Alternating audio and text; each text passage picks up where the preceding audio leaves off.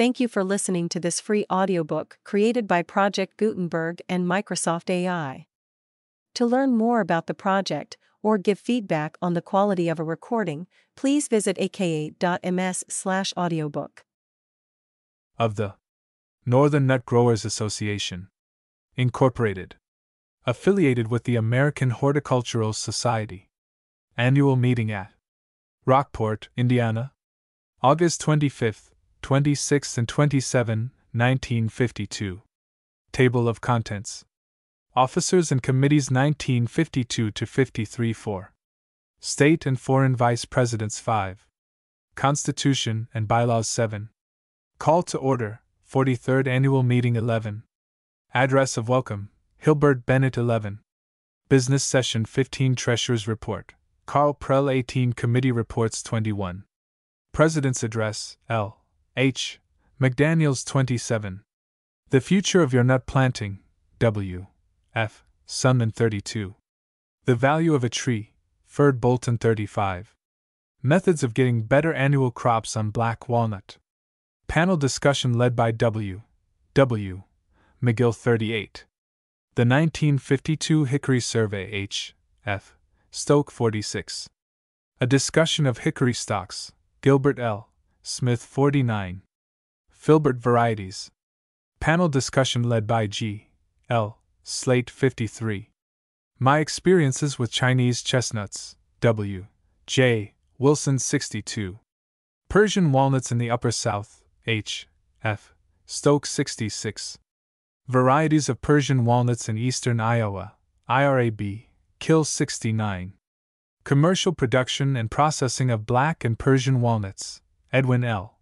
Lemke 71. Black Walnut Processing at Henderson, Kentucky, R. C. Mangelsdorf 73. Nutshells, Assets or Liabilities, T. F. Clark 77. The Propagation of Hickories, panel discussion led by F. L. O'Rourke 81.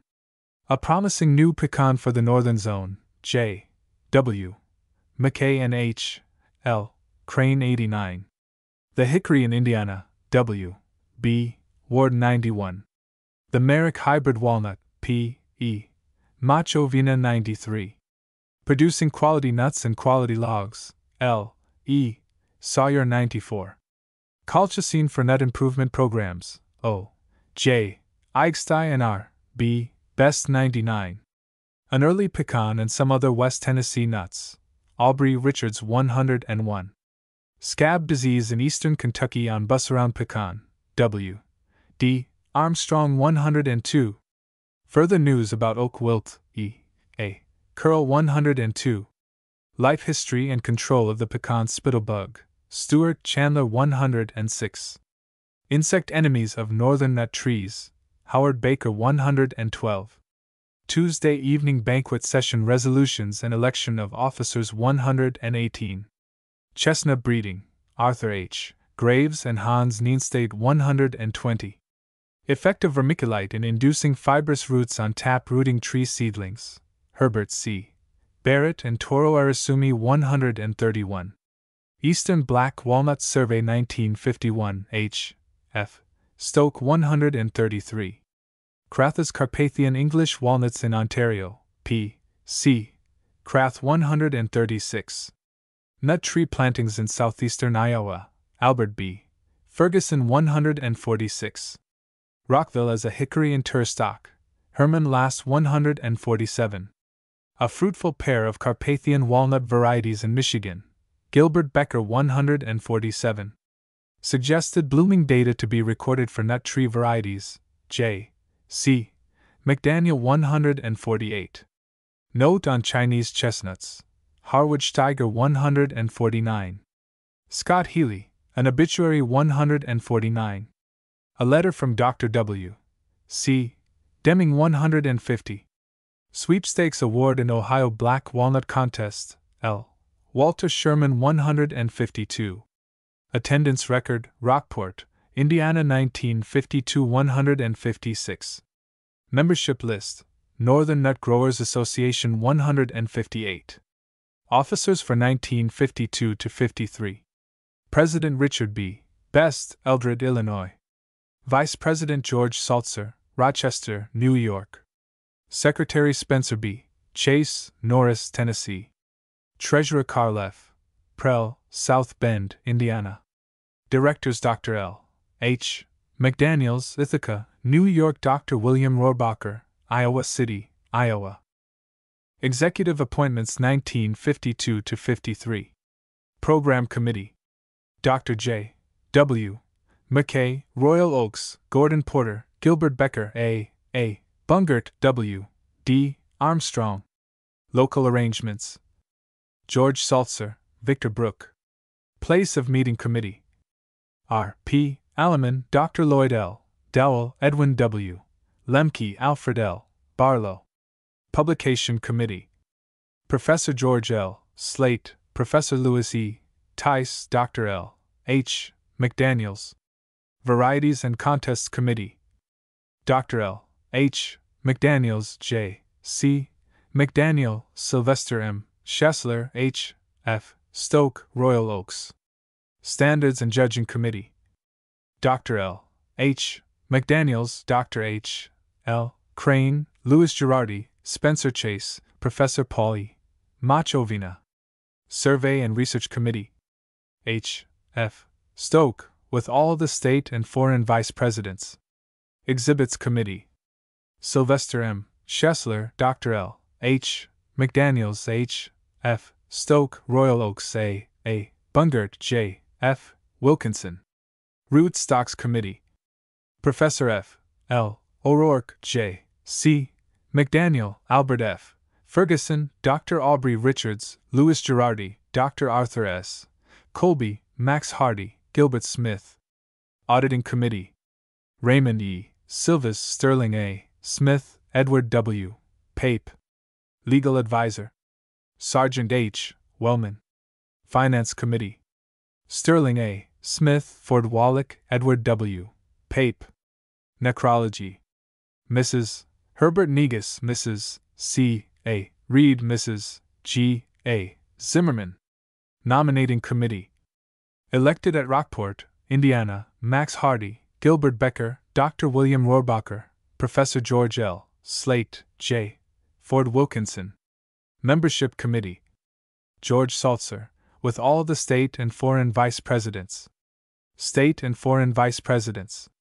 Alabama Edward L. Hiles Loxley. Alberta A. L. Young Brooks. Arkansas W. D. Wiley, University of Ark, Fayetteville. Belgium R. Vanderweren, Beerbeek Strat, 310 Corby Clos. British Columbia, Canada J. U. Gallatley, Box 19, West Bank. California Thas.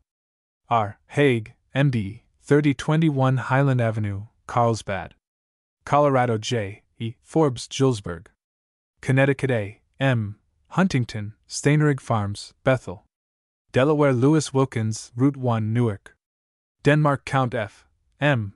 Nuth, Nuthenborg, Banholm. District of Columbia Edition L. Ford, 3634 Austin Street, S. E. Washington 20. Florida C. A. Avant, 960 N. West 10th Avenue, Miami. Georgia William J. Wilson, North Anderson Avenue, Fort Valley. Hawaii John F. Cross, P.O. Box 1720 Hilo. Hong Kong P. W. Wong, 6 DeVoe Road, Central. Idaho Lynn Dryden, Peck. Illinois Royal Oaks, Bluffs, Scott County. Indiana EDW. W. Pape, RT2, Marion. Iowa IRAM, Kyle, Box 236, Sabula. Kansas Dr. Clyde Gray, 1045 Central Avenue, Horton. Kentucky Dr. C. A. Moss, Williamsburg. Louisiana Dr. Harold E. Hammer, 608 Court House, Shreveport. Maryland Blaine McCollum, Whitehall. Massachusetts S. Lathrop Davenport, 24 Creeper Hill Road, North Grafton. Michigan Gilbert Becker Climax. Minnesota R. E. Hodgson, Southeastern EXP Station, Waseca. Mississippi James R. Meyer, Delta Branch EXP Station, Stoneville. Missouri Ralph Richter Kessing, Route 1, St. Charles. Montana Russell H. Ford Dixon. Nebraska Harvey W. Hess, Box 209, Hebron. New Hampshire Matthew Lottie, Locust Lane Farm, Wolfboro. New Jersey Mrs. Allen R. Buckwalter, Route 1, Flemington. New Mexico Rev. Titus Gehring, P.O. Box 177, Lumberton. New York Stephen Bernath, Route No. 3, Poughkeepsie. North Carolina Dr. R.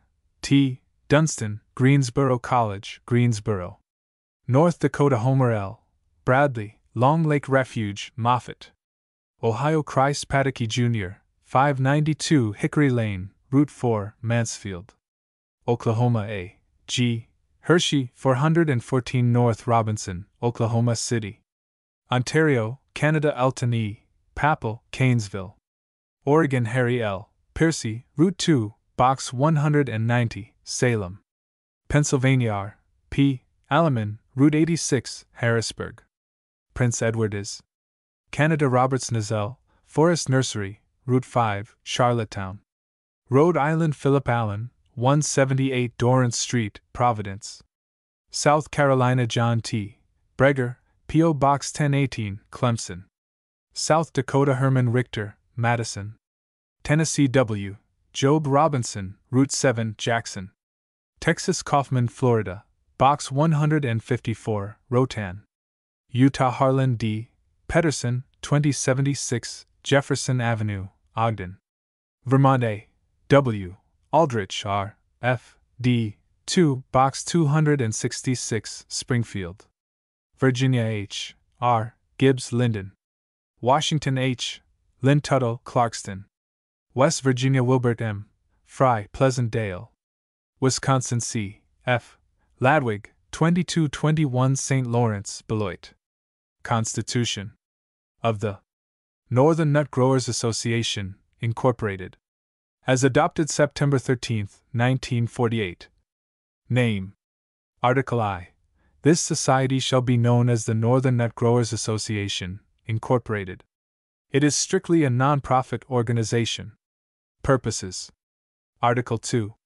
The purposes of this association shall be to promote interest in the nut-bearing plants, scientific research in their breeding and culture, standardization of varietal names, the dissemination of information concerning the above and such other purposes as may advance the culture of nut-bearing plants, particularly in the North Temperate Zone. Members. Article 3. Membership in this association shall be open to all persons interested in supporting the purposes of the association. Classes of members are as follows: annual members, contributing members, life members, honorary members, and perpetual members. Applications for membership in the association shall be presented to the Secretary or the Treasurer in writing, accompanied by the required dues. Officers. Article 4. The elected officers of this association shall consist of a president, a vice president, a secretary, and a treasurer or a combined secretary-treasurer, as the association may designate. Board of Directors. Article V. The Board of Directors shall consist of 6 members of the association who shall be the officers of the association and the 2 preceding elected presidents. If the offices of Secretary and Treasurer are combined, the 3 past presidents shall serve on the Board of Directors. There shall be a state vice president for each state, dependency, or country represented in the membership of the association, who shall be appointed by the President. Amendments to the Constitution. Article 6. This Constitution may be amended by a 2/3 vote of the members present at any annual meeting, notice of such amendment having been read at the previous annual meeting, or copy of the proposed amendments having been mailed by the Secretary, or by any member to each member 30 days before the date of the annual meeting. Bylaws. Revised and adopted at Norris, Tennessee, September 13, 1948. Section I. Membership. Classes of membership are defined as follows. Article I. Annual members. Persons who are interested in the purposes of the association who pay annual dues of $3. Article 2. Contributing members. Persons who are interested in the purposes of the association who pay annual dues of $10 or more. Article 3. Life members. Persons who are interested in the purposes of the association who contribute $75 to its support and who shall, after such contribution, pay no annual dues. Article 4. Honorary members. Those whom the association has elected as honorary members in recognition of their achievements in the special fields of the association, and who shall pay no dues. Article V. Perpetual members. Perpetual membership is eligible to anyone who leaves at least $500 to the association, and such membership on payment of said sum to the association shall entitle the name of the deceased to be forever enrolled in the list of members as perpetual, with the words in memoriam added thereto. Funds received therefore shall be invested by the treasurer in interest-bearing securities legal for trust funds in the District of Columbia. Only the interest shall be expended by the association. When such funds are in the treasury, the treasurer shall be bonded. Provided that in the event the association becomes defunct or dissolves, then, in that event, the treasurer shall turn over any funds held in his hands for this purpose for such uses, individuals or companies that the donor may designate at the time he makes the bequest of the donation. Section 2. Duties of officers. Article I. The President shall preside at all meetings of the Association and Board of Directors, and may call meetings of the Board of Directors when he believes it to be the best interests of the Association. He shall appoint the state vice presidents, the standing committees, except the nominating committee, and such special committees as the Association may authorize. Article 2. Vice President. In the absence of the President, the Vice President shall perform the duties of the President. Article 3. Secretary. The Secretary shall be the active executive officer of the Association. He shall conduct the correspondence relating to the Association's interests, assist in obtaining memberships, and otherwise actively forward the interests of the Association, and report to the annual meeting and from time to meetings of the Board of Directors as they may request. Article 4. Treasurer. The Treasurer shall receive and record memberships, receive and account for all moneys of the Association, and shall pay all bills approved by the President or the Secretary. He shall give such security as the Board of Directors may require or may legally be required, shall invest life memberships or other funds as the Board of Directors may direct, subject to legal restrictions and in accordance with the law, and shall submit a verified account of receipts and disbursements to the annual meeting and such current accounts as the Board of Directors may from time to time require. Before the final business session of the annual meeting of the Association, the accounts of the Treasurer shall be submitted for examination to the auditing committee appointed by the President at the opening session of the annual meeting. Article V. The Board of Directors shall manage the affairs of the Association between meetings. 4 members, including at least 2 elected officers, shall be considered a quorum. Section 3. Elections. Article I. The officers shall be elected at the annual meeting and hold office for 1 year beginning immediately following the close of the annual meeting. Article 2. The nominating committee shall present a slate of officers on the first day of the annual meeting, and the election shall take place at the closing session. Nominations for any office may be presented from the floor at the time the slate is presented or immediately preceding the election. Article 3. For the purpose of nominating officers for the year 1949 and thereafter, a committee of 5 members shall be elected annually at the preceding annual meeting. Article 4. A quorum at a regularly called annual meeting shall be 15 members and must include at least 2 of the elected officers. Article V. All classes of members whose dues are paid shall be eligible to vote and hold office. Section 4. Financial matters. Article I. The fiscal year of the Association shall extend from October 1st through the following September 30th. All annual memberships shall begin October 1st. Article 2. The names of all members whose dues have not been paid by January 1st shall be dropped from the rolls of the Society. Notices of non-payment of dues shall be mailed to delinquent members on or about December 1st. Article 3. The annual report shall be sent to only those members who have paid their dues for the current year. Members whose dues have not been paid by January 1st shall be considered delinquent. They will not be entitled to receive the publication or other benefits of the Association until dues are paid. Section V. Meetings. Article I. The place and time of the annual meeting shall be selected by the membership in session or, in the event of no selection being made at this time, the Board of Directors shall choose the place and time for the holding of the annual convention. Such other meetings as may seem desirable may be called by the President and Board of Directors. Section 6. Publications. Article I. The Association shall publish a report each fiscal year, and such other publications as may be authorized by the Association. Article 2. The publishing of the report shall be the responsibility of the Committee on Publications. Section 7. Awards. Article I. The Association may provide suitable awards for outstanding contributions to the cultivation of nut-bearing plants and suitable recognition for meritorious exhibits, as may be appropriate. Section 8. Standing Committees.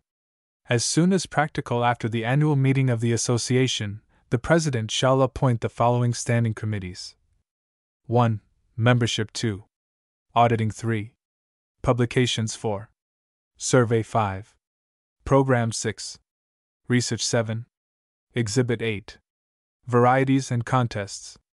Section 9. Regional Groups and Affiliated Societies. Article I. The Association shall encourage the formation of regional groups of its members, who may elect their own officers and organize their own local field days and other programs. They may publish their proceedings and selected papers in the yearbooks of the parent society subject to review of the Association's Committee on Publications. Article 2. Any independent regional association of nut growers may affiliate with the Northern Nut Growers Association provided 1/4 of its members are also members of the Northern Nut Growers Association. Such affiliated societies shall pay an annual affiliation fee of $3 to the Northern Nut Growers Association. Papers presented at the meetings of the regional society may be published in the Proceedings of the parent society subject to review of the Association's Committee on Publications. Section X. Amendments to Bylaws. Article I.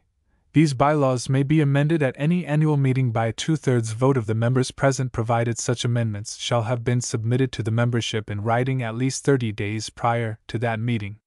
43rd Annual Meeting. Northern Nut Growers Association. August 25, 26, 27, 1952. Spencer County Courthouse, Rockport, Indiana. The opening session of the 43rd Annual Meeting of the Northern Nut Growers Association convened at 9:20 a.m. at the Spencer County Courthouse, President L. H. McDaniels presiding. President McDaniels, the gavel with which we open this 43rd Annual Meeting of the Northern Nut Growers Association has some historical significance. It was made from a pecan tree which grew in the orchard of Mr. Thomas Littlepage in Maryland, near the city of Washington, and it has been the custom of the Association to open its meetings with that gavel. The 43rd meeting of the Northern Nut Growers Association will be in order. To open the session we will have the presentation of the colors.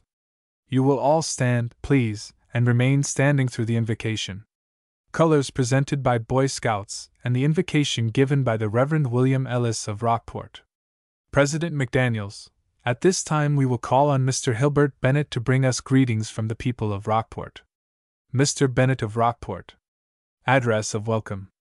Hilbert Bennett, Rockport, Indiana.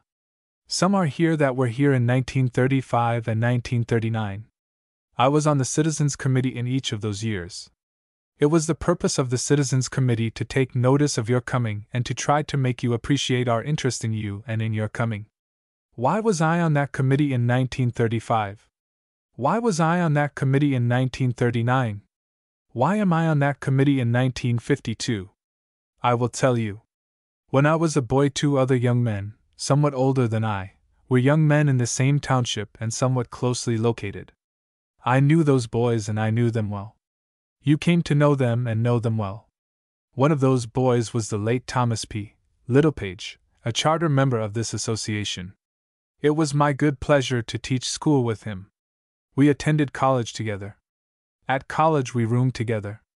We attended conventions together, and were close personal friends. I think I was in position to know him, and know him well. The other boy was R. L. McCoy. We too were close personal friends. We too taught school in the same territory and contemporary with T. P. Littlepage. Prior to any organization of the NNGA, I went with these two boys, men by that time, on trips of investigation and inspection of certain nut trees about which they had heard and which they wanted to examine. If the trees examined met the proper standards, they wanted to use them in propagation. If not, they would pass them up. Another boy somewhat younger than myself and the two above-mentioned boys joined most heartily into the nut discussions and investigations and explorations of promising clues. With them he helped to run down clues when they would hear of a promising prospect.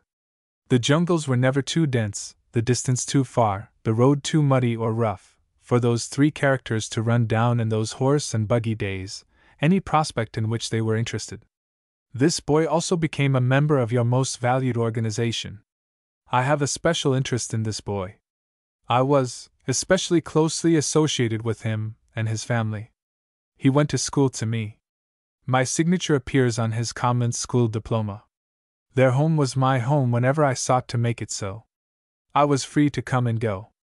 I came a lot. Ford Wilkinson, the third character, and I have been close friends ever since. Another one of your fine members became a good friend of mine. He came into our county and planted a farm to nut trees and nut production. It is now the largest nut orchard in the county. I am informed that at that time it was the largest nut farm of hardy northern varieties in the world. I got acquainted with him early and became endeared to him. It was none other than the late Harry Weber. When it became known that you were to meet here in 1935, it was a natural sequence that Ford Wilkinson, knowing that I would gladly help in any way I could and knowing I was his genuine friend, saw fit to place me on the Citizens Committee. If he had not, I positively would have climbed aboard anyway. You couldn't have driven me out with a peeled hickory club. I was just going to be in on it whether or no. Whether I performed well in 1935 or whether he couldn't find anyone else to serve in my place, I never knew, but he again placed me on the committee in 1939. Now here I am in 1952, an old broken-down fossil, broken in health, but not in spirit, of little consequence to anybody or anything. I am still on the committee. That answers the question of some of you of why that old man Bennett is always on the local committee, and that you have wondered if there is no other person in this whole community that will serve but him. No, friends, we have many who would gladly serve, and I doubt not that would serve much more efficiently. I have prepared a short skit that I wish to present. First, introducing Joan Flick of Washington, D.C. I am a pecan plucked from a small orchard planted by a retired businessman. He had some surplus ground near his premises that was too rough for easy cultivation. He thought that he would plant it to pecans so that his family, and his children's families, would have nuts for their own use and pleasure. He took good care of the trees. He fertilized them every year and sometimes oftener. In the course of a few years he not only had more pecans than all of the families could use, but he sold hundreds of pounds of nuts from these trees. He developed a commercial orchard unconsciously. Second, Palma Smith of Cincinnati, Ohio. I am the Hekin. I have no commercial value of consequence. I demonstrate the ability, the interest, the development, and the possibilities of improvement by the determined efforts of the members of your association. Knowing your ability and determination to make improvements in nut culture, I have every feeling that in the not-too-distant future you will develop me into a profitable commercial product. Third, Sandra Wright of Rockport, Indiana. I am the walnut, a most valuable tree for fine fruit and fine timber for many uses. I have been noted for my fine grain and my ability to take a fine polish. Our forefathers immediately found the walnut to be the choice timber out of which to build fine furniture, gun stocks, home furnishings, and many other things that required high-grade material. We have never lost sight of its significance. Thin-shelled nuts, easily cracked, and hulled out in halves have been developed. Walnuts will grow almost anywhere. Originally it was a common forest tree and would continue to be if it had the opportunity. There is little danger of the walnut becoming extinct. It is too valuable. I suggest that you plant liberally to high-grade walnut trees. Fourth, Joe and Hall of Rockport, Indiana. I am the once popular beech under whose folds thousands of picnickers have gathered and enjoyed life's most savory and pleasant moments. I have built thousands of American homes and farm barns. I have built thousands of miles of old farm plank fences. I have built carload after carload of beautiful, useful, and valuable furniture.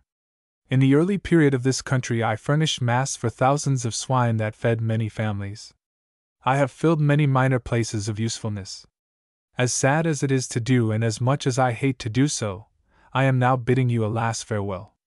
Self-interest, the slowness of my growth, and the impracticability of propagation of this once valuable tree leaves but one course, that I pass to my reward with the firm hope that the other trees now being developed and grown will fill all of the purposes for which I have been so useful, and fill them with increased usefulness. With this sad but necessary adieu, I bid you one and all goodbye. 5th. Patty Jones of Rockport, Indiana. I am the oak, the sturdy oak, the king of the forests. I am stout. They make beams, spars, sills, fulcrums, and what not from me that require strength. I grow fairly fast. I came into usefulness as the world came into need of heavy timbers. I am dainty and refined as well as strong. I am used in making fine flooring, fine furniture, and many other useful things. Please do not discard me from production. Please do not let me pass into oblivion. I am very, very valuable. I deserve to be perpetuated. 6th. Marcia Smith of Cincinnati, Ohio. I am a pecan plucked from the tree of a man who in the early years of his married life planted pecan trees in unused spots on his farm that were unsuitable for cultivation. As the trees grew into nut-bearing trees, his family of children grew. In the October days, with great gaiety, glee, and happiness, the children would gather the fruit of those trees. The children grew to maturity and went to the city to work, but when those October days came they returned home, and with similar happiness as of their youth they gathered the nuts from those trees. With pleasure I say I am one of those trees. 7th. Jean Morris, Joyce Morris, and Sandra Wright, all of Rockport, Indiana. We are a group of clusters, the filbert, the pecan, and the walnut. We came from a nut farm within the bounds of Spencer County. This farm was planted and developed by a former enthusiastic member of your wonderful organization. He spent much time and energy in behalf of your organization. He developed the largest nut orchard in the county. I refer to Harry Weber, who came from a neighboring state and endeared himself to this community by his superb manhood, his genial disposition, and his intense interest in his subject matter. We commend his efforts to others. 8th. Virginia May Daming of Rockport, Indiana. She was carrying the former reports of the NNGA. This cluster is plucked from a tree of great magnitude and significance. Today it has its roots firmly set in Rockport, Indiana. Its branches reach from the Atlantic to the Pacific, from Canada to Mexico. Its influence is felt throughout the world. Its inception was in Spencer County, Indiana, not specifically detailed, but in the main, by boys that were reared among the native nut trees of this community, of which there were many. It was born in the great city of New York under the care of the late Thomas P. Littlepage, Dr. W.M. C. Deming, Dr. Robert T. Morris, and Professor John Craig.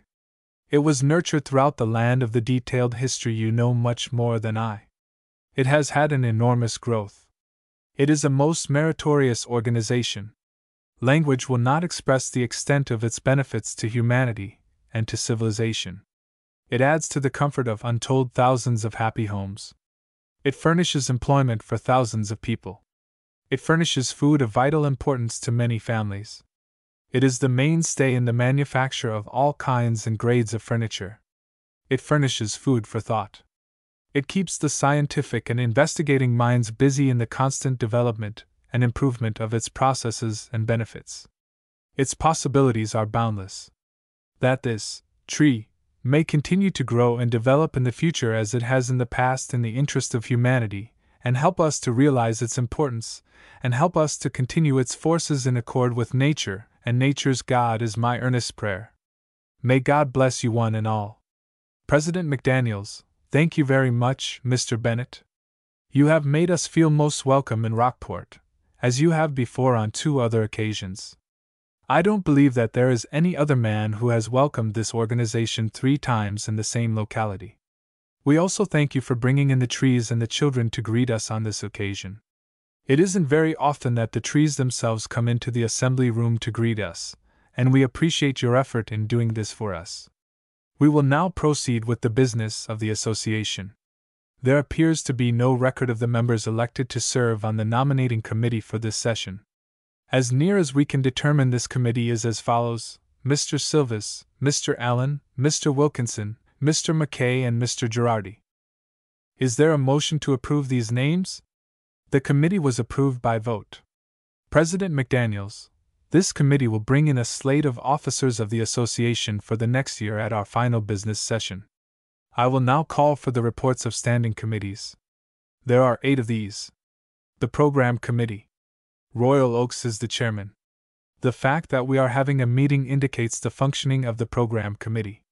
Mr. Oaks: I believe I have nothing to report at this moment. I would like to say the other members did a good part of the committee work.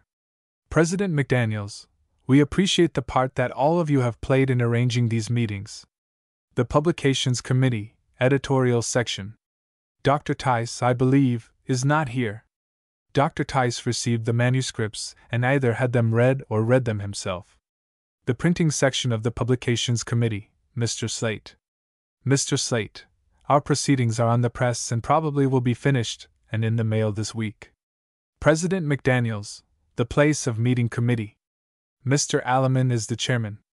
In the absence of Mr. Alleman, I present the invitation secured by Mr. Salzer to meet in Rochester, New York in 1953. Their convention bureau offers very attractive facilities, and the invitation is seconded by the mayor, Joseph J. Naylor, the president of the Rochester Convention and Publicity Bureau, the president of the Rochester Hotel Association, the president of the Junior Chamber of Commerce of Rochester, and the deputy commissioner of the Rochester Parks, which just about covers the board. It doesn't seem to me worthwhile to read all of this material. What it boils down to is that Rochester would be a very good place to meet. The Rochester Parks are very interesting places to go, and as I understand it, there are facilities which would not be expensive to the association. Is that true, Mr. Salzer? Mr. Salzer: yes, there would be no charge for exhibit rooms if they are held in the hotel, because we are classed as a scientific organization. And we would have the facilities of the Bosch Memorial Museum. There would be facilities for showing moving pictures or slides, and for an exhibit. President McDaniels: it would be in order at the present time to take definite action on this Rochester invitation, if you care to do so. A motion would be in order to accept. It has been moved, seconded, and carried that we have our 1953 convention in the city of Rochester. The dates will be determined by the Board of Directors. The general thinking of the Board of Directors is that we will go to Lancaster, Pennsylvania again in 1954, and in 1955 come back into the Middle West. Mr. Alleman has been working on the Lancaster proposal, and I think there has been some spade work done in Michigan already. Have you anything to say about that, Mr. O'Rourke? Mr. O'Rourke: we will be very glad to have you at Michigan State College at any time. Unfortunately, however, we do not have any nut plantings there. The nut plantings are either in the eastern part of the state or the western part. It's quite a drive either way. President McDaniels: I don't think we have to make a commitment at this time, but it is something to be brought to the attention of the Place of Meeting Committee. I think we might have a little further explanation from Mr. Best about his bacon breakfast. Mr. Best: we said in our membership drive that anyone who would go out and work would bring home the bacon, and we further fortified the deal that we were going to furnish the bacon here at Rockport at this session. So in the morning over at Cotton's restaurant we will have bacon, all you want to eat, and the only requirement is that you either got a member last year in the membership drive we have been working on, or that you tried to get a member. That's all that's necessary. Mr. Gravatt, you have spoken about the meeting in 1954. As you know, I have represented this country at the International Chestnut Meeting for 2 years. There has been some talk about the possibility of the N.G.A. inviting the International Chestnut Meeting to meet in this country in 1954 or 55. At the last meeting, the delegates from Japan recommended that they meet in the United States in 1954. The matter is not decided, and I think if you will put off decision about Lancaster until later, it would be a little better. President McDaniels: the Committee on Standards and Judging, Mr. Spencer Chase. Mr. Spencer Chase, Mr. President, we contemplated having a report on Hickory standards for this meeting, but because of circumstances beyond our control, we didn't get the project underway. President McDaniels, I will call on our secretary at this time for the report of the meeting of the directors. Mr. McDaniel, there were several things brought up last night at the meeting of the Board of Directors of the Northern Nut Growers Association. One matter was the subscription to the American Fruit Grower magazine which we give our membership. The American Fruit Grower had been selling subscriptions to the association for its members at 30 cents a year. Since the 1st of July this year their rate is 50 cents. The opinion of the directors and committee members present last night was that we should drop that subscription to the American Fruit Grower for our members. It will be sent to all members who join for this year and up to the beginning of the next fiscal year. After October 1st, no subscriptions to the American Fruit Grower through the association. Do we have any discussion on this proposal? Considerable discussion followed. President McDaniels, I suggest that we hear the report of the Board of Directors and then act on the various items one by one in executive session. Mr. McDaniel, you have heard something about the membership drive, and we will have more on that later. The directors suggested that we encourage more memberships, contributing memberships and sustaining memberships in the association at $5 and $10 per year. Some of us feel we can't pay any more than $3 for our membership. Others will be able to support the organization financially by taking memberships at the $5 or $10 rate, and we are still offering our life membership at $75. Another matter discussed was offering the set of 34 volumes of back reports in the nutshell at the price of $20 for the 34 volumes now available. We suggest also that the association authorize the appointment of a publicity committee to work with the membership committee in attracting new members. That is about all I have as the report of the directors' meeting last night, Mr. President.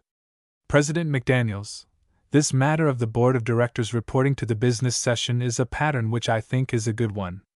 The proposition has been placed before you as to whether or not you wish to continue our affiliation with the American Fruit Grower magazine. As you will recall, the reason the question comes up at the present time is that they have raised their rate from 30 cents a member to 50 cents a member, which is 50 cents of our $3, which with the 50 cents secretarial expenses leaves but $2 to run the society. As the treasurer will explain to you later, we are in somewhat of a financial difficulty. It has been moved and seconded that the association's subscription to the American Fruit Grower be discontinued. This matter is up for discussion. Mr. McDaniel, we have much more space available in the nutshell than in the American Fruit Grower, and there is the possibility of more frequent publication. Mr. Dowell, if we could actually get it bi-monthly or quarterly, in place of the Fruit Grower, I think most all of us would be better informed and actually have more information. And the nutshell is a very excellent means of showing somebody what the organization is about. You give them a copy of the American Fruit Grower, and if he is interested in nuts, most copies aren't going to convince him of much. President McDaniels, I think this question is related to the appointment of a publicity committee which will explore what can be done to secure more publicity and give more information about nuts to our members than has been possible in the Fruit Grower. The members of the Board of Directors felt that $300 plus is a high price to pay for what we got out of the American Fruit Grower. The question was called for. The motion is passed without dissent. The question of authorizing the appointment of a publicity committee is introduced mainly as a matter for your information, also because it's much better if the society as such were to authorize such a committee. Do I hear such a motion? Moved by Mr. Saltzer, seconded by Colby and passed that the appointment of a publicity committee be approved. I will ask for the report of the Treasurer, Mr. Prell. Treasurer's Report. Mr. Prell, Mr. Chairman, ladies and gentlemen, Mr. Best has asked that I help in connection with his report. That certainly is not because I can make his report better than he can, but probably because a new member is not a new member until his check has arrived and has been recorded, and I happen to have those figures. I will be happy to do that, but perhaps we should start first with the report that the President has asked for, the Treasurer's Report. I imagine that you are uninterested in an itemized, detailed report of receipts and expenditures. I imagine you are interested in the question, How are we doing? We are not doing too well. The annual report for this year indicates that our financial condition is not satisfactory. For the second successive year, we have spent more money than we have taken in, and that would be the third successive year, if it hadn't been for the fact that, due to the lateness of the publication in 1950, the annual report, we did not pay for an annual report that year. That means there are 3 years in a row that we have gone downhill. The picture is not entirely black, however. There are some bright spots. For instance, all our bills are paid. Second, we have money in the bank. Third, our $3,000 investment in government bonds is still intact. And fourth, our deficit this year was less than it was last year, which may indicate that we have already touched bottom and are starting up. The cause of our deficit is easy to put your finger on. We are operating on budgets that are 10 years old, and costs have gone way beyond. Dues were increased several years ago, but even at that time they were not increased adequately, and since then costs have skyrocketed. The membership situation is not too bad, though the cost situation is bad. The two don't jibe at all. The reason we have a lesser deficit this year than last is Mr. Best's work and the work of his vice presidents in increasing the membership, and the results of that work, I think, have only begun to show. Specifically, we came within $417 of collecting enough money this year to pay our expenses. It was over $500 last year, making a total of $1,000 that we have spent above our receipts. While we have some money in the bank, there will be a bill due in about 30 days on the publication of the annual report, that will be mailed within the next few days. And that will take all the money that is in the bank, plus what we are able to collect in dues immediately, and I hope that many of them are paid at once. But that still leaves us without money to operate through the year, and by January, unless conditions change, we will be borrowing money. The board of directors has discussed this. They have some thoughts on the subject which will be presented to you by Dr. McDaniels. I think that one of the obvious things that you all think of and I may mention is the matter of increased membership. That's an obvious solution, and as I said a minute ago, it's a very possible solution. The work that was started by Mr. Best last February is only now beginning to bear fruit. New memberships, even as late as this for this year, in August, are coming in very well. I personally see no reason why the membership cannot be increased to 1,000 members next year, providing all of us bring in a member or two. I asked a friend of mine on the Country Gentleman for some data on state population compared to farm population. I forget just exactly now how it runs on various states, but I do recall Indiana. We have a population here of 4 million people.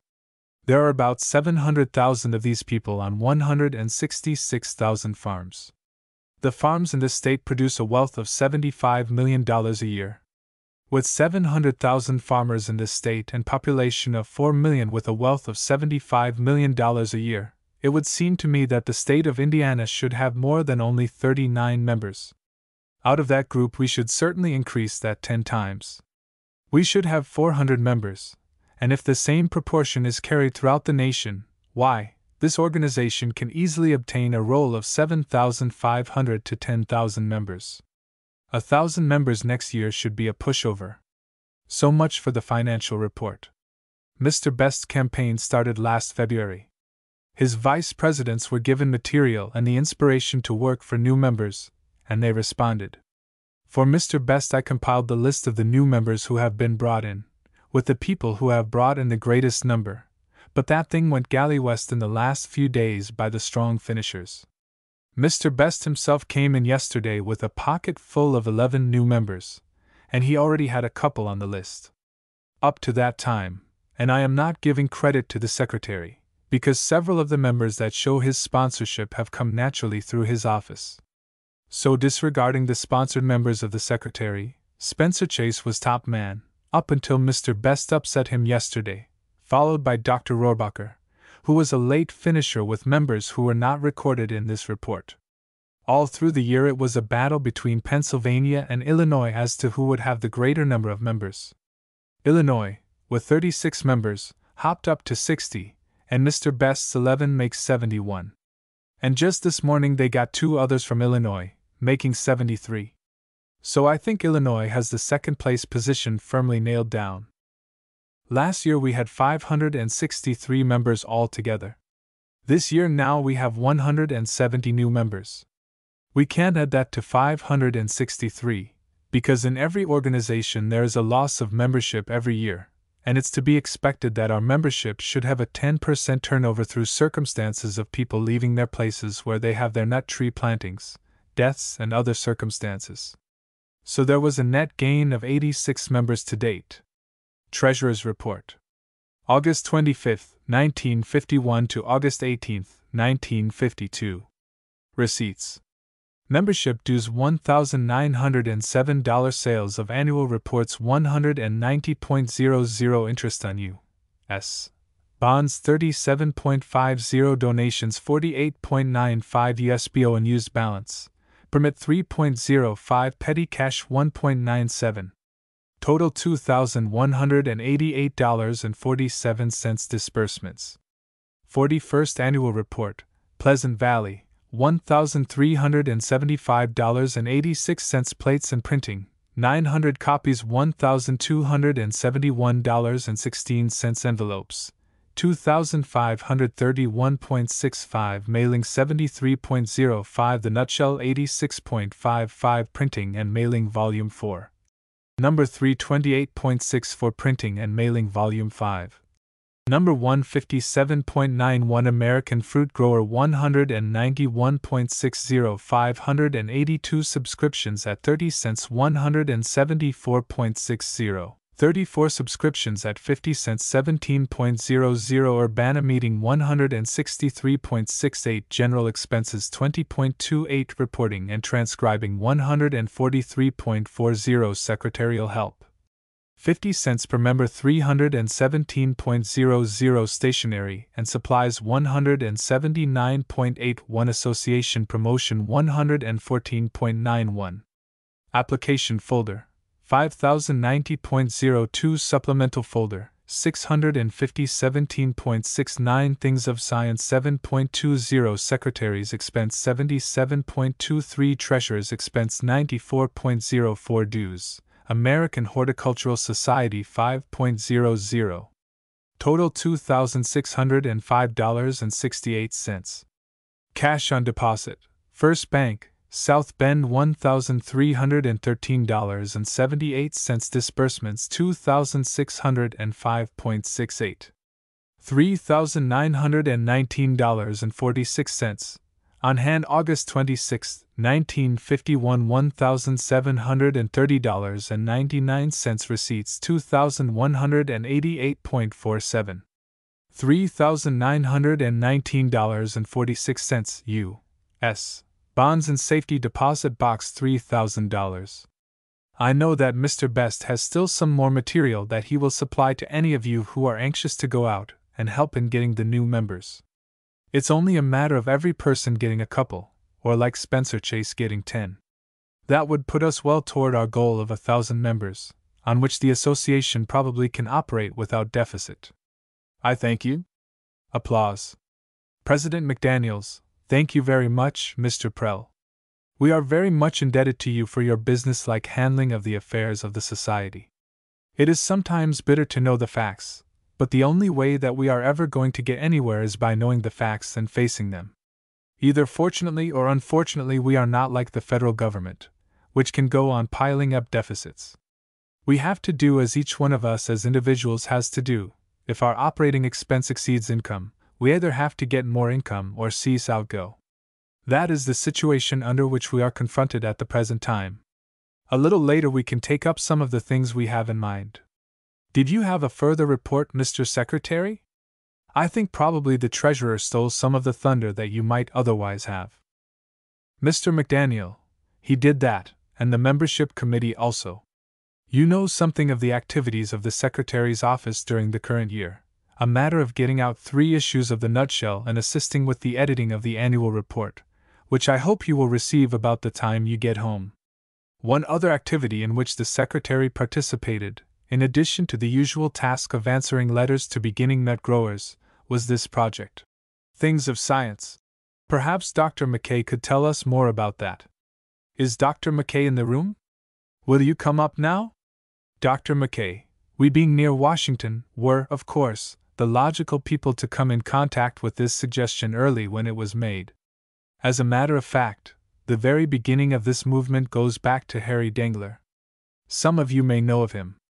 He is Extension Forester at the University of Maryland and is also Secretary of the American Holly Association. Harry Dengler was very much interested in this Things of Science program and happened to mention to the Science Service paper, of which Watson Davis is editor, that it would be a desirable thing to work up a test on nuts.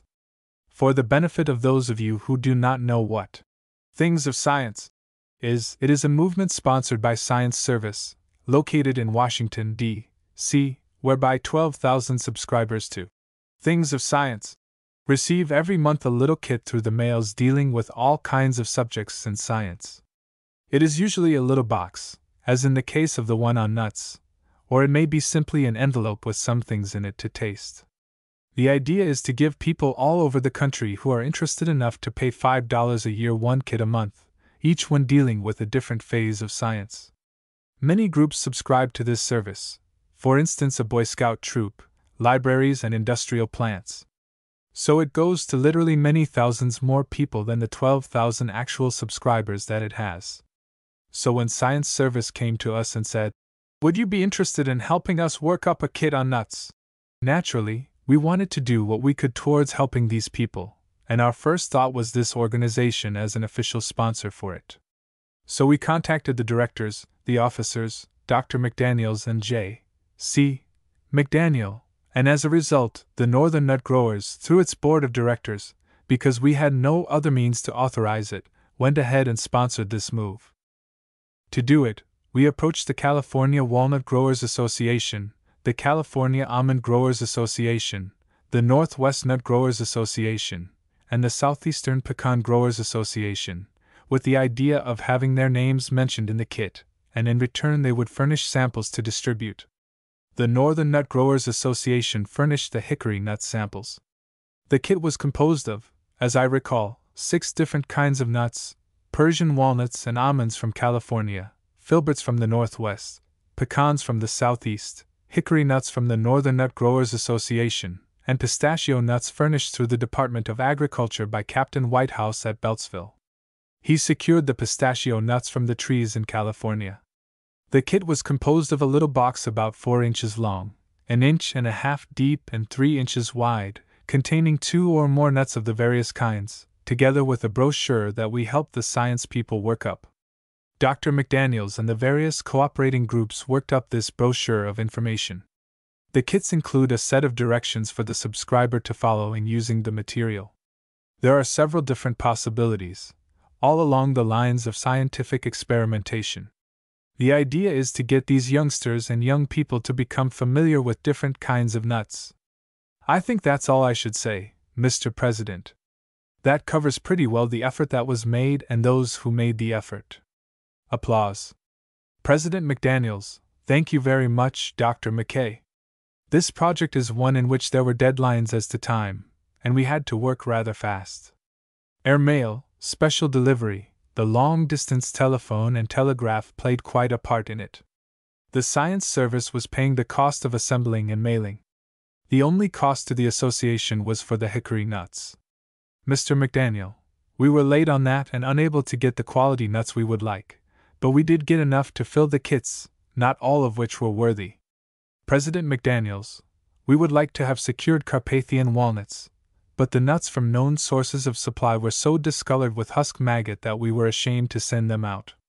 We were not able to locate and to furnish any considerable amount of any kind of northern nuts. 12,000 of these kits went out, and each one of them is in a position where it probably contacted a dozen or more on the average, so that I am sure as a result of the effort a great many people not only became more familiar with nuts and their various sources and uses, but also learned that the contest was sponsored by the Northern Nut Growers Association. Mr. Prell, who knows something about advertising, thought it was a very worthwhile project. That completes the reports of the officers and of the committees. We will now take 10 minutes recess. President McDaniels, the session will be in order. As your treasurer said, there are several other things which we discussed in the directors' meeting. We discussed this matter of how, the situation being such as it is, the association could improve its position through gaining more members and through either making more money or cutting down expenditures. The publicity committee was one of those suggestions, who were to explore this matter of getting better publicity for less money. That is, whatever publicity we got from the American fruit grower cost us about $300, and we think we can do a lot better in some other way. Another matter was to place the financial situation of the society squarely before the membership and ask that as many as could and felt so inclined take out a contributing or a sustaining membership. We felt quite strongly that raising the dues was not the answer, because there are a lot of people sort of on the fringe who don't work too actively for the society but who do take out regular memberships but who, if we raised the dues even another 50 cents, would probably fail to renew their memberships. So that at least for the present we are not going to go ahead on that basis, unless you want that to come up for further discussion. Another point which we, I think, should explore was the matter of advertising in the proceedings. Some other associations, the Pecan Association, particularly, as Dr. McCate pointed out, make a substantial part of their revenue from advertising in the proceedings. We have tried that before, but times have changed, and I think it should be considered again. Then the matter of speeding up sales of sets of the proceedings to libraries, that is, further publicity in the nutshell about sets that are for sale and perhaps circularizing the library lists to sell complete sets, or as complete as we have. Another matter that might be explored is having some kind of a giveaway program, some inducement for those who take out memberships for the first time. Other societies do it in one way or another. Unfortunately, our material does not lend itself to that sort of thing as well as some others, but we might be able to give nuts of Carpathian strains that could be used as seed nuts, or perhaps the hybrid hazels. Mr. McDaniel, one suggestion made in a letter from Dr. Crane was to distribute hybrid walnuts to grow to fruiting size. That might be explored if there is a source of enough seedlings or seed nuts of Juglans regia crossed with Juglans nigra. President McDaniels, we would welcome any further suggestions which you may have, either as to saving money or making money, or increasing our membership, which amounts to making money, of course. Another thing that might be done to present the possibilities of nut growing to your communities is to sponsor exhibits at your own county or state fairs. Mr. Slate wanted to make a comment along these lines. Mr. Slate, that matter of urging sustaining and contributing memberships has been mentioned by you. I think it would be one of the best things we could do to send a statement of our financial condition to the members of the association, pointing out the need for additional funds and suggesting that all who can possibly afford it take out sustaining and contributing memberships. It seems to me that this is just about the only alternative to increasing the dues. I am not sure whether an increase in the dues would result in the loss of many members or not. Perhaps they are getting rather used to the higher price level, and it might be well to have an expression of opinion from some of those here as to whether they thought there would be serious objections to an increase in the dues. Surely, there are many who can afford to carry sustaining or contributing memberships. President McDaniels, that is the opinion of the Board of Directors. Mr. Slate has raised a question as to the validity of the conclusion of the directors regarding the advisability of raising the dues. Our thinking was that to raise the dues beyond the present level would result in sufficient loss of membership to offset any gain in revenue. The last time we raised the dues, what was the effect? Mr. McDaniel, when we raised the dues to $3, we had a membership of 650. It dropped to about 580, a loss of 60 or 70. Mr. Prell, we in effect raised dues 50 cents this morning. It won't affect new members, but it may cause some of the older ones who are members to drop. They know that at present 50 cents of their dues are going to the fruit grower. Now they aren't getting the fruit grower. Mr. Machovina, they were getting for $2.50 what they will now get for $3. President McDaniels, any other discussion? Mr. Kinsel, I have given this problem of increasing the membership quite a bit of thought, and have an idea which might be used. Let's see by a show of hands how many live in the city but own farms outside of the city. President McDaniels, the question is how many live in the city but have farms outside. 16 or 17, probably about 20. Mr. Kinsel, you might call me a city farmer. Like many other city people, I own a small farm near the city in which I live, which is Cincinnati, Ohio.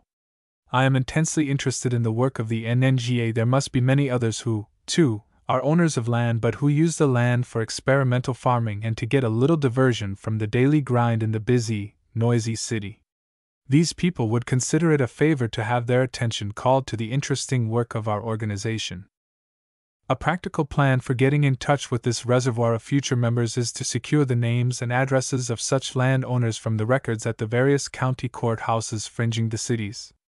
A personal letter should be written to these future members. A friendly invitation to join the NNGA should be extended, and a printed brochure describing and explaining its work and objects should be included.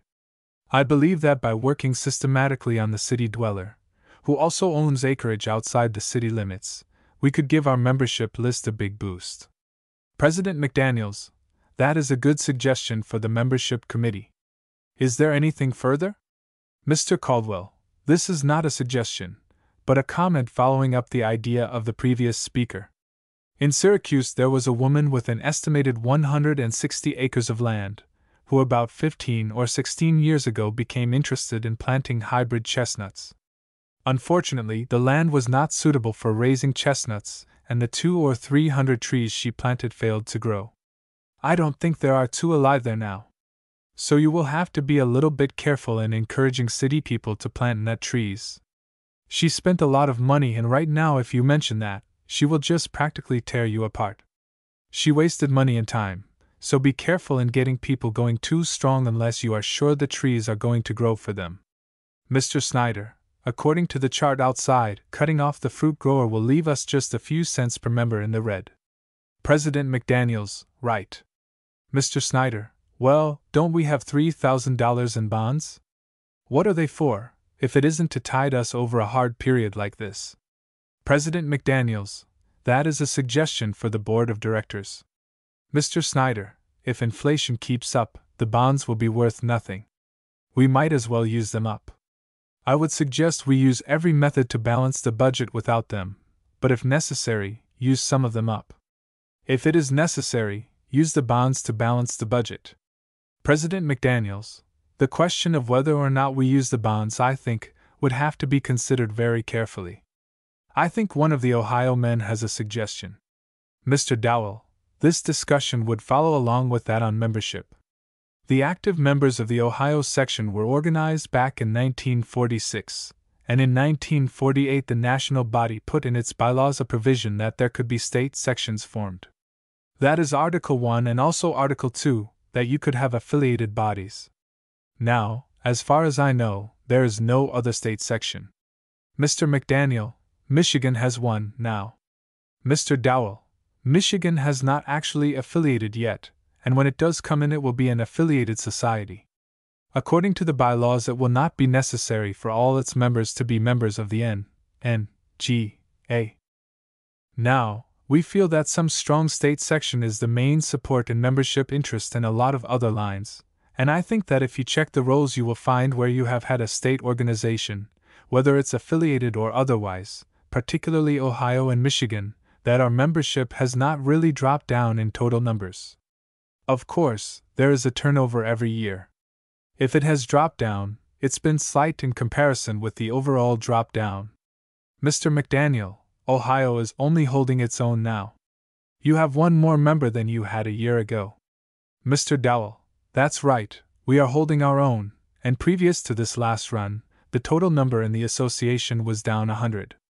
That has not dropped in Ohio, which has the state section. Neither has it recently in Michigan, which has recently organized the Michigan Nut Growers. The Executive Committee of the Ohio section wishes to present the following resolution for the consideration of this body. Resolution.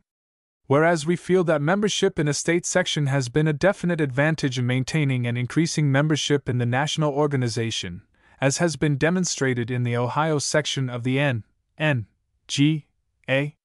Whereas a national organization becomes strong because of its strong local sections which help maintain interest. Therefore, the national organization should encourage and foster the formation of local sections. We therefore submit the following motion that the N. amend its constitution to provide for the organization of local sections. These amendments should include the following provisions. 1. Membership in the N.G.A. shall be a requirement for full membership in the local section. However, this shall not exclude local sections from accepting associate members. 2. That each member of the N.G.A. shall automatically become a member of a local section when he resides in a location where a recognized local section exists. 3. Wherever a local section has become established, the local chairman shall serve as vice president of the N.G.A. for that area. 4. The N.G.A. shall refund to the treasurer of each local section 10% of the N.G.A. dues paid annually by members of that section. President McDaniels, I conclude that you are presenting this for the consideration of the association. It would be an amendment to the bylaws, I take it, rather than the Constitution. Such an amendment would have to come up for consideration at the next meeting after consideration by the Board of Directors, either that, or else vote on it by mail. Mr. Dowell, it is purely a motion now, if passed or rejected. But if it is passed, then previous to the Rochester meeting, the proposal would have to be in a suitable form to be either passed or rejected for the bylaws. President McDaniels, we have this resolution in printed form. That will be transmitted to the Board of Directors for consideration at the next meeting. Mr. Dowell, we make it as a motion that the mass accept or reject it here. President McDaniels, the motion is, then, to accept the resolution and present it to the Board of Directors. Is that right? Is there a second? Mr. Kinsel, I second it. President McDaniels, are there further remarks? If not, all in favor, signify by saying, aye.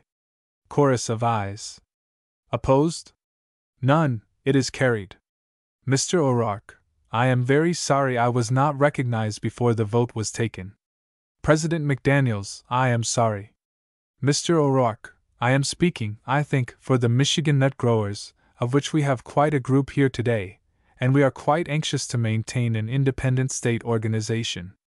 We feel that it is perfectly all right for this motion to have been adopted as it has been, if there will be no attempt made to delete that section which now refers to affiliation. President McDaniels, I think there would be no attempt to do that. Mr. O'Rourke, is that clearly understood that there will be no attempt made to delete the section on affiliation? Mr. Dowell, that is the understanding. Now, there are two ways in the present bylaws. Now, this would either be a third or replace the first. It would have nothing to do with affiliating groups. President McDaniels, I think that is right, and I think the thing to do, Mr. Dowell, would be to be sure that the new president is apprised of the Michigan point of view in that regard. He will be the chairman of the new board of directors, and this is simply a motion to consider it. It doesn't go any further than that. Is there any further business to come before this group at this time? If not, the other item on the agenda, as it is stated, I believe, is a presidential address. The Forward Look. Presidential Address by L. H. McDaniels. As the retiring president of our association, it is a time-honored custom and a privilege to give what is often referred to as the presidential address. I do not have in mind giving an address, but rather to consider with you informally the present situation of the Northern Nut Growers Association, and to give my ideas as to what we might do to improve our position and forward the purposes for which the association was organized in 1910. Time does not permit recounting the history of the development of the association. This has been done on several previous occasions. I will, however, go back to the 1945 report in which, under the title, "Where do we go from here?" I tried to pick up various aspects of the condition of the association immediately following the war and point out areas to which special attention should be given at that time. Considering our situation in 1952, it appears that many of our problems are about the same as they were in 1945, although in some areas definite progress has been made. A quick look at our problems then and now is perhaps pertinent to the present discussion. One of these is variety evaluation. This still remains one of the important areas where we need much more information, particularly as to the success or failure of different named clones of nut trees in various regions. Perhaps it is time for us to carefully summarize whatever data we have accumulated as to the adaptation of varieties, or at least make plans for extending a program of evaluation. Since 1945, our survey committees have been active and have secured information that will certainly be helpful. The problem of judging standards has been clarified somewhat. It is my personal opinion that the judging schedule for varieties of black walnuts worked out with the assistance of Dr. S. Atwood is on a sound basis and might well receive much wider use. Following along somewhat the same pattern, suggested schedules have been proposed for the hickories and butternuts. These should receive further consideration and adoption, if approved at least on a tentative basis. A schedule for Persian walnuts is very much needed, as indicated by the recent contest in which confusion occurred related to there being no recognized standards of evaluation. With the Persian walnut, such matters as the method of cracking and the importance of such characters as sealing of nuts, recovery of whole halves, and others should be agreed upon. Our procedure in naming varieties is still somewhat chaotic. Possibly we should adopt the general pattern of the American Pomological Society. Their example of setting up an approved list of varieties for planting on a regional basis is worthy of consideration. Even though such a list were tentative and incomplete, a start which would embody the best information we have would be valuable. Securing new varieties of hardy nut trees through breeding has made some progress. Most encouraging is the work of the Federal Experiment Station at Beltsville, where Dr. Crane and Dr. McKay and their associates are using modern techniques in securing new varieties of hardy nut trees. Some progress in hybridization, of course, has been made, particularly with the filberts, the hybrids developed by J. F. Jones, G. L. Slate, S. H. Graham, Hubben Corson, and some others, showing great improvement over previous European varieties in their adaptability to the northern United States. At the present time, there are filbert varieties of hybrid origin better than those in the nursery trade, which should be propagated and made available. Work with the Chinese chestnuts has also been valuable. It is my opinion, which I believe is shared by most of those who are familiar with progress in securing new varieties, that we are not likely to find in the wild varieties or clones which show any marked improvement over those already found and named. There is, of course, always the possibility of the perfect nut arising as a chance variation.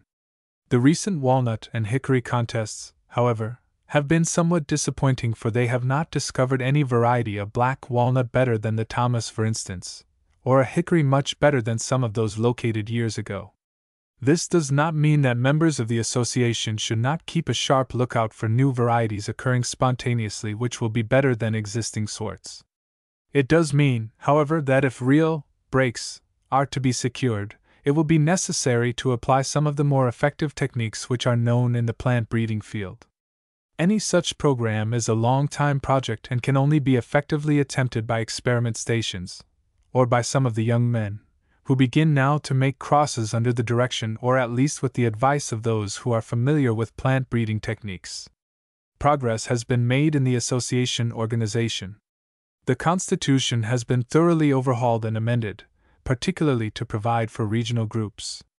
Certainly such groups are to be encouraged and have done, and will do much to strengthen the national organization in the various states.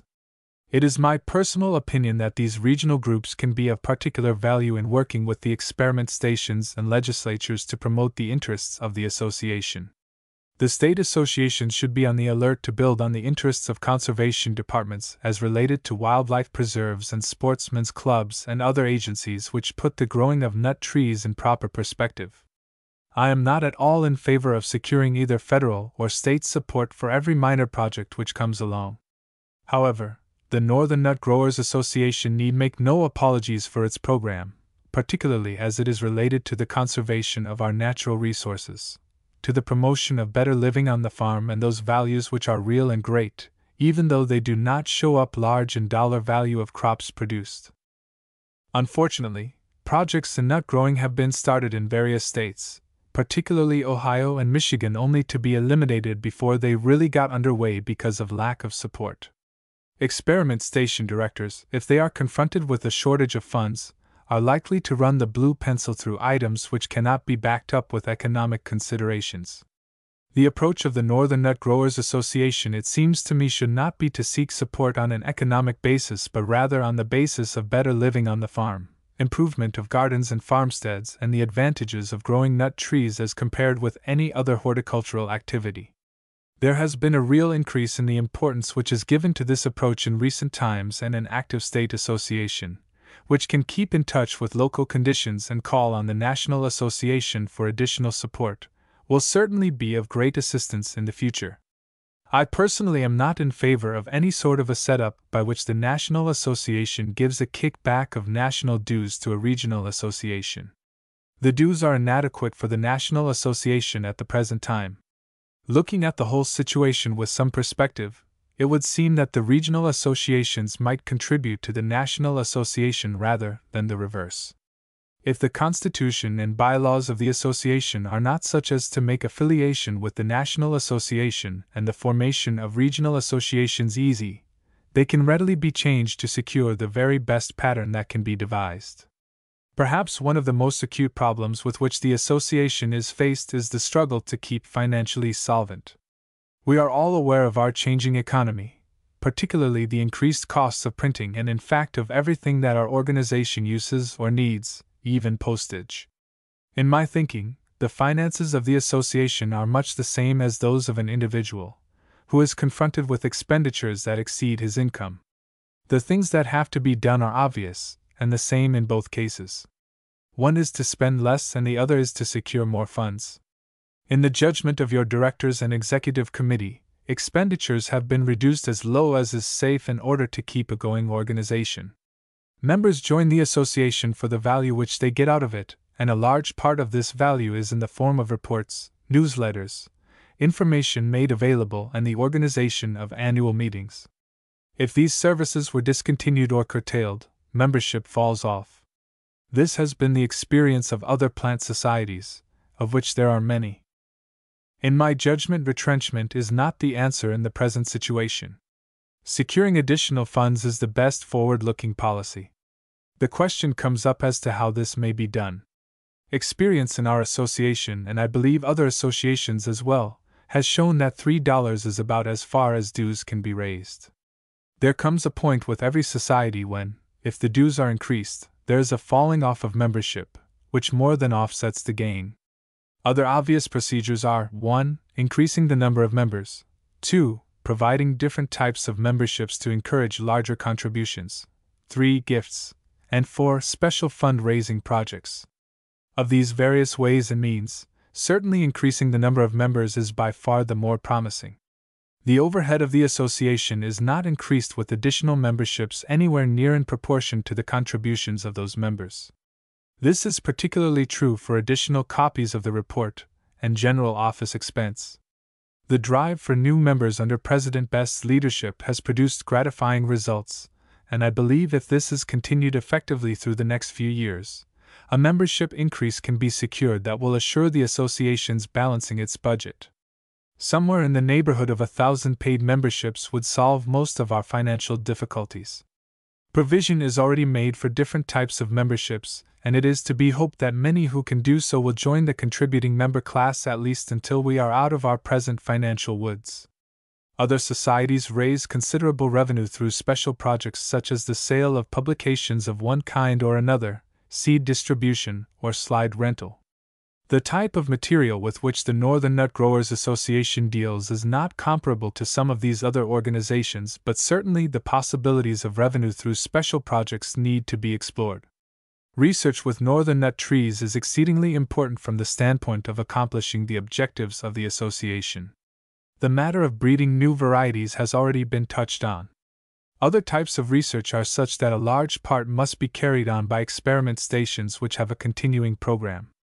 Much has been done in securing observational information by association members themselves, but some problems are such that they must be continued over a long period of time and set up with adequate checks and provision for securing significant data. Otherwise, the results are of no real value. Granted, we need all the sound observational experience that all the members can bring to our problems, There are still aspects of culture of northern nut trees that need continuing program of scientific research. Fortunately, much of the cultural information secured with nut crops of economic value is directly applicable to northern nut trees.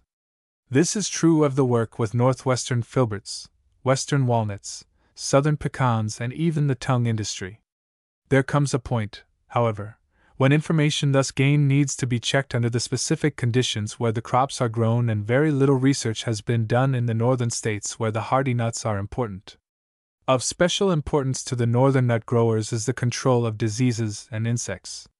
At the present time, the bunch disease of walnuts is becoming increasingly more troublesome, and very little is known as to how this is spread, or how it may be controlled.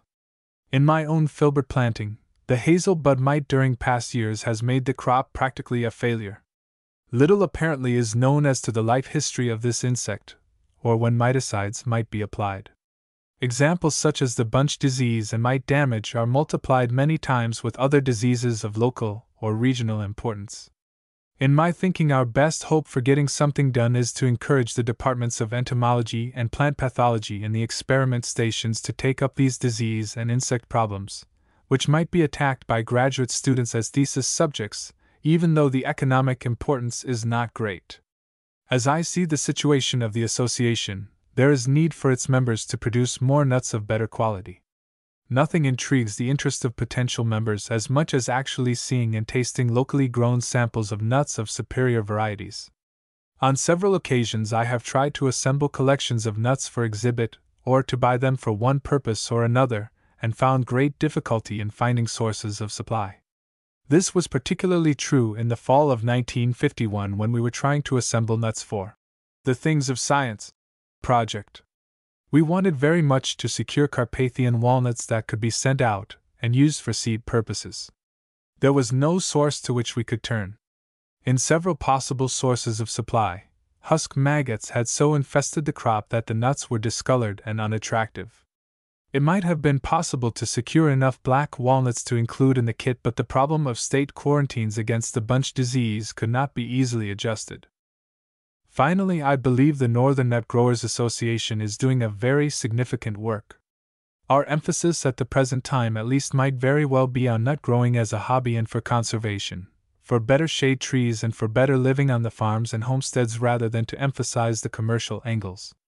This will come in time if it can really be demonstrated that growing northern nut trees is a profitable venture. In these days of job specialization, everyone needs a hobby and an outlet for special interests. I know a few other fields of endeavor for those who like growing things than the rewards that are to be found in the growing of hardy nut trees. Monday afternoon session. The Monday afternoon session was convened at 1:00 p.m. President McDaniels, the afternoon session will please be in order. The first paper this afternoon will be The Future of Your Nut Planting. Mr. W. F. Sunman, Vandalia, Illinois. The Future of Your Nut Planting. W. F. Sunman, Vandalia, Illinois. Ladies and gentlemen, it is a great pleasure to appear before the Northern Nut Growers Association. I am just a sprout as far as nut growing is concerned, when we consider the age of some of our old hickory nut trees. About 25 years ago, I became interested in nut growing and, in particular, the river bottom hickory nut tree. Then we had so many nut trees growing in the bottom that we never thought of trying to plant a tree or look after one. People could gather all the nuts they wanted, and often the trees were cut just to get the nuts. They'd lay a stick of dynamite at the base of the tree to shake the nuts off. After a few years of that, I thought we might do something to save the nut trees for the future generations. That's when I first started to plant some nuts. Incidentally, I made a big mistake by not joining the Northern Nut Growers Association. Naturally, I wanted the largest pecan I could find. I went to the St. Louis market and bought and planted nice paprashell pecans, very nice pecans, but the trees do not mature their crop. Mr. McDaniel and I tried to topwork them, but that's a big job. Had I joined the Northern Nut Growers Association, I could have avoided a lot of those mistakes.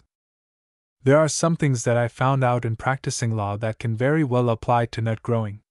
If you will pardon the reference to personal experience, I can bring forth to you about 4 situations. 1. a good, close friend of mine had a vacant lot close to his home. He had been planting nut trees and pawpaw trees and persimmon trees for years. On this vacant lot he had a 25-year-old bush walnut growing back on the alley. On the lawn was a beautiful Japanese flowering cherry, and there were 2 pecan trees in the yard proper. He sold the lot to a neighbor whose wife was just crazy about flowers, little dreaming that those trees would ever be cut down. I don't believe the ink of the recorder had been cooled or dried before that English walnut was cut down, the Japanese cherry grubbed out of the front lawn, and one of the pecan trees was cut. It just about broke the old owner's heart, and all he could say was, "I am just disappointed in my neighbors." And now there is a house being erected there, and the pecan tree that was 12 inches in diameter was cut. That could have been prevented, had this man given thought to the future. Another man, named Hagen, who was instrumental in getting me interested in nut growing, had a nice group of river-bottom shellbark trees growing in his field. One of these has been propagated and named the Hagen, and although it isn't a good cracking quality, it's a very large nut. A pipeline was laid close to that field, and this man had the 4-* site to put a clause in this pipeline right-of-way which gave him the protection of collecting adequate damages for the destruction of the trees. Didn't even need a lawyer, which is something bad for the law business. It is a suggestion that when a pipeline or telephone company is buying a right-of-way, it is possible to protect your interests in valuable trees. Another instance of protecting nut trees was when the new U.S. Highway 40 was built across Illinois.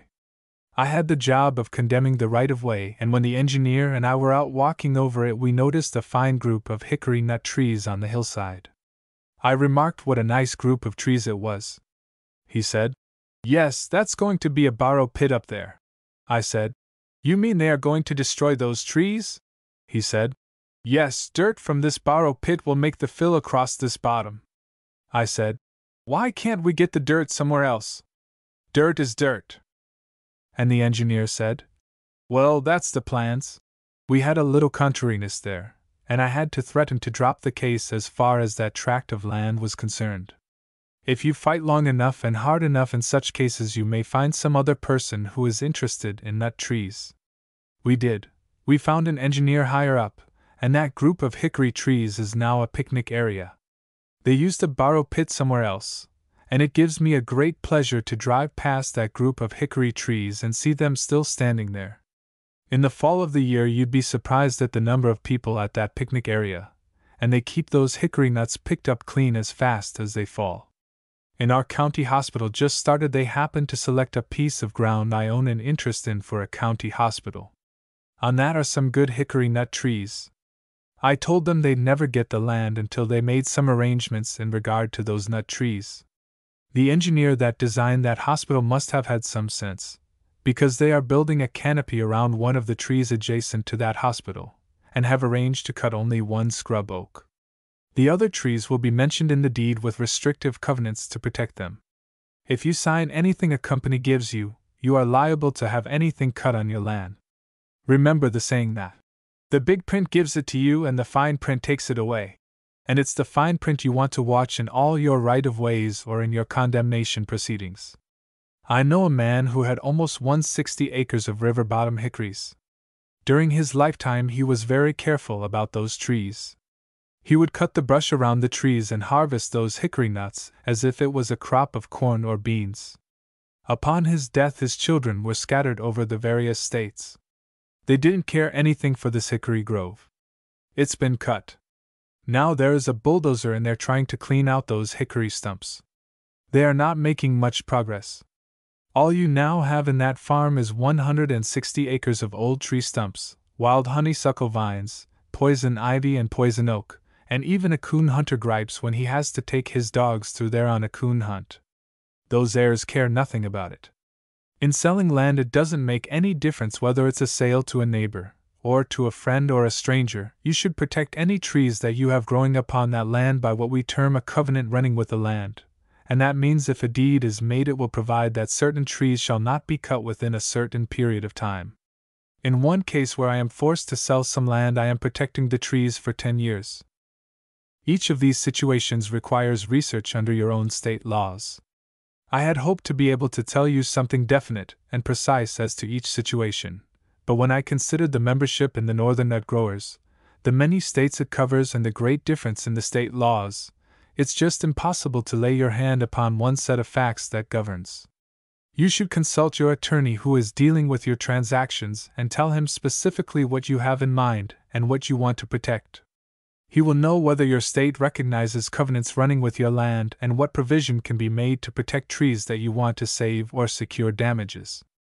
Remember, in any transaction, if it is not in the written instrument that you sign, it's just an oral agreement that you make on the side, and it doesn't mean a thing.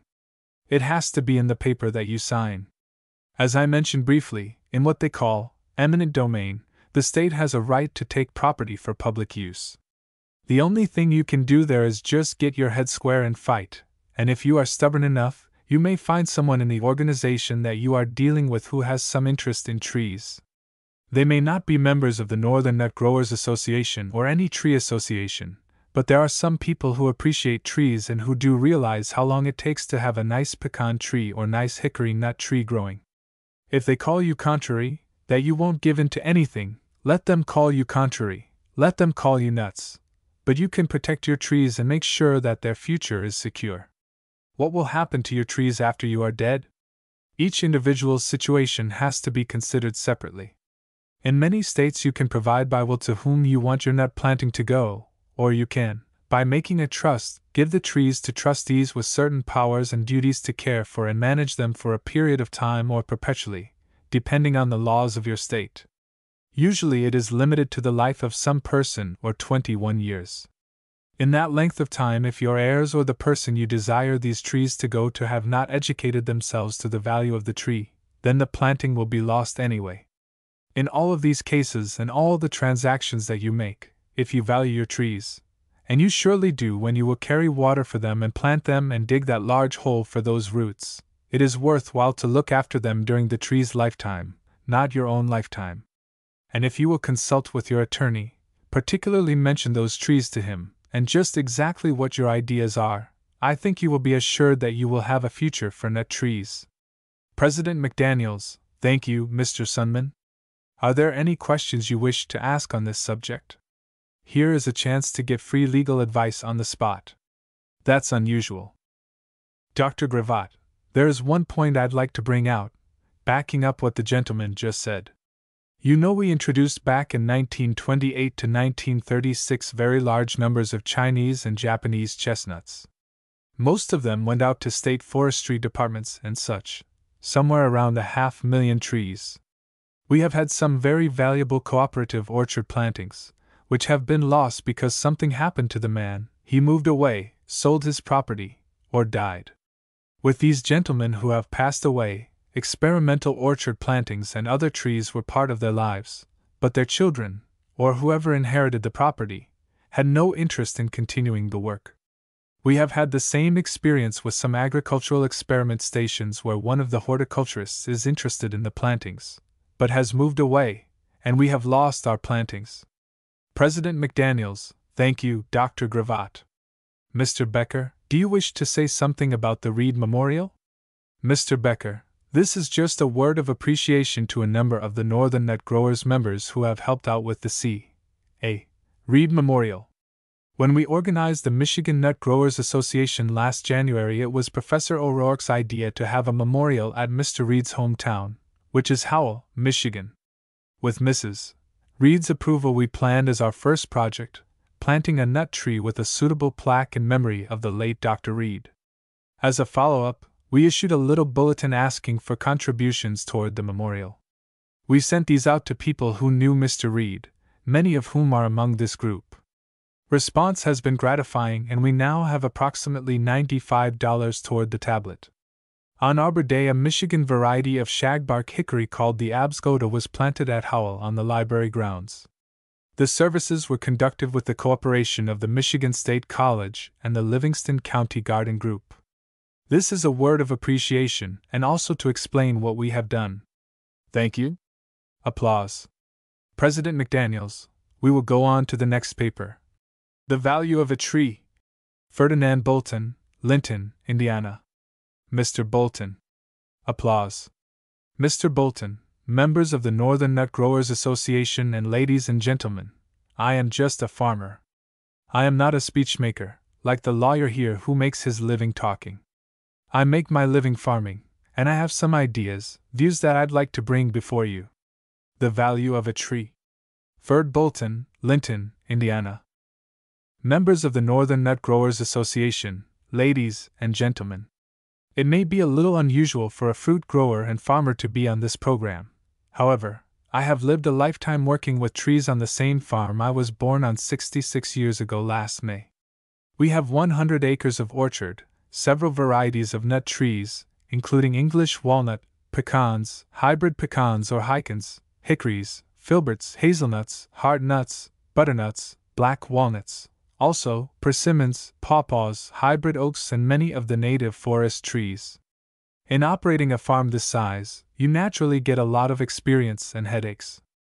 A very good friend of mine told me a joke that I think fits in with my farm very well. He said a fruit grower delivered a load of apples to the insane asylum. One of the inmates was helping unload the apples. The inmate kept talking about apples, so the grower asked him if he was ever on a fruit farm. The inmate replied that he was before he came to the asylum and, in return, asked the grower if he had ever been in the asylum. The grower replied that he had not. Then the inmate said, "Mister, I have been both places, and I can tell you something. It is a lot nicer here than it is on a fruit farm. My subject is the value of a tree. A tree out of its natural habitat sometimes becomes worthless. As an extreme example, the orange tree in Indiana has no commercial value and the apple tree in Florida has no commercial value. Therefore, it seems that we should, in Indiana, endeavor to develop better trees in the trees which are at home here. This includes the native hickory and the black walnut, hazels, filberts, and the pecans in southern Indiana. Personally, I am spending quite a bit of time with the Krath Carpathian English or Persian walnut. Last winter, I lost 7 out of 50 trees from some cause, after they had gone through the winter of 1950 and 1951, at a temperature of 19 below zero without injury. It may have been they were caught last fall by a hard freeze in full foliage, early before the apples were all picked, and again, it may be blight. I hope not. But this I do know, the hickory and black walnut in their natural habitat were not injured. I wonder why hickories are so erratic in their bearing habits. Could it be the winter rest period? For example, the peach has to have from 700 hours, in some varieties, to 1200 hours, in others, of below 45 degrees temperature, or they will not set a good crop of fruit. The value of a variety of peach in Georgia sometimes is determined by the number of hours of rest period below 45 degrees that the variety has to have. It has happened that the same variety of peach has produced a good crop in northern Georgia and a poor crop in southern Georgia.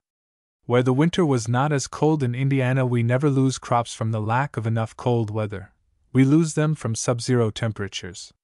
So you see, the value of a variety in Georgia is different to Indiana. The value of a tree may be in the wood, or in the food it produces, or its beauty in winter. Many a picture is taken of evergreens covered with snow. Its value may be its beauty in summer, or the coloring of its leaves in the fall. There is also a sentimental value, a limb that is just right for a child's swing, the constitutional elm at Corydon, or the Harrison oak at North Bend, Ohio. They have a historical value and are visited by many people. A man said to me some time ago, "I wonder why God made the hicans the cross between the pecans and the hickory? There may be a valuable nut tree show up in the second or third generation of the hybrid trees when certain characteristics begin to revert to the parent trees. I have on my farm some hybrid oaks grafted, and am very anxious to see them produce acorns so I can plant them and watch the results." This hybrid originated in the Greene and Sullivan County Forest in Indiana, and is called the Carpenter oak after Mr. Carpenter, the district forester. It is, apparently, a cross between the shingle oak and the pin oak because it is comparable with both of them. The value of a tree is not always the one that wins first prize in the show. The best plate of nuts in the show may not be from the most valuable tree, because it may be biennial in bearing habits, it may be a shy bearer, it may be an early bloomer and subject to frost. My most productive Krath Carpathian tree is not the best walnut, and would not get anywhere in the show, but it is hardy, blooms late, and is productive, so its value is in these traits. The number of chromosomes in the Krath Carpathian walnut may be different. There is quite a difference in the size of nuts produced on individual trees. This indicates that there may be a difference in chromosome count. If this is true, it will be a great help in improving the size of the nuts produced. It may be of value in pollination. The triploid apple needs to be pollinated by the diploid variety. By setting them close together, you get a much better set of fruit. Sometimes I think trees are as temperamental as people. Some trees, especially the apple, lose their value because they are subject to certain diseases. Some are susceptible to scab, blight, codling moth, rots, blotch, and other diseases, to a point where they become worthless as commercial varieties. The honey locust has been considered one of the trees on farms to be destroyed, because it was thought to be worthless. Now, its value is being found in the correcting of sugar deficiency in dairy cattle. The pods of the honey locust are one of the best foods to correct sugar deficiency, and cattle like them and eat them freely. I have on my farm a thornless honey locust that produced 10 bushels of pods one year. The honey locust is also a legume and produces nitrogen, which, in turn, is used by the pasture grasses and makes more pasture for the cattle. The mulberry tree that ripens when cherries are ripe has a value in the fact that every mulberry eaten by a bird saves a cherry, and the birds are valuable because they destroy insects that cause the worms in cherries. After observing trees for years, I am convinced that there are certain strains or families of trees in the forest that have outstanding traits. Those traits in growth might be dwarfs or they may be giants. They may have short lives or long lives, like different varieties of apples. The fruit or seeds may be large or small. I believe as reforestation progresses there will be certain trees located which have value as seed trees and which will improve the forest equal to the improvement in livestock on the farms today. The razor-back hog that roamed the forest is gone and has been replaced by animals much improved, yet the forest in which it roamed is the same. Now we are turning to man-made forests, and a chance to improve them by selecting the more valuable trees for our source of seed. In the native hickory and black walnut, there is a great need for more interest in searching for and preserving the most valuable trees for their cracking quality, flavor, and productivity. There have been and are now nut trees on farms that were valuable trees, but were known only to the owner and the small boys of the community. These trees should have been preserved for posterity, but many of them are lost forever. In forestry, a tree's value may be in its ability to reseed itself. In the kinds of pine, the Virginia pine is one of the best, and also one of the youngest to produce seed cones. I have counted 25 cones on a 5-year-old Virginia pine tree.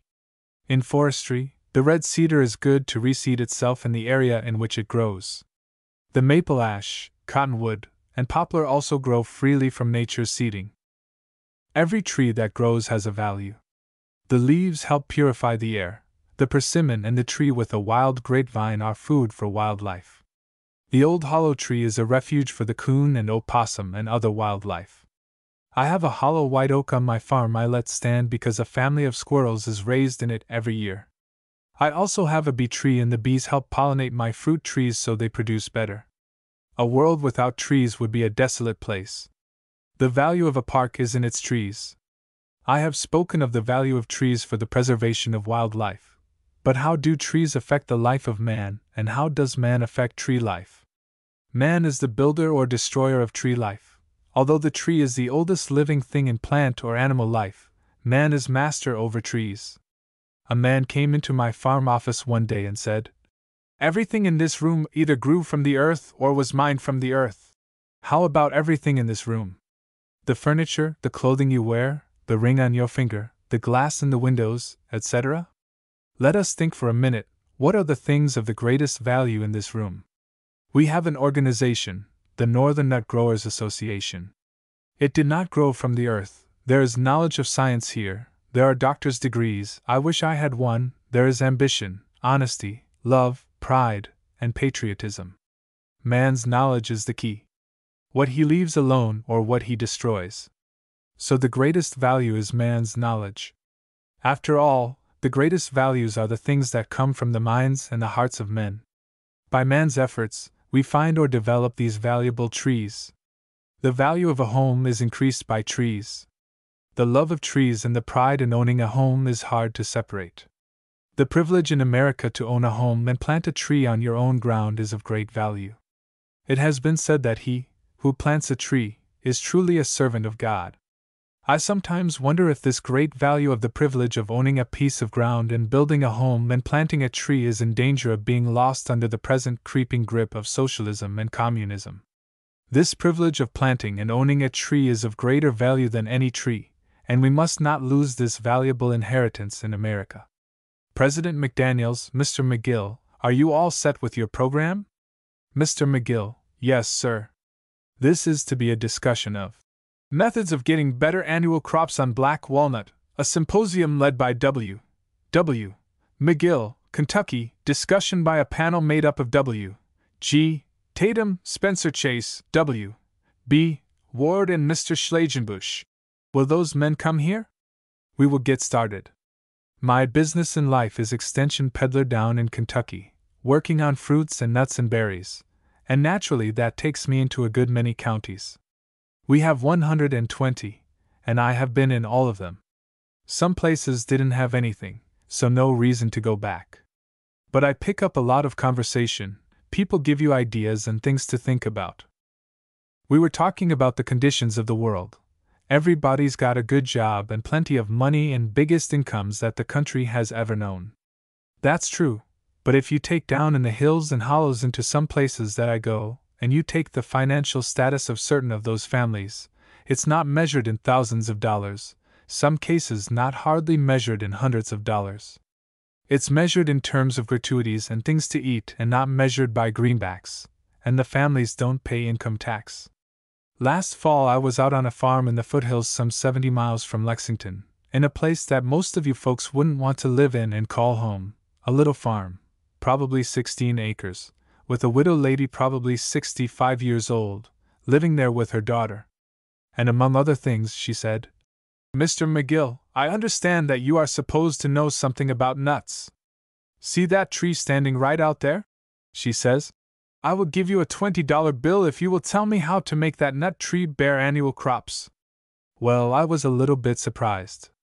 I listened, and I got to asking her questions. Some member of the family had gone to Chicago years ago, and she knew about all the black walnut packing firms in Kentucky. This relative had worked in the market, and had indicated she could get $1 a pound for all the nut meats she would pick out and send to this relative in Chicago. And that nut tree meant about $30 to $35 a year when it had a crop but only bore every other year. Well, that drove home just a little more to me than ever before the question of why certain nut trees bore and others didn't bear. To that lady there it meant $30 the year it bore and no income from that tree on the year it didn't bear. And she stood there beside the home and pointed out other trees that bore regularly. And she said, "Why do they bear regular crops and this good tree that makes so many fine, big kernels bears every other year?" That's a challenge I am throwing out to this audience today to all the members on this panel. I am hoping that Pappy Ward or Friend Chase will answer that question completely. The thing I have in mind is that in a group like we have here today, as many nuts as we have got here, if we think about this question and talk to the folks back home, I believe in a year or two we can have worked out and have printed in the records of the report some pretty reasonable answers as to why nut trees don't bear, or why they bear heavy crops on certain years and are off certain years. Mr. Ward, I know you have observed this over a period of years. What, in your opinion, is the one factor that is more responsible for this alternate bearing of black walnuts? Why black walnuts fail to bear satisfactory crops? W. B. Ward, Department of Horticulture, Purdue University, Lafayette, Indiana. When man or nature, and sometimes both, change the natural habits of a tree, most anything can happen. There are years when the black walnut sets very few fruits either on the seedling trees or trees of named varieties. Some few trees have alternate years of production, while other trees bear annually and some not at all. Good results and good crops may be expected only when several factors are normal and conditions favorable. After 20 years of keeping records and observations on nut trees and through correspondence with other growers, I consider the main reason for crop failure or light production to be climatic conditions and the weather for an entire year. The black walnut produces a pistillate flower at the end of the present season's growth. The staminate flowers, or catkins, come from last year's wood. Good growing conditions are desirable for wood growth and fruit bud formation, and any retarding of growth the previous season means little or no production. Winter injury to wood and bud, diseases or insects attacking the foliage, soil moisture, and summer temperatures will lower tree vitality. There are times when strong, vigorous trees fail to fruit, which could be due to a high or low carbohydrate-nitrogen balance. Soil type, plant food, age of tree, and location will have some influence on annual, or even biennial production, but yet are not the all-important reasons for light crops. The pollen of the black walnut is mostly wind-borne, as few insects ever visit the flowers, and pollination is dependent on wind-borne pollen. Trees planted in groups and close together are generally more productive than trees planted in orchard rows, even as close as 40 feet by 40 feet. When the weather is cold and rainy during bloom, one should not expect much of a crop. The staminate flowers opened early in Indiana the years of 1950, 1951, and 1952. The weather was more or less ideal during the time the catkins had elongated and about ready to shed pollen. This warm spell was followed by a fairly cool weather and considerable rain, which delayed the opening of the pistillate flowers. Consequently, the pollen dried and was lost before the pistil was receptive. The few walnut trees in the university plantation have always had the best of care. The trees have been mulched, fertilized, both through root and leaf feedings, sprayed, cultivated, and seeded to grass with the grass clipped. The trees are some distance away from other seedling walnuts, and a bit off the beaten path of the right direction of the spring winds. The varieties are Ohio, Stambaugh, Stabler, Rower, and Thomas. When the spring weather is balmy at flowering time, the trees bear a respectable crop, but let the weather change to cool and moist, and then that is the time one begins to think about calling up the sawmill to see if there is any need for some good walnut logs. Mr. McGill, that's a mighty good discussion. I see Mr. Ward has been observing walnut trees closer than I assumed he had. Mr. Chase, I know you have seen a lot of things in Tennessee that you are not going to tell us about, but I suggest that you discuss some of the things you have observed about walnut trees bearing anywhere. Mr. Chase, alternate bearing has been a problem with fruits and nuts since time immemorial. I know a tremendous amount of work has been done with the apple, which has a definite biennial bearing habit. There have been all sorts of things tried to make it bear annual crops, and as far as I know, there has not been anything effective developed along that line. Of course, there are varieties of apples that tend to bear annual crops. As Mr. Ward brought out, he took all my thunder, so I don't have much to say. A tree may set a heavy crop of nuts one year because frost or poor pollination the year before destroyed the crop, so that a large amount of carbohydrates were built up in the tree. Now, the tree, in producing a heavy crop of well-filled nuts, utilizes every bit of carbohydrates it has stored and can manufacture. While it is doing this, the terminal bud is being formed for next year's crop, and if there isn't a sufficient amount of carbohydrates in the tree at that critical period, there is not likely to be a flower bud formed. This is not limited just to walnuts, but occurs with nearly all fruits and nuts, with the possible exception of the chestnut. We made a study which was reported in the 1946 report by Mr. Zarger, in which he reported the bearing habits of some 135 trees over a 10-year period, and there were definite bearing cycles, or bearing habits. It was not always an on year followed by an off year, but possibly 2 years in a row, then nothing. There were some trees that went 3 years without a crop, then a crop. Very few, however, had annual crops, and the annual crops were heavy or moderately heavy, followed by what we consider a light crop. These trees were scattered through 7 states, and, of course, conditions were not the same. They were all seedling trees, but careful records were kept on the bearing habits. There was a group of trees that could not be classified into any definite bearing habit. In those instances we suspected unfavorable weather at pollination time, but as a general rule, in our section, I don't believe we are concerned with that factor. The Thomas, which we can watch carefully in a nearby orchard, is definitely on 1 year and off the next. Quite a few are on 1 year and off 2 years. We haven't found any way to make that an annual crop, because when it sets a crop, it sets a bumper crop, and there is simply not enough food in the tree to set a sufficient number of fruit buds for the following year's crop. I am sure that a lot of you folks have observed this, and I think, Mr. McGill, that you might sound out some of them. Mr. McGill, going back to an observation I made as a kid, money didn't grow in bushes around our place, and back in those days you could go out and kill 10 rabbits and sell them for 8 cents apiece, and if you only used 4 cents apiece for ammunition, you have made 40 cents off of the deal and had $20 worth of fun, and that was a good day's work. You remember those days, Pappy? Back in those same times, I used to get money out of hauling black walnuts to an old corn sheller, and having people who didn't have an interest in the corn sheller sell them for 50 cents a bushel. That was also pin money. Come in mighty useful. We had a certain group of trees on the farm I was raised on that bore every other year, and I can think of 2 fields where we rearranged the fences in such a way as to make pasture fields out of them, and 2 of those trees were where 15 or 20 cattle pastured. These were the only shade trees, and naturally they manured those trees. And I recall for a few years I was getting annual crops from them. Apparently they got something supplied by cattle that they didn't have otherwise. Others in the foothills of Kentucky have come to the same conclusion. I know a man who has pecan holdings in Alabama. He told me up to the time he got the farm the trees had a few blooms but wouldn't set pecans. He applied 15 mineral elements and claims to have got results from it. I have talked to at least 3 people in my traveling around who tried the same treatment on pecans, one in Georgia, one in Alabama, and one in Mississippi. They reported that they had improved yield on pecans by using complete mineral fertilizer. That's in addition to nitrogen, phosphorus, and potassium. I am foolish enough to think that that nice, young orchard of Mrs.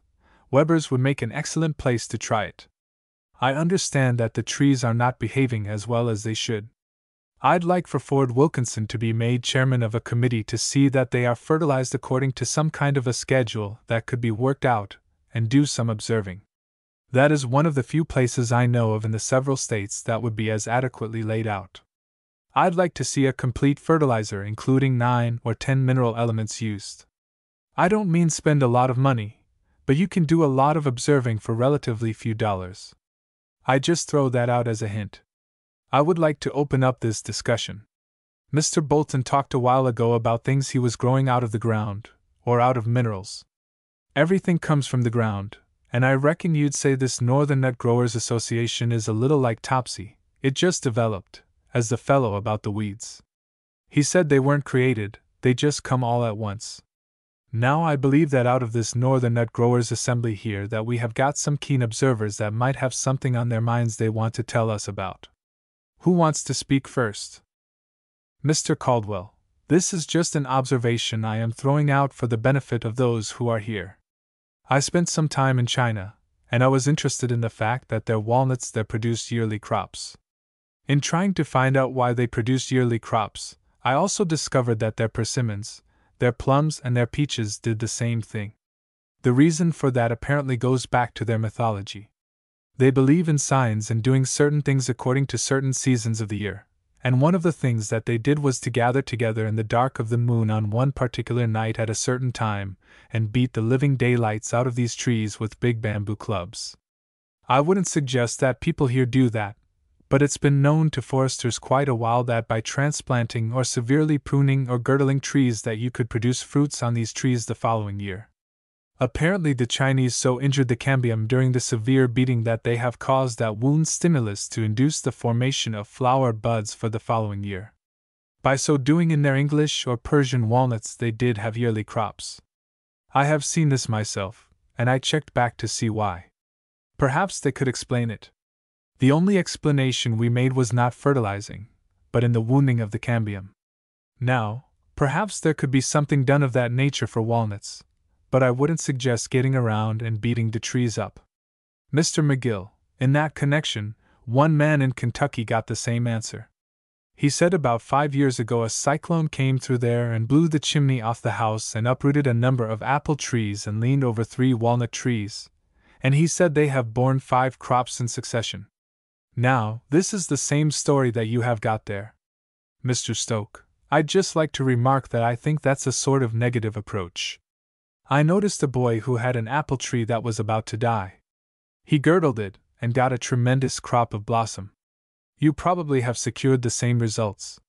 That is one of nature's ways to perpetuate itself.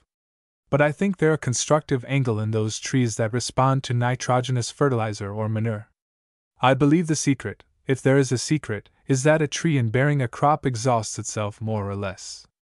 It recuperates the following year, and then is ready to bear another crop. And the way to meet that situation is to fertilize heavily, especially with nitrogen, the season of the heavy crop, so that you will have not only enough leaf growth to produce that crop, but to build up nutrients the following year. I believe that will help break this cycle and establish more regularity.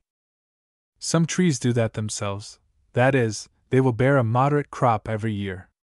I have the land walnut at home. It bears every year. Certain chestnuts will bear every year, not excessive crops, but Hobson bears a pretty good crop every year. I believe the secret of breaking that on and off cycle is to fertilize heavily the year of production, not the year of non-production.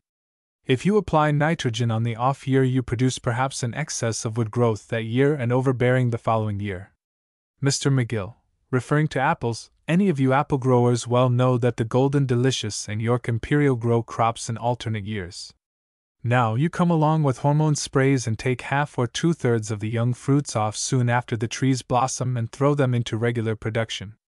That's the same thing that you are talking about, Mr. Stoke. I never heard of anybody thinning walnuts. I don't know whether they do or not. A lot of things I don't know, but I don't know of anybody ever thinning walnuts, except squirrels. Mr. Ward, last year a lady from Kokomo, Indiana, wrote me that she had a very fine walnut tree growing near Mr. Bolton's place in Greene County, and as far as she could remember that tree had borne an annual crop for the past 70 years.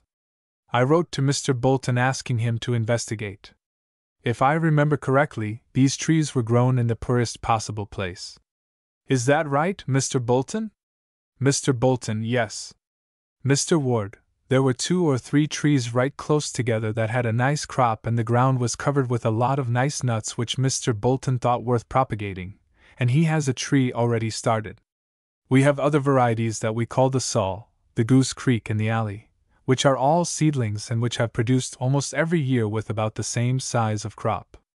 In our own planting, at the university, we have tried a lot of things without telling anybody about it. Every once in a while the boys mow the orchard, and have bruised and barked a lot of these trees with no effect whatever on bearing. We have time and time again taken the Stambaugh, Ohio, Thomas, Stabler, and Aurora and have given them a good shot of fertilizer in the spring after a rain, and have produced wonderful growth in all of those years, but still had only a light crop. A few years ago some of the boys were spraying the apple orchard with new green and urea at the rate of 5 pounds to 100 gallons of water, and had a little extra. They said, "Well, we don't like Ward's nut trees over there, we will put this stuff on them, and if it kills them, that's all right, and if they live, that's all right too." They gave them some feeding throughout the summer, and we haven't found any different results. Mr. Stoke, may I say just one more thing to clarify my suggestion? I was assuming that potash and phosphate were present in sufficient quantity. What I wanted was leaf growth to store up energy and nutrients for the following year and to apply that on the year of heavy crop. So besides maturing the crop, it will provide that leaf growth, and not in the year of no crop. Mr. Ward, we have tried that both ways, and going back, Mr. Stoke, again to the lack of pollination, it seems like both the pistillate and staminate flowers are there, but they just don't set a crop of fruit. Mr. Stoke, one thing more I wanted to say, and it slipped my mind. We know any tree that grows too rapidly will not produce seed nor fruit, and excess nitrogen on apple or walnut or anything else will not cause the formation of fruit buds, but the normal amount is necessary for the formation of buds. Mr. McDaniel, we have even got alternate bearing on persimmons in Urbana now. Trees that bore extremely heavily didn't bloom this year. Mr. McGill, we hillbillies have been taking a pass at that. I wonder if Dr. Slate couldn't give us some scientific facts about this. How about it, Slate? Dr. Slate, Mr. Caldwell's remarks about the beating of the walnut trees in China reminds me of an ancient saying that a dog, a woman, a walnut tree, the more you beat them the better they be. Mr. Davidson, one of my seedlings began to bear 7 years ago, and has borne steadily every year exceptionally large crops. It never failed until this year, and the only explanation that I can give is that just as the bloom was incepted we had continuous rains. There was no pollination of that tree, whereas other trees that were receptive at other times are pretty well filled. Out of 2,000 or 3,000 trees you will find some exceptional ones. I have some that bear fairly good crops but do not fill. Walnut trees are just as different from each other as are apple trees. There are some things you can't do anything about at all, and weather is one of the things. One shouldn't be too much mystified by an occasional failure, because it may be due to continuous rains during the period of pollination and when they are receptive. President McDaniels, this matter of alternate bearing is one that has plagued the pomologists for a great many years, and one in which we made little progress, with apples for example, until with hormone sprays the trees could be thinned very early in the year. Any thinning done after the fruit was the size of your thumb was too late. However, now that the fruit can be thinned when it is very young, real progress is being made in securing annual bearing on varieties that previously were a serious problem in alternate bearing. The failure to fruit is due to many different factors.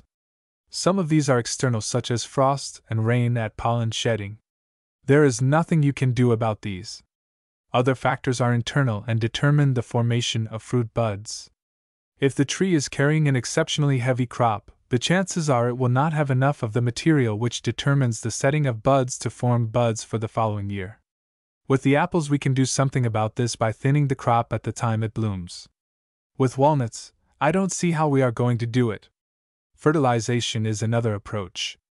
Certainly we should make conditions just as favorable as possible for growth and for the development of the buds, and by all means control insects and diseases. If you do not have a good leaf surface, good crops will not be set the next year. It's a complex problem, but I don't think it is insoluble. Dr. McKay, Mr. Chairman, in connection with this matter of annual bearing of black walnut trees, we believe that in doing all sorts of things you will not influence the yielding of most of our black walnut varieties.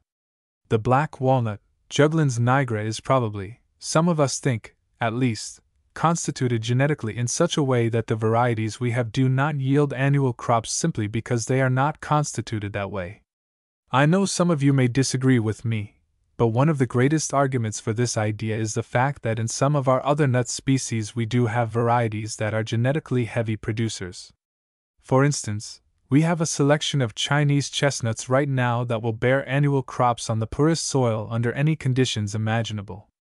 You can graft scions of that tree on other stocks and plant them anywhere you choose under different conditions, and it will have a heavy set of burrs. It may not fill the nuts, it may not attain the size, but genetically speaking, inherently it is a heavy bearer. Perhaps our black walnut species are inherently not annual producers. This is hard to prove, I admit, because the breeding of the species takes so long that we cannot actually demonstrate it. We have felt also that the black walnut species as a whole does not have the characteristics of thin shells and good cracking qualities that we want. For this reason we have begun a program of crossing the black walnut with the English or Persian walnut, in order to get the thin shell that we want from the other species. Perhaps the same thing is true in the question of yield, and the species as a whole does not have the characteristic of yielding heavy annual crops. Mr. McGill, I think we can readily see that we haven't settled this problem, but it is time to close the discussion. President McDaniels, the next paper that we have is by H.F. Stoke of Roanoke, Virginia. Survey on Hickory Varieties. Mr. Stoke is the chairman of our survey committee. Last year he brought us very valuable information about walnuts, and this year he is going to talk about the hickories. Mr. Stoke, they delegated the job to the survey committee to make a hickory survey for this year, using the different state and provincial and national vice presidents to collect the data. I am going to read this. The 1952 Hickory Survey. By the Survey Committee. H.F. Stoke, Chairman. In compiling this report, the pecan has been omitted from the list. As it is the most important member of the hickory group, it was felt that the national and state pecan associations are far more competent to compile complete and reliable data on the species than is this organization. The response by our vice presidents to the questionnaire sent out has been rather disappointing, replies having been received from slightly less than half their number. It is apparent that interest in the hickory is considerably less than in the black walnut, which was surveyed in 1951. Perhaps the most beloved and widely distributed of the hickories is the shagbark, Caria ovata. It is reported from Massachusetts on the east to southeastern Minnesota, southward to Texas, and eastward to the Carolinas, where it mingles with, and is sometimes confused with, the scaly bark. In the opinion of many, the superb distinctive flavor of its nuts is not equaled by those of any species. The domain of the shellbark, or kingnut C. Lacinosa, lies within the same area but is slightly less extensive. Like the pecan, it is partial to the rich alluvial bottom lands along streams and is seldom found elsewhere. It occurs rarely in Virginia and North Carolina, and there only in the Appalachian area. The scaly bark, or southern shagbark, C. Carolina septentrionalis, is reported only by Virginia, West Virginia, and the Carolinas. The white hickory, or mockernut C. alba, covers the South and is reported as far north as Pennsylvania, Ohio, and Indiana, and rarely in Michigan. It is found from the Atlantic coast to East Texas. The widely distributed bitternut C. cordiformis covers virtually the same territory as the shagbark. The sweet pignut C. glabra is reported from New Hampshire to Wisconsin and southward to North Carolina. Its southwestward occurrence has not been defined in reports received. In addition to these better-known species, the water hickory C. aquatica is reported from Louisiana, and the black hickory C. bucklei from Indiana and Texas. In an unusually full report, Indiana lists all of 16 hickory species and subspecies as appearing in the Flora of Indiana, a book by Mr. Charles Deem, former state forester. The list follows: 1. C. pecan. 2. C. cordiformis. 3. C. ovata. 3a. C. ovata var. fraxinifolia. 3b. C. ovata var. natali. 4. C. lacinosa. 5. C. tomentosa alba. 5a. C. tomentosa var. subcoriacea. 6. C. glabra. 6a. C. glabra var. megacarpa. 7. C. ovalis. 7a. B. C. C. ovalis var. odorata. 7d. C. ovalis var. obovalis. 7e. C. ovalis var. obcordata. 8. C. ovalis var. pallida. 9. C. ovalis var. bucklei. Doubtless many subspecies and variants are actually hybrids of obscure ancestry. Virginia has many such. There is no reason to doubt that the hickories will grow anywhere ecological conditions approximate those of their native habitat. This is true in the Pacific Coast states. Mr. Julio Grandjean, of Hillerød, Denmark, reports that there are several white hickories C. alba or C. tomentosa growing in the Orholm Royal Park that were planted about 1790. There is no reason to believe that such northern species as the shellbark and shagbark would not also succeed. He reports winter killing of pecans from southern sources. Inasmuch as extreme winter temperatures in Denmark are less than in some places where the pecan is grown here, it would appear that the more northern strains should succeed there, though lack of summer heat would prevent the maturing of nuts. There appears to be much less interest in planting hickories on home grounds than the value of the species justifies. Only 5 states, Indiana, Ohio, Michigan, Pennsylvania, and West Virginia, indicated any local interest. In each case, the shagbark was the preferred species. Apparently, we must still depend on the much abused squirrel for the future of the hickory. R. E. Hodgson of the Southeast Experiment Station, Waseca, Minnesota, reports 15 named varieties of hickory under test, but no evaluation of their worth can be made as yet. Dr. R. T. Dunstan of Greensboro, North Carolina, has also a considerable number of hickory varieties under more advanced test. Results have been highly variable. He finds that Schinnerling has filled poorly. Whitney and Shaw are excellent growers and highly satisfactory bearers. Whitney, however, with a kernel of superb quality, cracks poorly and the husk is thick and heavy. Shaw is reported as having a rather thin kernel and cracking poorly, also. Romig, that has been late in coming into bearing, is described as producing a large, handsome nut of good quality that cracks unusually well. Granger, good in other respects, has borne light crops as also have Glover and Weschka. Fox is described as superb in every respect except cracking quality. Among the Hycans, Burton is declared to be outstanding in vigor and health of tree, and production of good regular crops of delicious nuts that crack well. It is interesting to note that in his extensive hickory experiments Dr. Dunstan is using pecan stocks.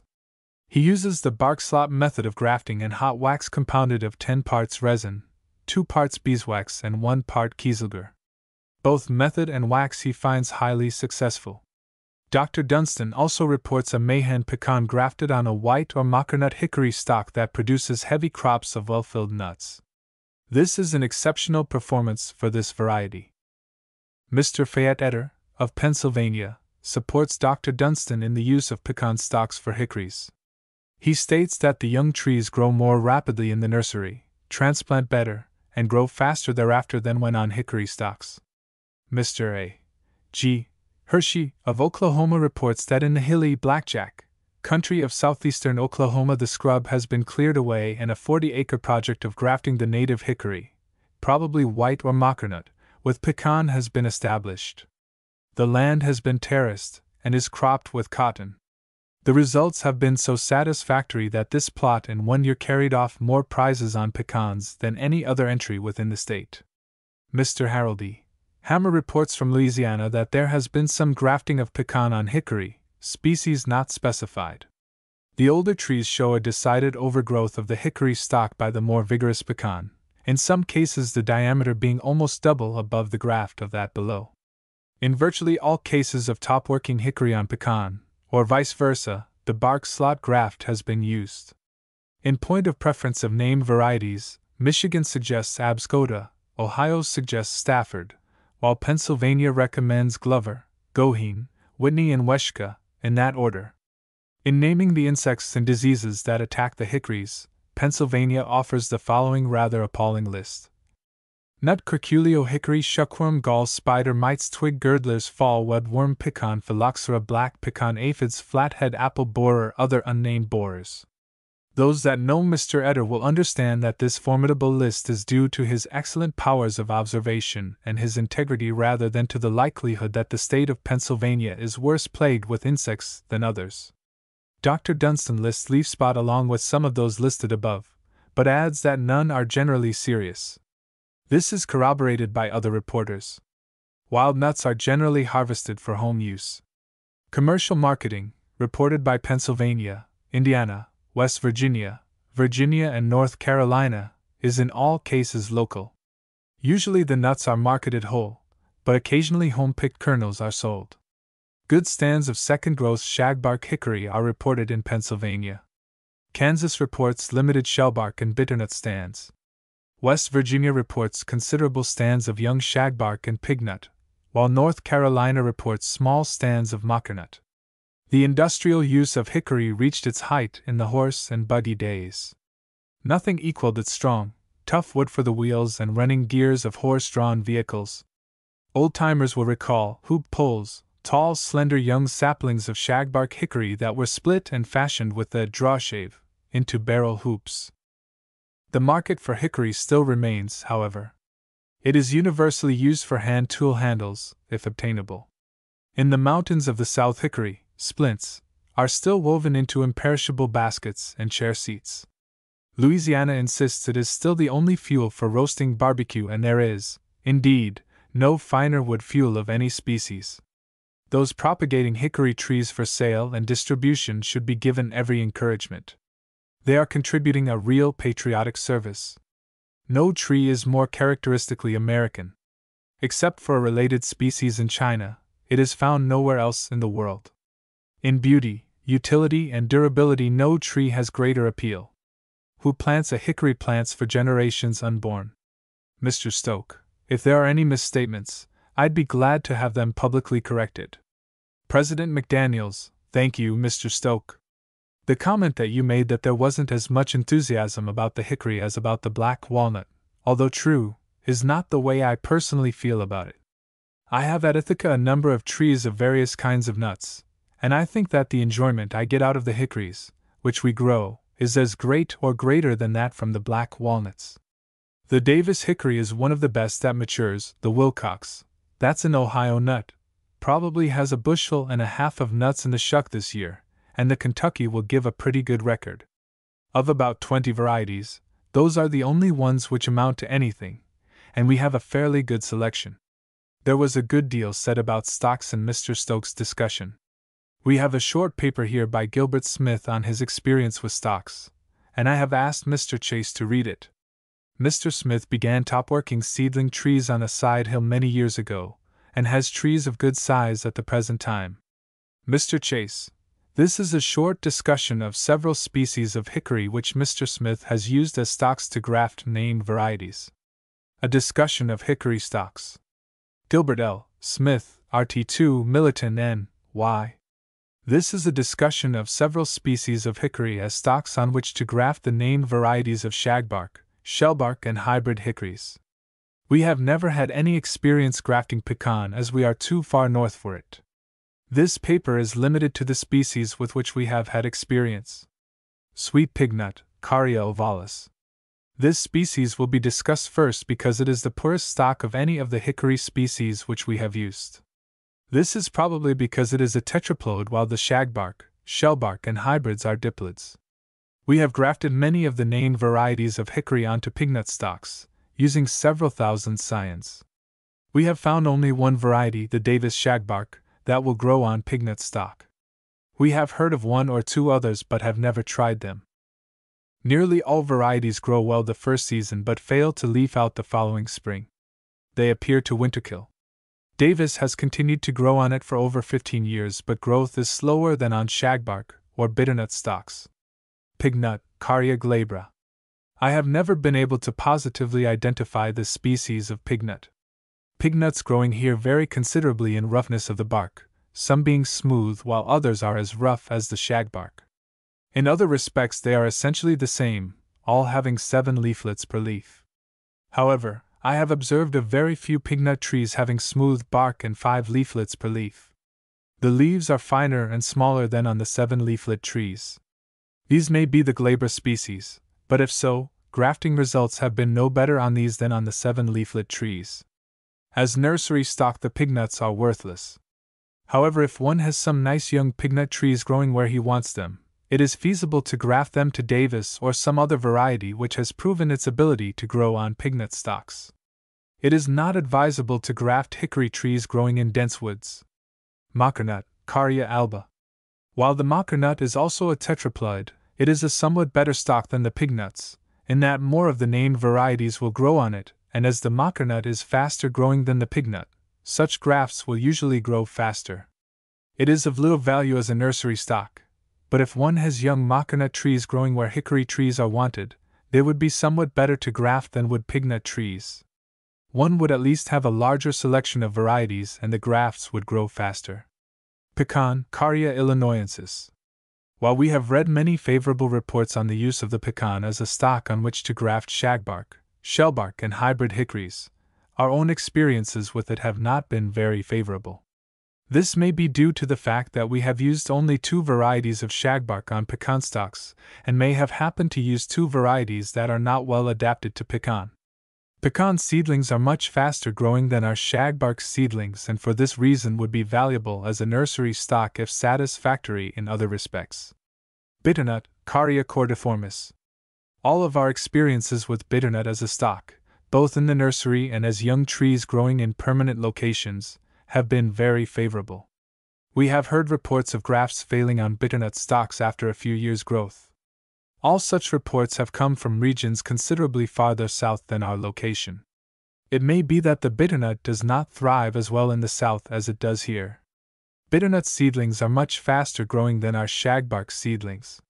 This is of considerable value in the nursery. Shagbark, Caria ovata.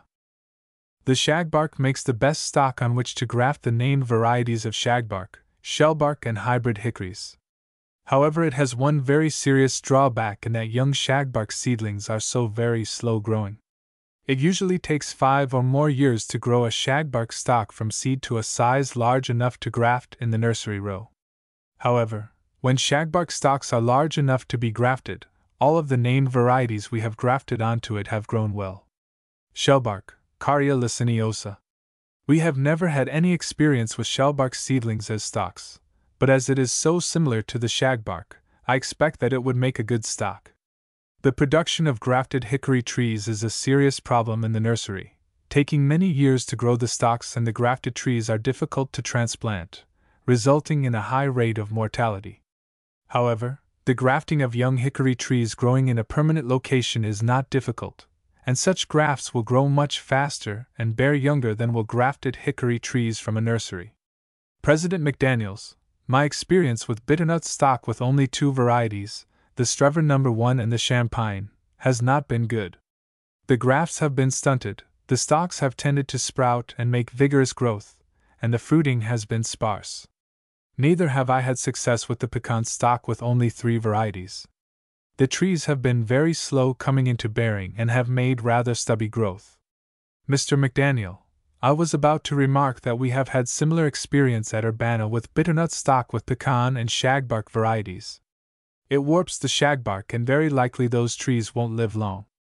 We have already lost the Weshka hickory grafted on bitternut. Mr. Craig, have you tried hickory on pecan? The pecan is okay, there. President McDaniels, tomorrow we are to have a round table on hickory propagation and suggest that further discussion of stocks might be left until then. Has anyone any comments on hickory varieties?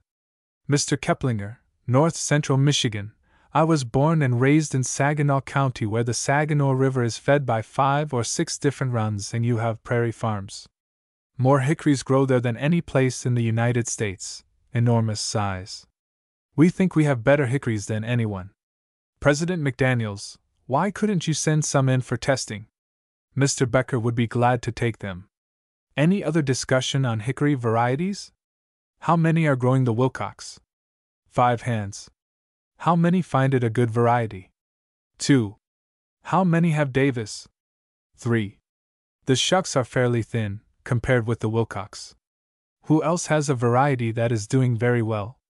We ought to have a hickory show here sometime, and see who has the best hickory. Dr. McKay, I'd like to ask if anyone has the variety Lingenfelter.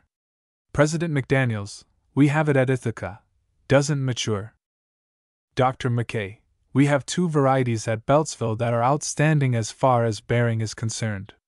One is Lingenfelter, which has been a consistent bearer for us for a number of years, and the variety Shawl, that was mentioned in Mr. Stokes' report, and has been mentioned here before, is a very good producer. Mr. McDaniel, what species is the Shawl? Is it Ovada or Liceniosa? Dr. McKay, it's Ovada. It's a shagbark, as also is Lingenfelter. The one characteristic that is outstanding with these 2 varieties with us is the fact that they bear while they are young trees. From the time our trees were as tall as one's head, they have been full of nuts. Mr. McDaniel, have you fruited the Weshka at Beltsville? Dr. McKay, no. President McDaniels, how about the Barnes? Mr. Stoke, I have been growing it on mockernut, or white hickory. It produces moderate crops, and is the one that came into bearing about first on mockernut. In fact, I have several varieties on mockernut that haven't borne yet. It's been on there about 12 years. President McDaniels, the Barnes, with us, has yielded more at a younger age than any other variety, but it never filled. It began early and bore heavy crops, but the season is not long enough or hot enough. Mr. Stoke, in Virginia they fill well, but they are not easily extracted. The shell is rather thin and fills well. President McDaniels, I don't want to prolong this discussion longer than seems profitable. Dr. McKay, did I understand you to mention the variety Schinnerling? Mr. Girardi, I have got that at home. That's one that's bearing, but if it's that variety I have there, I wouldn't give it yard room. Dr. McKay, it is also one of our best.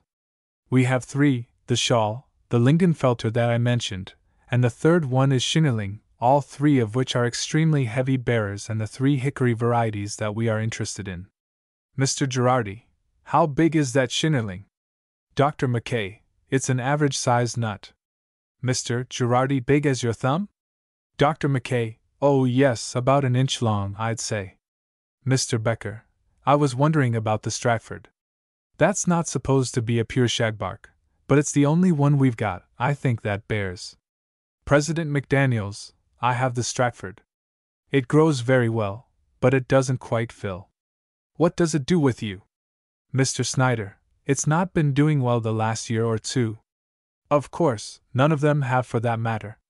Used to bear tremendous crops and filled well.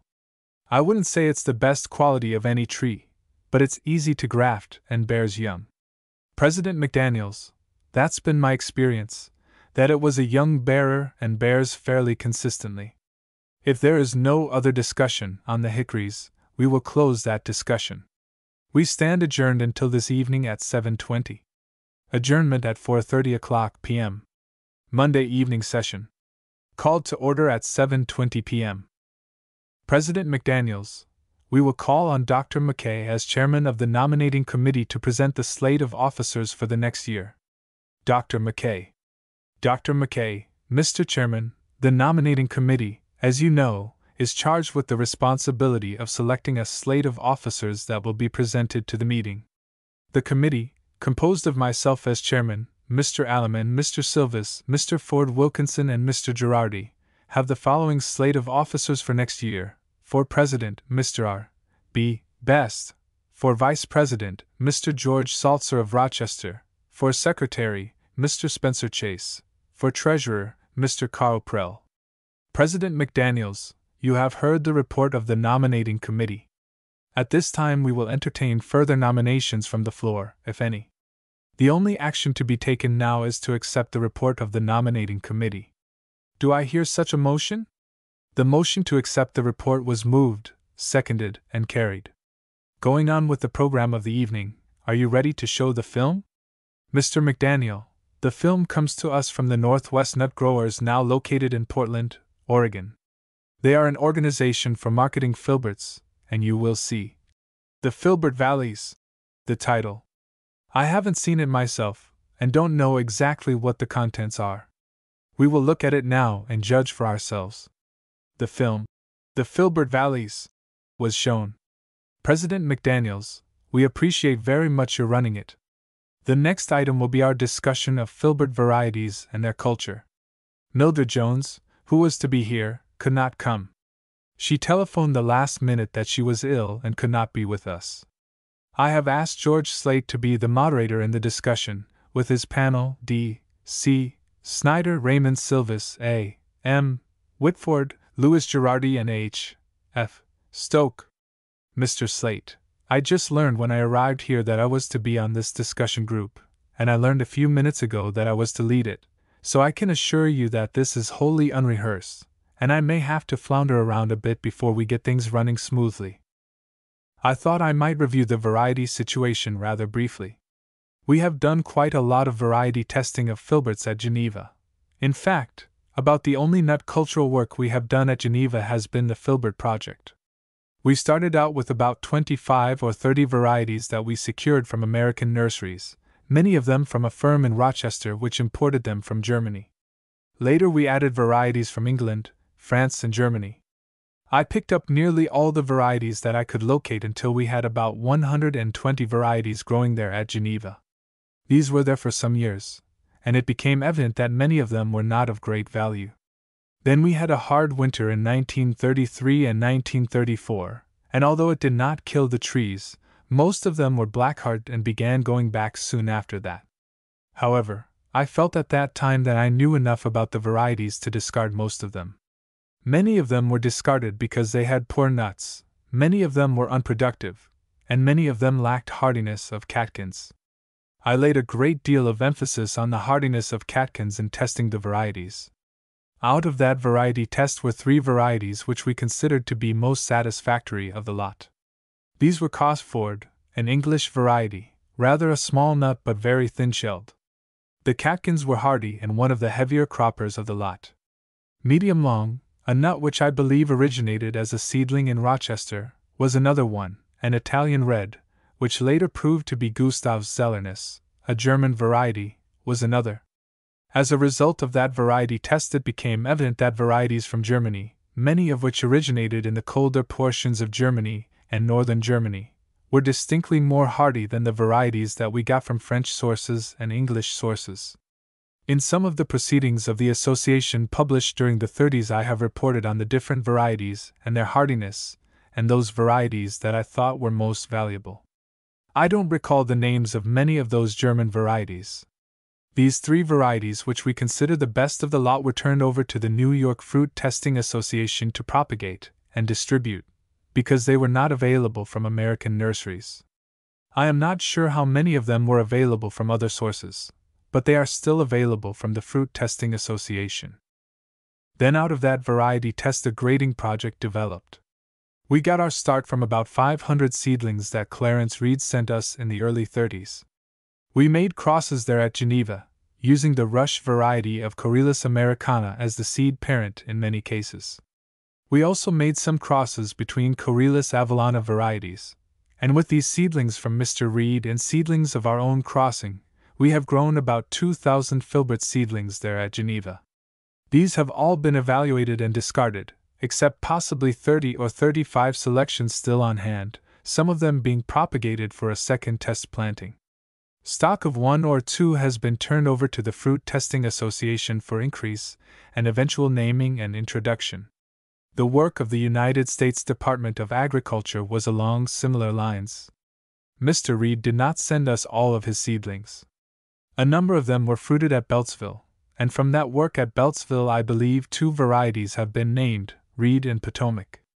I am not sure whether they are available yet from commercial sources. Mr. McDaniel, 2 of them are. Mr. Slate, Mr. Graham of Ithaca, a long-time member of this association and very much interested in filberts, had also made some crosses and raised several hundred seedlings. He used the Winkler variety as a seed parent. I believe he raised some seedlings of the Jones hybrids, which would make that material second-generation stock from the original cross between Rush and the Avellana varieties. Mr. Graham's planting was in rather a cold area. He had considerable winter killing. Eventually filbert blight got into his planting, and it really cleaned house. There were a very few seedlings in his planting which remained free of filbert blight. I think it is a fairly safe guess to say that they were probably very resistant to blight. So far these have not been propagated to any extent. There are a few cultural problems. The ones that we have encountered at Geneva have been winter injury, particularly of the catkins, and also some of them have not been as hardy in wood as we would like. We have had no trouble with filbert blight, presumably because we are isolated from the wild hazel, which harbors this blight. Dr. McDaniels has had trouble with his planting at Ithaca with filbert mite. With this introduction, which is mostly varieties and breeding, because that seems to be my interest, I'd like to call on some members of the panel to get their experiences. Mr. Snyder raises nut trees in Iowa where winter injury is probably much more serious than we have at Geneva. At Geneva we have a fairly respectable climate, and can get a crop of peaches about 9 years out of 10. In Iowa they have a lot more sunshine, and I think probably sharper drops of temperature than we have at Geneva. I'd like to have Mr. Snyder tell us what his experiences have been with filbert varieties. Mr. Snyder: I really didn't know that I was to be on this panel until I got here. I thought I was on the hickory panel. As Mr. Slate says, our climate is more severe than that at Geneva. We can get the very hardiest peaches to bear about 2 years out of 3, and the trees are severely injured in between. So that will give you a little idea as to the climate in that respect. We made quite a planting at one time, maybe 30 of the Jones hybrids, and they did quite well for several years, and then between the winter killing and the blight most of them are dead now. The Winkler, of course, is an Iowa nut and was introduced by our people and did very well for a number of years but has backed out on us the last several years, too, I believe due to this same mite trouble that Dr. McDaniels reports in New York. They just don't bear. The bushes are quite healthy, and we get plenty of catkins, but we don't get any nuts to amount to anything. We have a little bush of the Manchurian hazel. It isn't worth mentioning as a nut producer, but it does have very attractive foliage and seems to be entirely healthy, produces perhaps 3 to 5 nuts a year on a bush as high as your head. You may be familiar with it. The foliage is very distinct from anything I know. The leaves are truncate at the end, cut off quite square, with just a little point in the middle. Mr. Slate, I don't have that. Mr. Snyder, that is standing our conditions all right, and several years ago Mr. Reed sent us what he said at the time were Chinese tree hazels, but later he retracted and said that they were not Chinese tree hazels but they were hybrids of the Chinese tree hazel. There were 4 of those plants. One of them was a tremendous grower. It would grow 6 feet or more a year and commence bearing in a year or 2. But the blight hit it and cleaned it out. There is only one left now, one of the slower growing ones, and while it promises to become a tree, it is a very irregular growing one. I think it had half a dozen nuts on this year.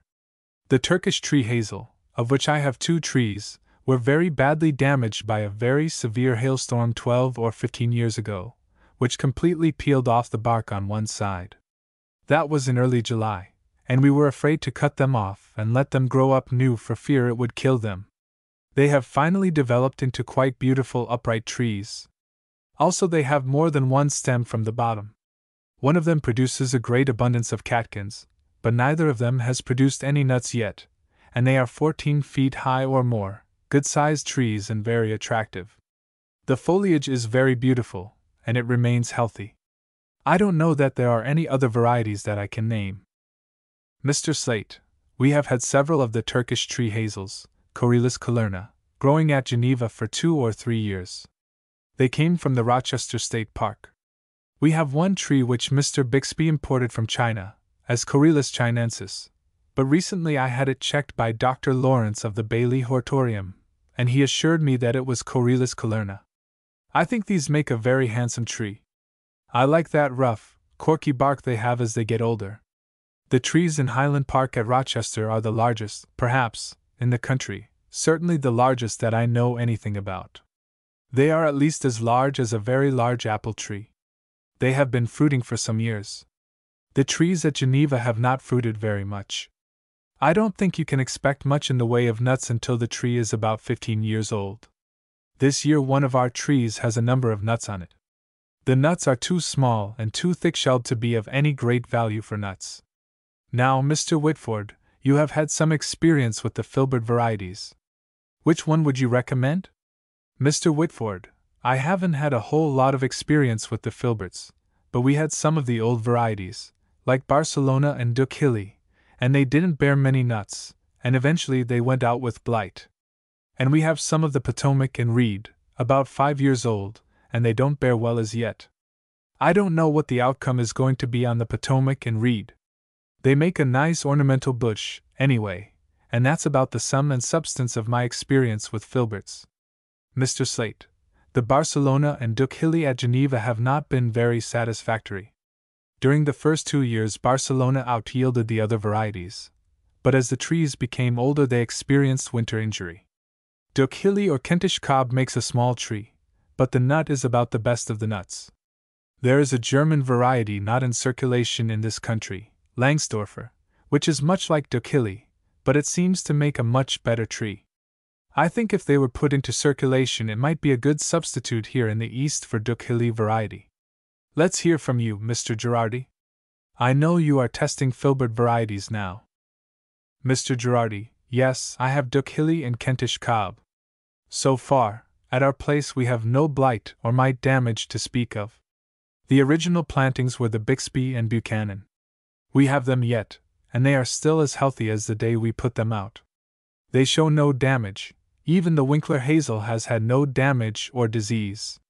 It may be the soil, although we have them on high ground and low ground both. Among the newer ones this year the Reed has the most on. The Potomac, though it is the strongest grower of the two, has less nuts. Although it appeared to me that the catkins were all killed in February of this year, still we have some nuts. The Jones hybrids, when the catkins are killed, have very few, if any nuts. Some years we have a crop, if some of the catkins are held back and bloom late. Winter killing in February before they have had a chance to pollinate has been our main trouble. If we could get a variety that this wouldn't bother, we'd have what we are looking for. Mr. McDaniel, the Winkler will bloom for you almost every year. Doesn't the Winkler hold its catkins most years? Mr. Girardi, yes, sir. I'd say at our place the Winkler has never failed entirely. Even though the catkins are killed, they still bear quite regularly. Mr. McDaniel, I can say that for it at Urbana. Mr. Whitford, the catkins might have been killed, but you might have had some cross-pollination from other sources. Mr. Girardi, there is a chance of that, of course. There is a wild hazel within a quarter of a mile, but apparently the wild hazel bloomed first. They were on a south slope and naturally came out first. I tried to keep them on the north slope, or on the cool side of any particular planting, because if you can hold them back more, you have got a better chance. If you plant them on the south side, you rarely get anything. Mr. Slate, the hybrids bloom later than the Avalana varieties, and they mature nuts later. Is that your experience? Mr. Girardi, that's true. I will admit your hybrids are a little later blooming, because your American hazelnuts around our place bloom very early, sometimes in January in full bloom. Mr. Slate, see, Avalana starts blooming in March and blooms for about a month. Some years when you have had considerable open weather, they have bloomed as early as the middle of February. They will, of course, stand considerable freezing when they are in bloom. As regards the pollination, I believe about all the information we have is the work that was done at the Oregon Experiment Station a number of years ago. All of the varieties tried were self-unfruitful or self-incompatible. The term, self-sterile, is often used, but I think it is a little more exact to say self-unfruitful or self-incompatible. They are not sterile, because the pistillate flowers are normal, and so is the pollen produced by the staminate flowers. It's just a question of inability of the pollen to fertilize the pistillate flowers on the same variety. We know nothing about the pollination requirements of any of these Corylus avellana or Corylus americana hybrids. We do know that when the cross is made that the Corylus americana variety must be the seed parent. The cross doesn't work the other way around. That's about all we know about the cross-pollination of these filberts. Mr. Sawyer, we have had them to bloom in April or the first week in May. Mr. Slate, the seedlings? Mr. Sawyer, the seedlings. Mr. Slate, what is the origin of the seedlings? Mr. Sawyer, they are the natives. Mr. Slate, the native C. Ristrata, or C. cornuta to some botanists, it seems to me has nothing that we want in the way of a nut, if we can possibly grow these other varieties, the Americana selections or the hybrids. It's a miserable little nut with that long, prickly husk. It's very difficult to get the nut out of it. For that reason, I have never been very much interested in it. Mr. Sawyer, how is the Ryan? Mr. McDaniel, Mr. Gallatley out in British Columbia has named several hybrids between Avellana and the Corylus cornuta. Have you seen it? Mr. Slate, no, I haven't seen it. Mr. McDaniel, they describe them in their catalogue.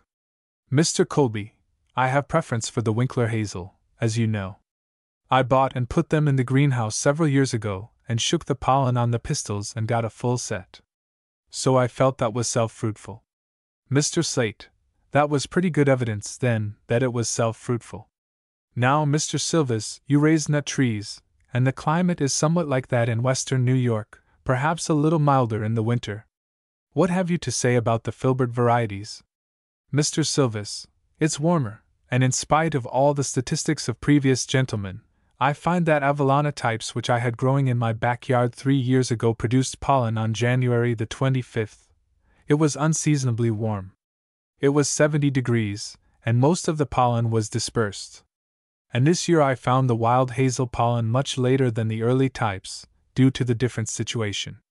The wild ones which I had seen were growing in semi-shade under tall trees, and my bushes and plants are growing in the backyard south of our house. And I think I have the largest planting in the state of Ohio, about 24 plants, and I am in production. Besides numerous seedlings, I have the following varieties: Italian Red, Cross Ford, Medium Long, Duke Hilly. They are in bearing. Italian Red and Duke Hilly planted together, I believe, are good for one another for the production of nice filbert nuts. I have, from Sion which you sent me several years ago, Cosford, and now on their own roots Neue Riesness, and what I thought the tag said, not Langsdorfer, but Langsberger. Mr. Slate, there is a Langsdorfer, and I think there is another variety which Langsberg is part of the name. I am not sure, I will have to look that up.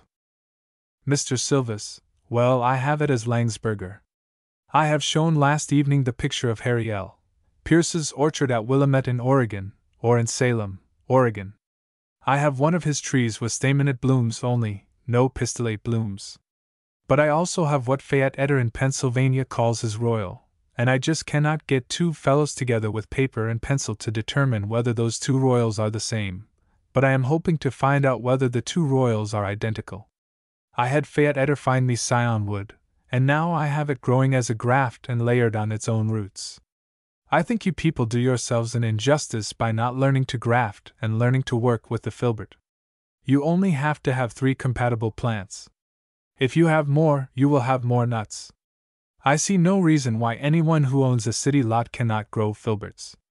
They are much easier to take care of, and you are not going to prejudice the plant by having it associate with its wild cousin, and I think you will find a lot of enjoyment in the filbert bush. Mr. Slate, what variety do you think is best? What 2 or 3 would you plant? Mr. Silvis, for eating I like Duchilly, and the catkin is hardy with me, and I am between the 40th and 41st parallel. I'd say anyone who lives from Iowa to the East Coast within 100 miles north or south of the 40th parallel should have the same luck that I have. And as to a group planting, I would suggest, as you recommended to me when we first started out, the medium long, Cosford and Italian red. If you want only 2 bushes, Italian red and Duchilly will work well together.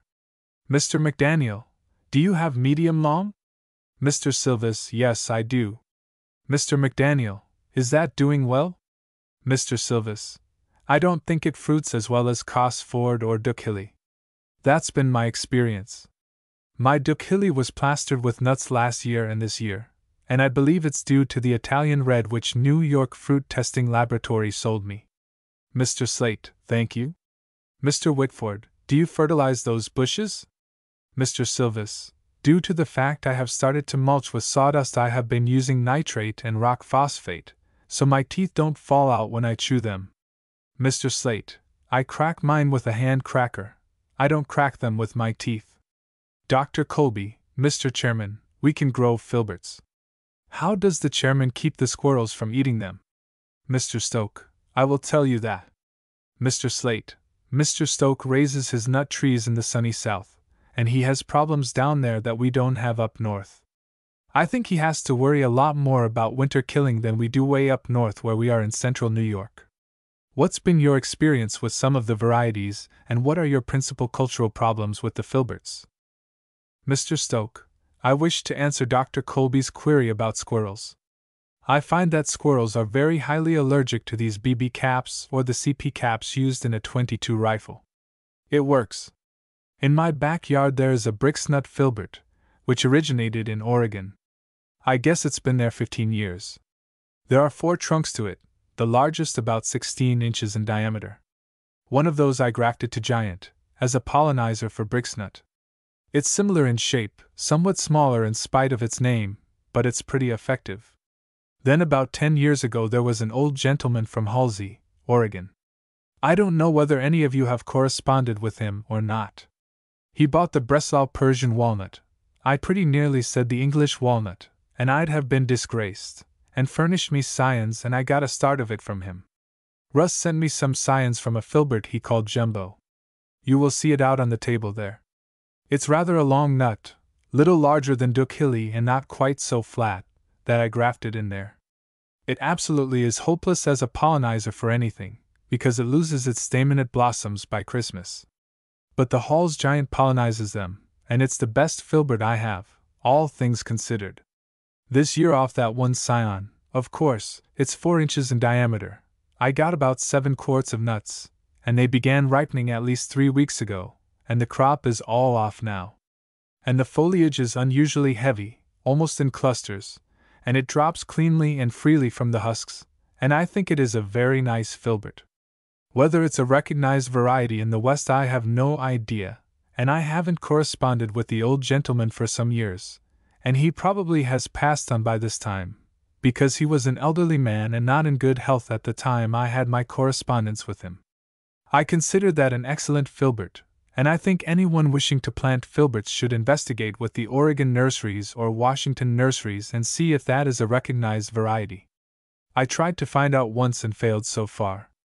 I do not have it on its own roots. I hope that I will have it rooted in another year. In my backyard also I have one that I bought in Oregon. That's as tall as up to that beam, maybe almost to the ceiling, very vigorous growth, larger nut than Longfellow, thicker nuts and also longer. But I think the thing he sold me was a graft, and the graft died, and this came from the root. It bears very sparingly, but it's a very large nut, and I wondered why it was always so spare, and I caught it blooming in December. Stamen it blossoms in December this year. So that's that.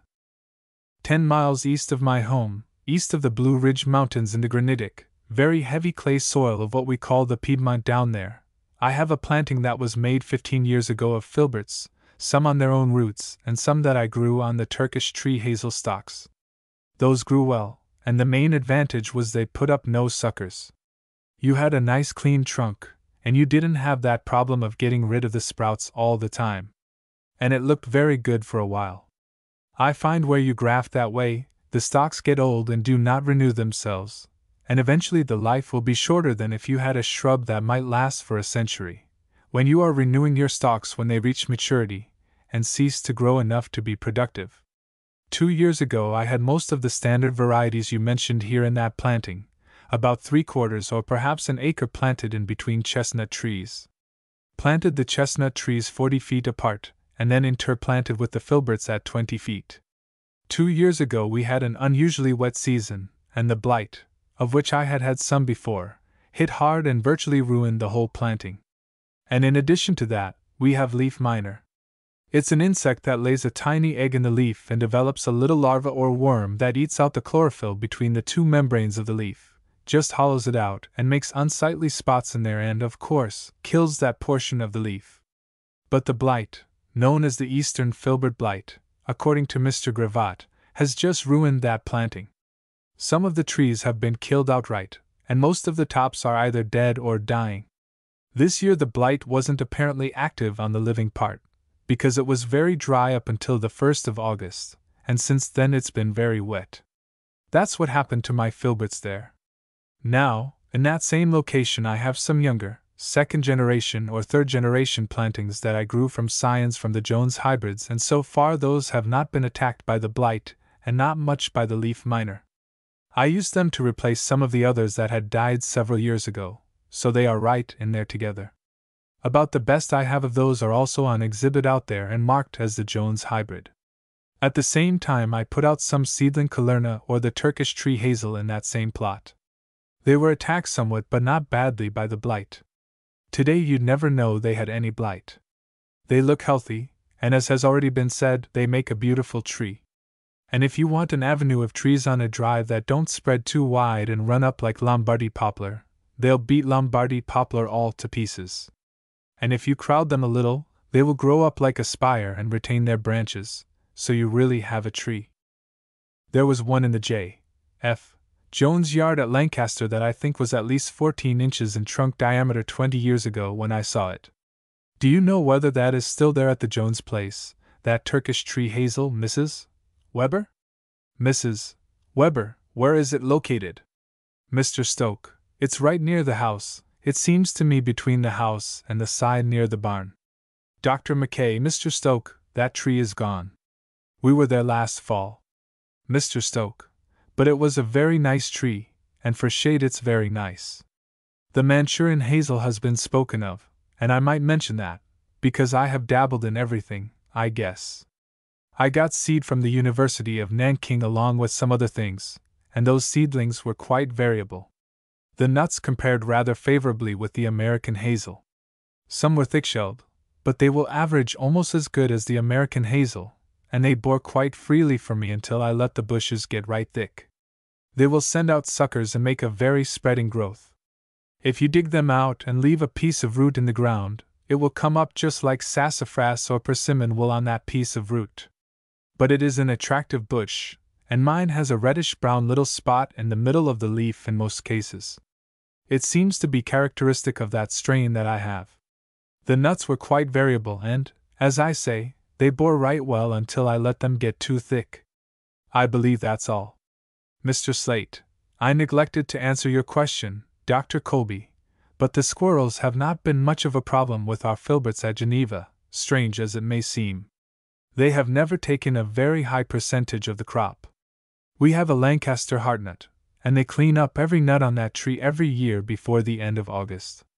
I'd like to comment on this matter of the name of Halley's Giant, I think you called it. I think the name is Halle, the German town where the variety originated. I prefer the name Halle, because calling it Hall's Giant is more or less a sign its origin is a man named Hall. Mr. Stoke, in some catalogues it is one way and some the other. Mr. Slate, we have other items on the program tonight, and as the Latin student said, Tempus is fugiting very fast.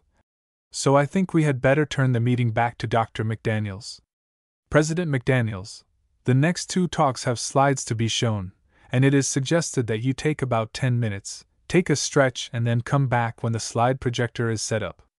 My experiences with Chinese chestnuts. W. J. Wilson, Fort Valley, Georgia.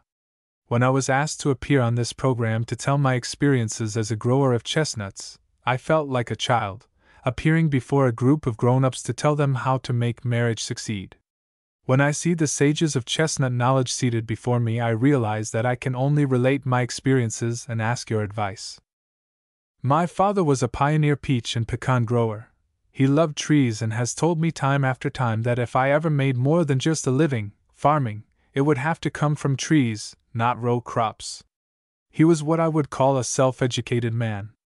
He had small chance of formal education, being the sickly son, one of 8 sons and 3 daughters, of a couple who eked out an existence on the poor, unproductive, sandy soils of Crawford County, Georgia, growing the one and only cash crop of those days, cotton. The combined wages of these boys often amounted to more cash money than their own cotton crop return because the supplier got most of the money from their own crop. They helped neighbors pick out their cotton crops after finishing their own. Grandfather must have liked to experiment in his limited way. Each spring, as grandfather would plant his small patch of Spanish peanuts and yellow corn, grandmother would tongue-lash him, saying, "So long as you fool away your time with Spanish peanuts and yellow corn, you will remain a poor man." Time has proven grandfather right and grandmother wrong. Spanish peanuts is a huge industry. Most of our hybrid corns, which have added millions of bushels to our yields, are yellow. My father wasted his time back at the turn of the century planting a peach orchard on his best cotton land. He planted pecans each winter, beginning about 1912, often to the ribbing of friends who still worshipped at the feet of King Cotton. One told him that he had a pecan tree or 2 about his home and the damn flying squirrels ate all of the nuts. Another told him that if he wanted a load of stove wood, he would just as soon cut down a pecan tree as any other kind. At his death in 1942, my father had planted 600 acres of pecan orchards, each acre having been interplanted with peaches, to produce income while the pecans were reaching bearing age. I give you this background so that you may better understand my attitude toward chestnut growing. The scale on which I have set out on chestnut growing I know to some of you will seem rather bold or foolhardy. About 10 years ago I found that the U.S.D.A. Pecan Experiment Station at Albany, Georgia had a small chestnut orchard. Max Hardy was doing the chestnut work and was so much interested in them that I caught fire and have been burning ever since. When I found that the harvest came between the peach harvest and the pecan harvest, it fitted right into my kind of farming. The fact that it was a possible tree crop made chestnut growing still more attractive to me. Max suggested that I join the N.G.A. when I complained that I couldn't find much information on chestnuts. I attended my first convention at Norris. I have tried to make most of them since that time. Of all the discussions at the Norris meeting, the one that stuck in my mind was whether nurseries should recommend seedlings or grafted trees. I thought then, and still think, that for commercial production one must have varieties, because seedlings are so variable. I believe that when chestnut growing comes of age, the major part of the production will go through processing plants. It will be a great advantage to have nuts of uniform quality and size, which is and will be impossible with seedlings. Of the 15 trees that I planted in 1946, only one fruited in 1951. It bore only 3¼ pounds of nuts. The other 14 did not fruit. This year there are a few scattering burrs at 7 years of age, on those that I did not graft this spring. I am now too old to wait 7 or 8 years for a chestnut tree to begin bearing. These trees came from a Virginia nursery. The trees I planted in 1947, I started grafting in 1950, to Nanking, miling, and culling, and finished this spring, except for a few replants. I also grafted 10 trees in 1950 to abundance. These tops bore the second year, several bearing good burrs the same year the scions were set. These grafted trees are anxious to go to work, because they bloom in the spring and again in late July and early August. I have used the inlay bark, modified cleft, the cleft, and what I call a saddle graft, beveling 2 sides of the stalk and splitting the scion, thus slipping the split scion down over the prepared stalk. I have had equally good take on all types of grafts used. In 1948 I planted 200 seedlings bought from Max Hardy, grown from seed from the Experiment Station orchard. I believe the production record of this orchard has been given to this convention at previous meetings. You will recall that the off-type trees were rogued, leaving the parent trees of Nanking, culling and miling and others of good bearing habits. In 1951 4 trees out of this lot were outstanding in precocity. The earliest started dropping nuts the 15th of August and bore 7¼ pounds. The next matured September 5th and produced 8½ pounds. The third tree is unusual. I noticed it the 4th of October.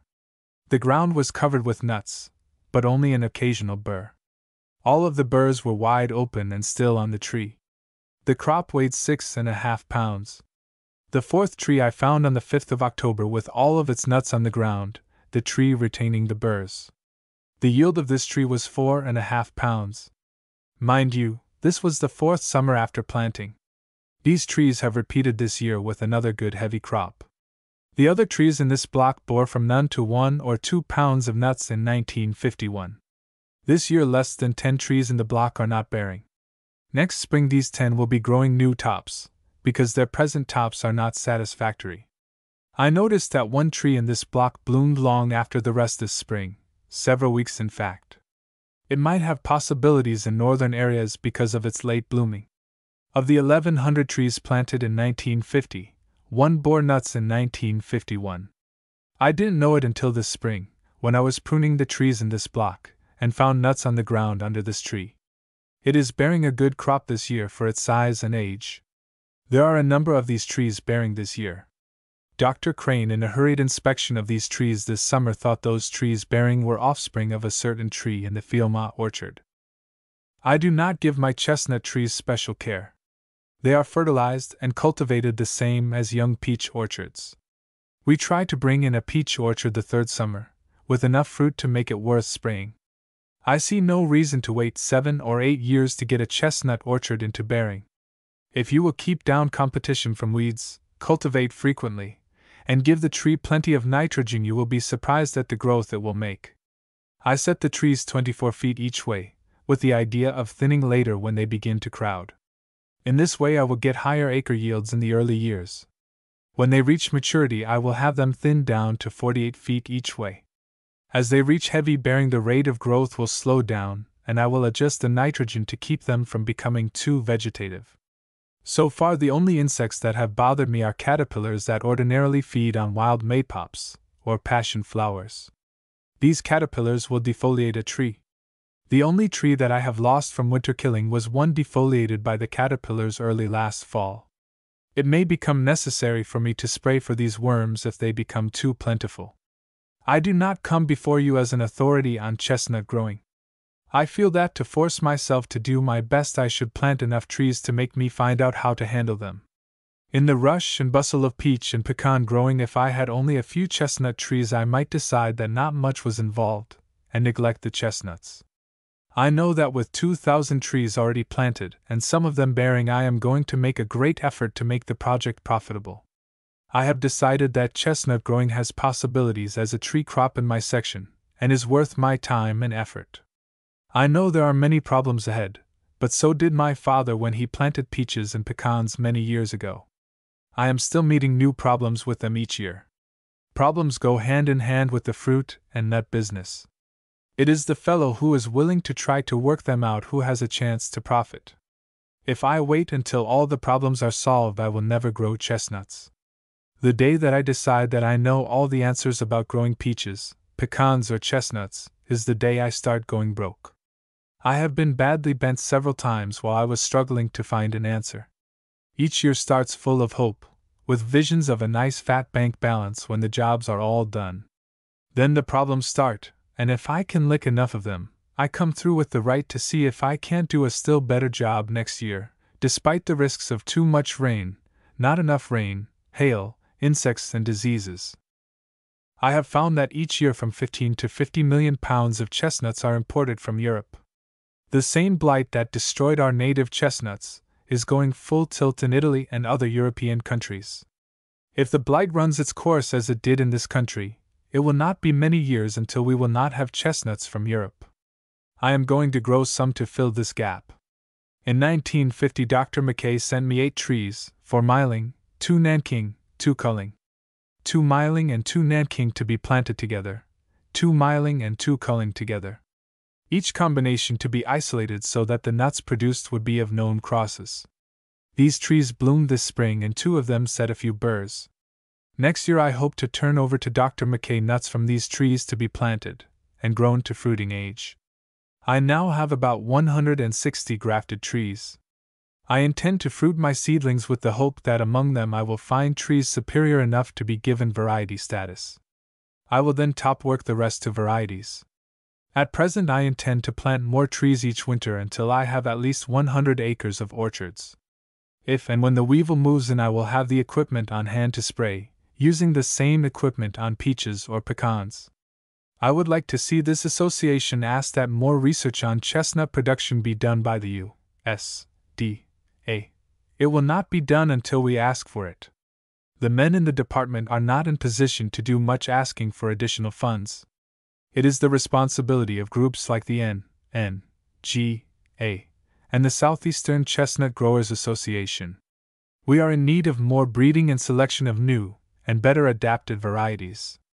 We need processing research, marketing research, and research in the field of production. We are not going to get it done until we insist on it good and strong.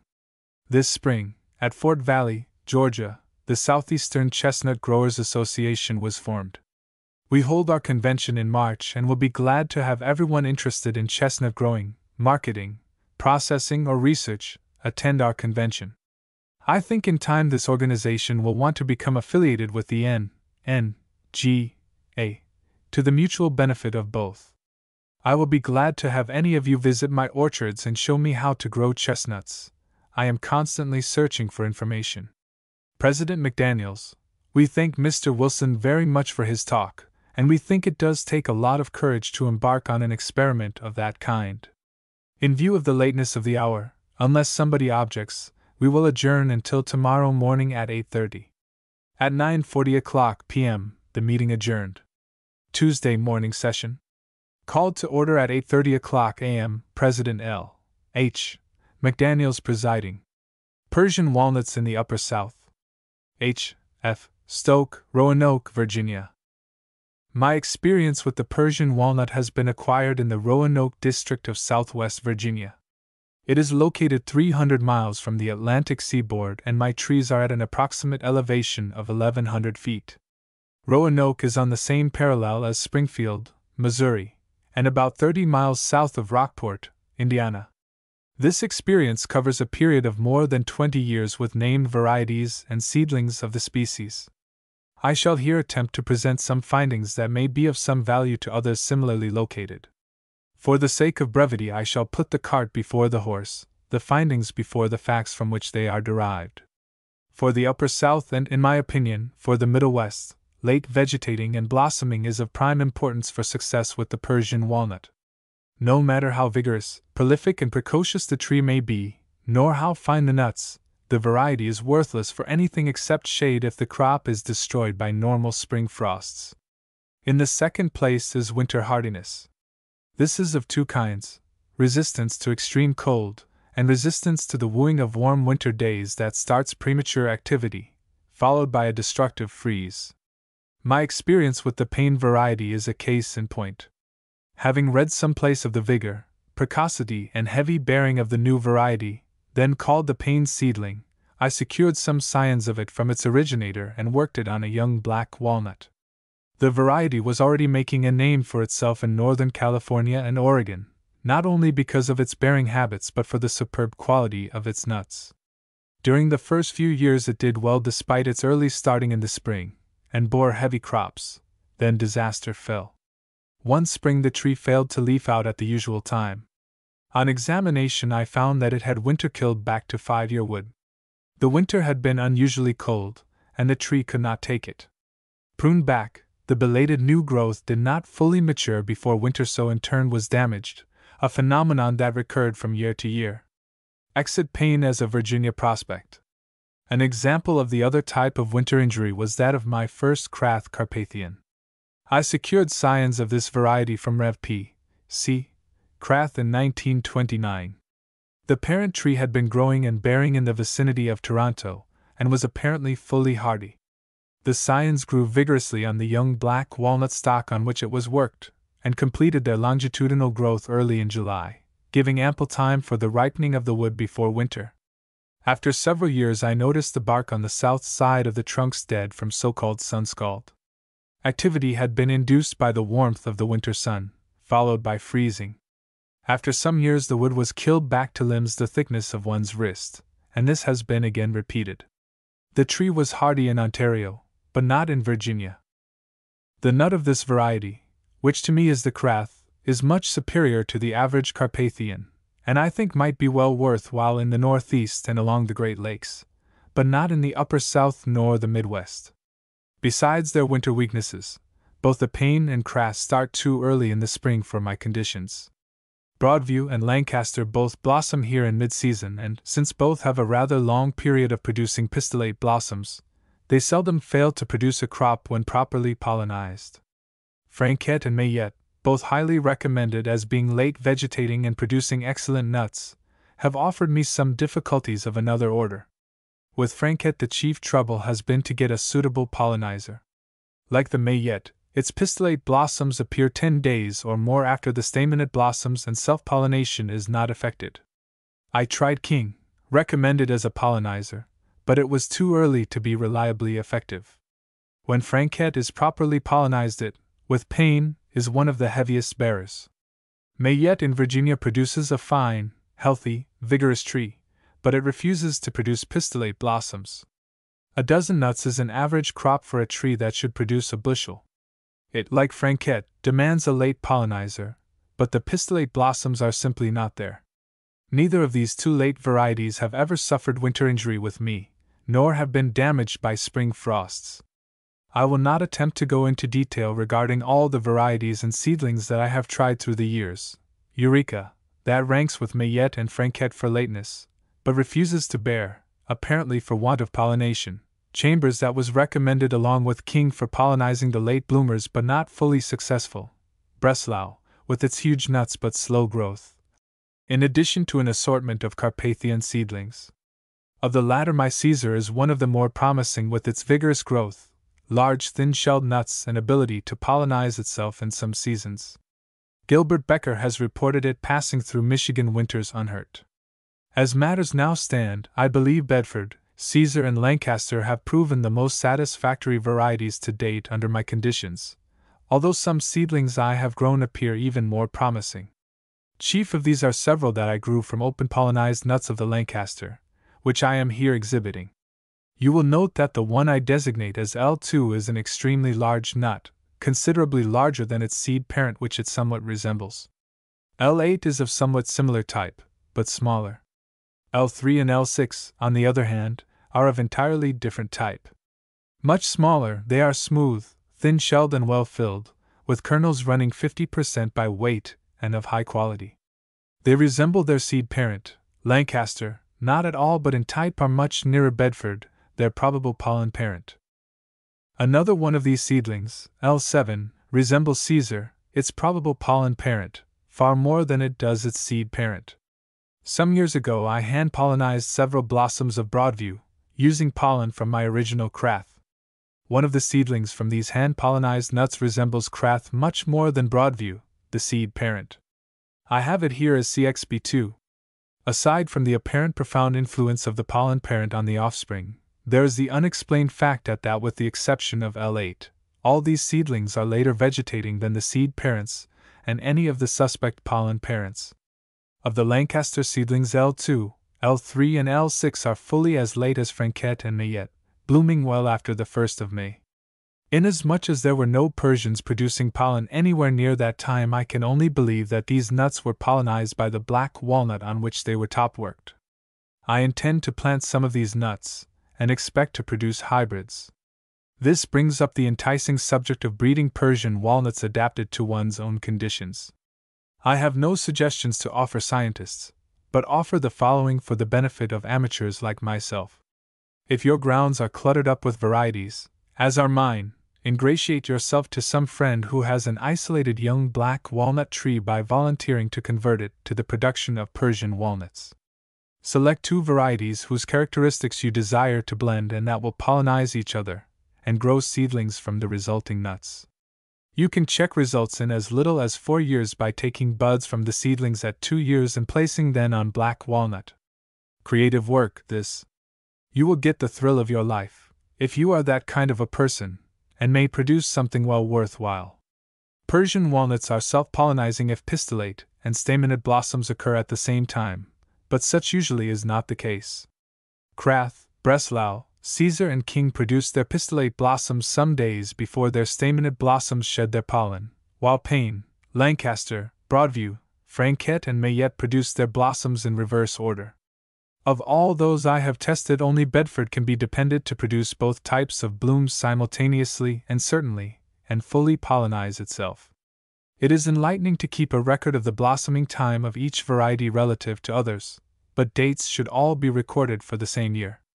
Warm, early spring induces early blooming, late, cool weather delays blossoming. By my records, Payne pistillates were receptive May 3rd in 1935, April 28th in 1937 and March 31st, in 1945, a variation of over a month. All varieties vary with the season, but the variation is greatest with the early varieties. There has been little disease among my Persian walnuts except that in wet seasons leaves and nut shucks are sometimes attacked by a fungus blight. In the city there has been no insect injury worthy of note. In the country, adjacent to wooded areas, insect injury is sometimes serious.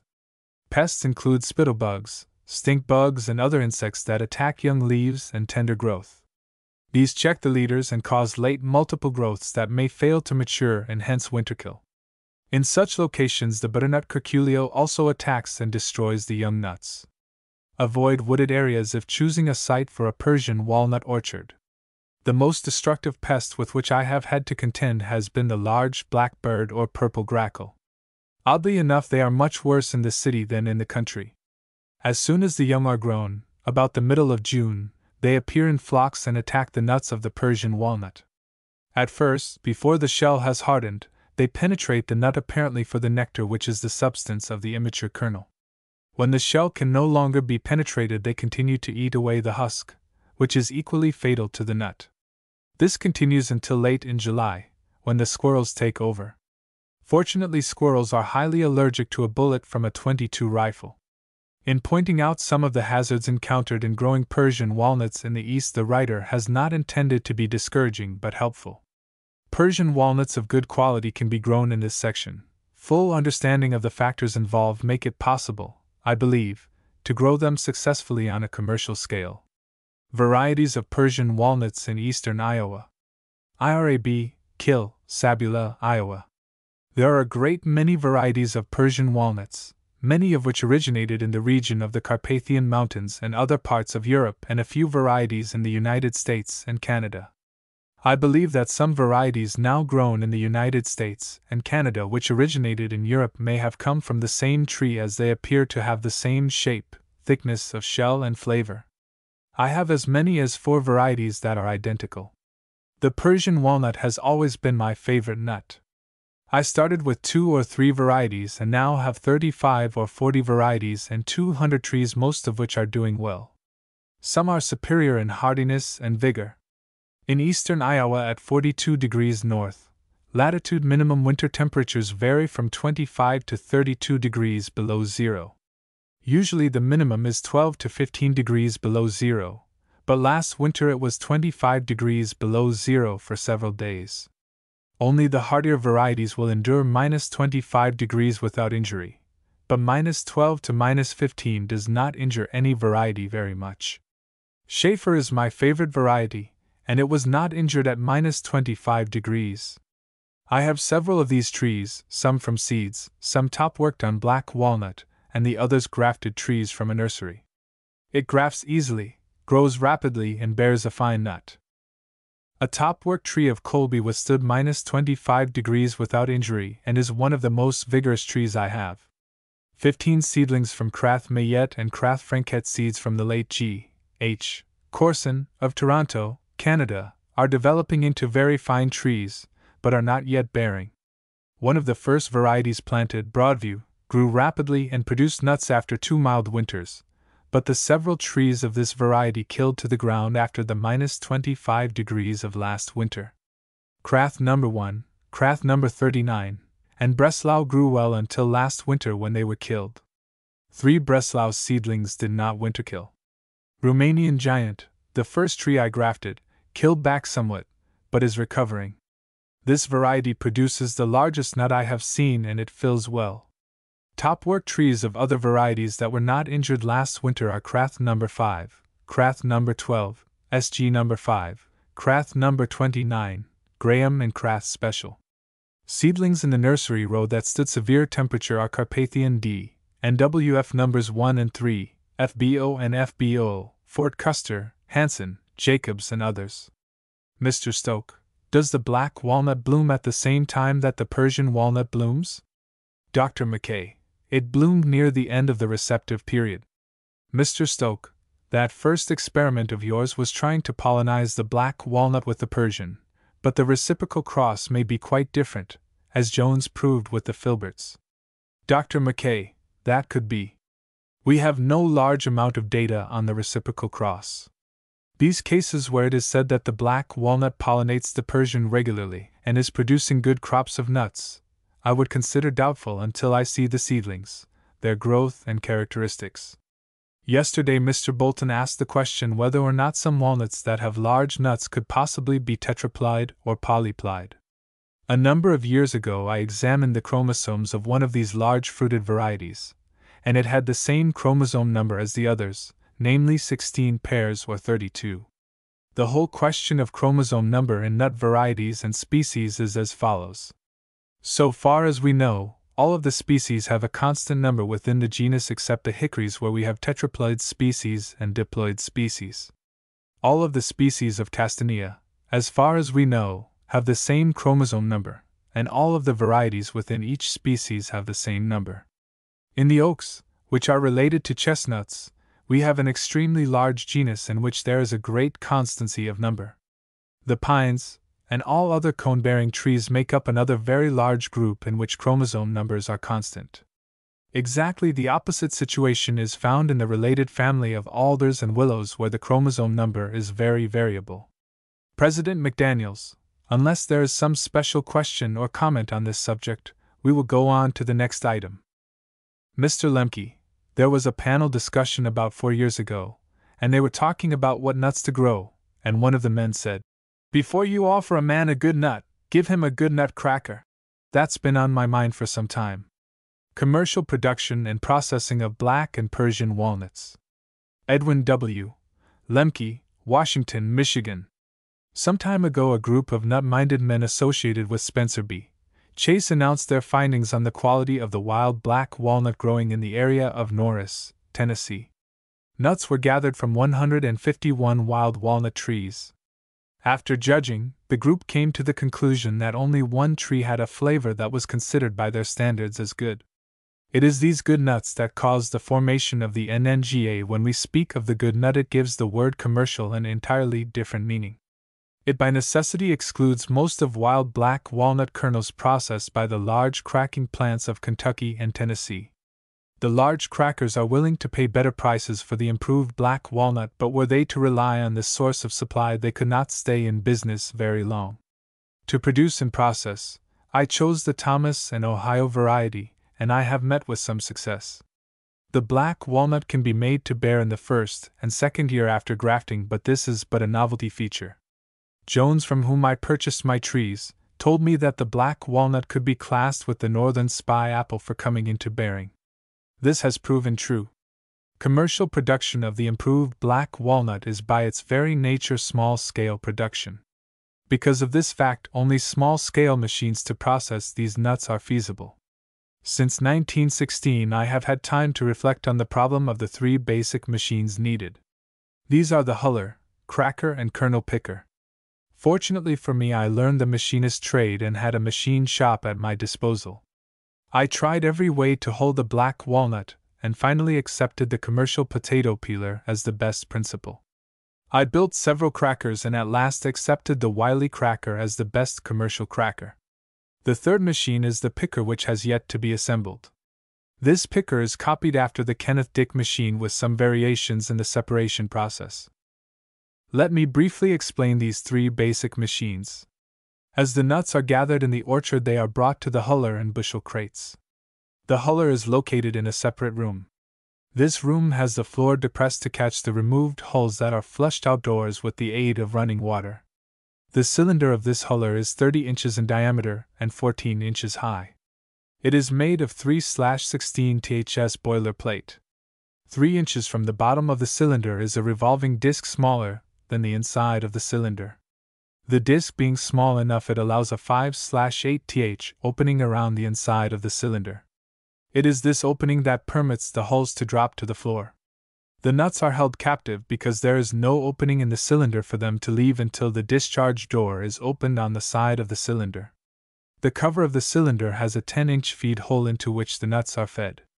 A 10-inch furnace pipe elbow runs from the hole to the serving trough into which the nuts are poured. A 10-inch pusher is used to shove the nuts into the huller, and serves to keep the feed hole closed while the nuts tumble around. The disc runs at 250 RPM, which is the proper speed to do a good job.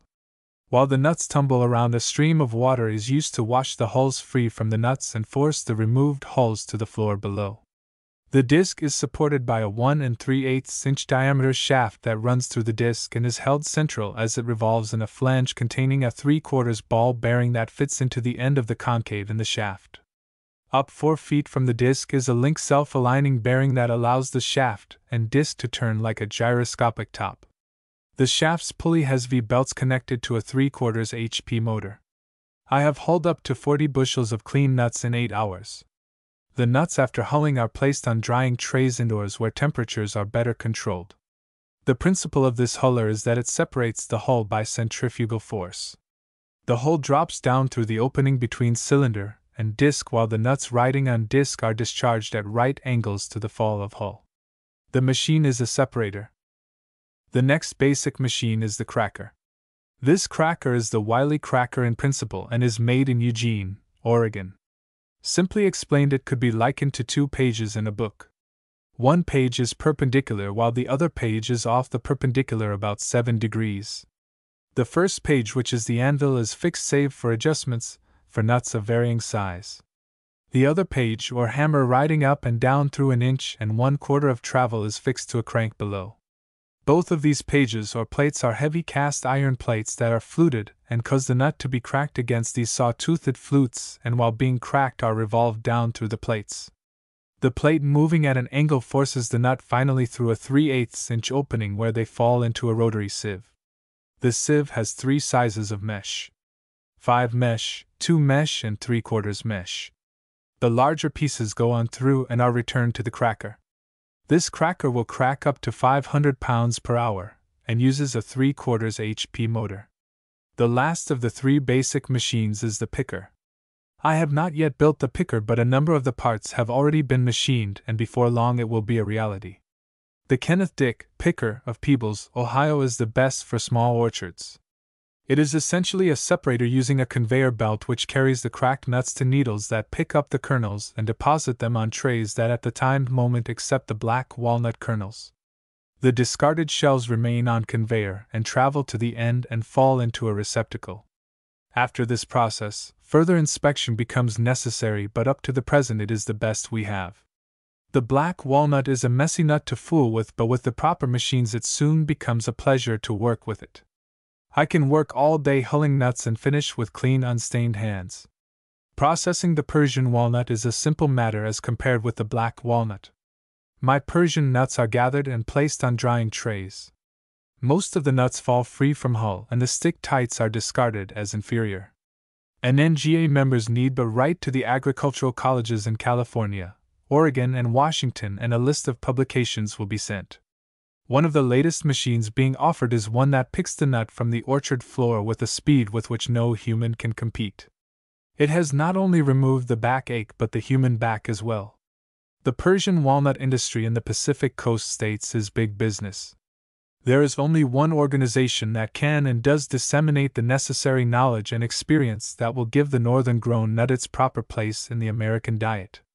That is the Northern Nut Growers Association. You newer members have become heirs to knowledge based on the experiences of others, which represents not only blood, sweat, and tears but a lot of good hearty belly laughs. When one becomes nut conscious, there is no turning back. It gives life a new approach and a finer meaning. Black walnut processing at Henderson, Kentucky. R.C. Mangelsdorf, St. Louis, Missouri. Mr. Mangelsdorf, Mr. Walker, and Mr. McDonald are unable to be here today, and I don't know if I can fill their shoes or not, because I am not in the purchasing or processing end of the black walnut business. We started this black walnut shelling operation a season ago at Henderson, Kentucky, with the idea of processing the nuts there and transporting the kernels to St. Louis for final processing and marketing.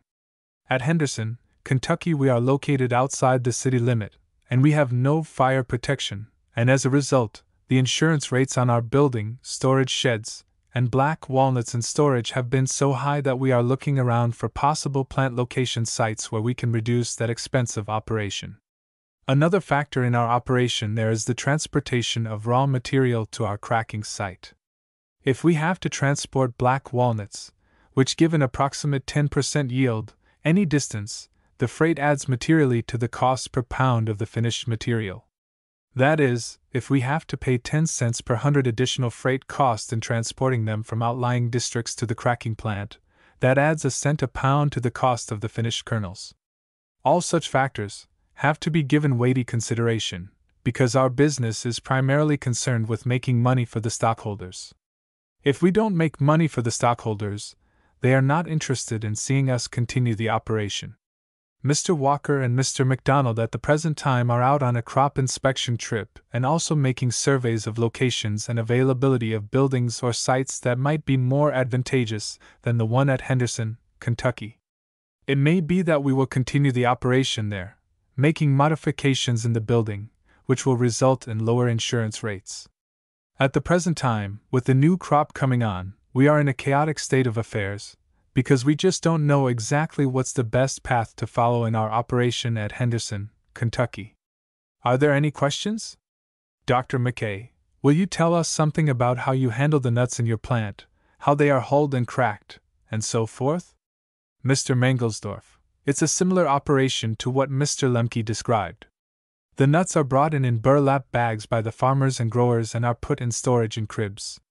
The plant at Henderson, Kentucky, was a popcorn processing plant, with a large crib under roof where the nuts are stored. After the moisture content is reduced somewhat, they pass through a tumbling drum to remove any of the extraneous hulls and other dirt that might be adhering. After the nuts are completely freed of all this extraneous matter, they are passed through a series of cracking rollers with screens. The nuts are cracked by passing between two rollers like a wringer, then passed over a shaker screen, the free nut meats passing through the screen. The large material that comes off of the screen is then passed between more closely spaced cracking rollers, and then further sifted and screened. Then the various materials that have passed through the screens are run through a Smalley picker. This is nothing more than metal pins on a series of fingers rotating on a roller that presses against a sponge rubber roller. The nut meats adhere to the prongs or points. The shells, not being penetrated by the points of the pins, are not picked up. Then there is a comb that picks off the adhering kernels from the picker prongs. That's the principle of most of the shelling operations of the black walnuts. I don't believe any major changes have been made in the processing of black walnuts in the last 10 years. Dr. Colby, how do you remove the hulls? Mr. Mangelsdorf, we try to buy only hulled walnuts, the farmer and the grower removing the hulls in a tumbler and selling to us only the dehulled walnuts. The kernels are packed in cartons and shipped to St. Louis for final picking of remaining shells and off-colored nut meats and graded for color, size, and quality. After this grading separation is made, they are either packed in our 4-ounce vacuum-packed tins or 30-pound bulk cartons, which are then sold through the trade. Mr. Wallach, what percentage of kernels do you get? Mr. Mangelsdorf, I think our operation at Henderson, Kentucky this past season for all of the nuts that were grown and gathered in this locality was about 9.48% yield of black walnut kernels by weight. Mr. Whitford, do you get any improved varieties, such as Thomas, Stabler, or Ohio?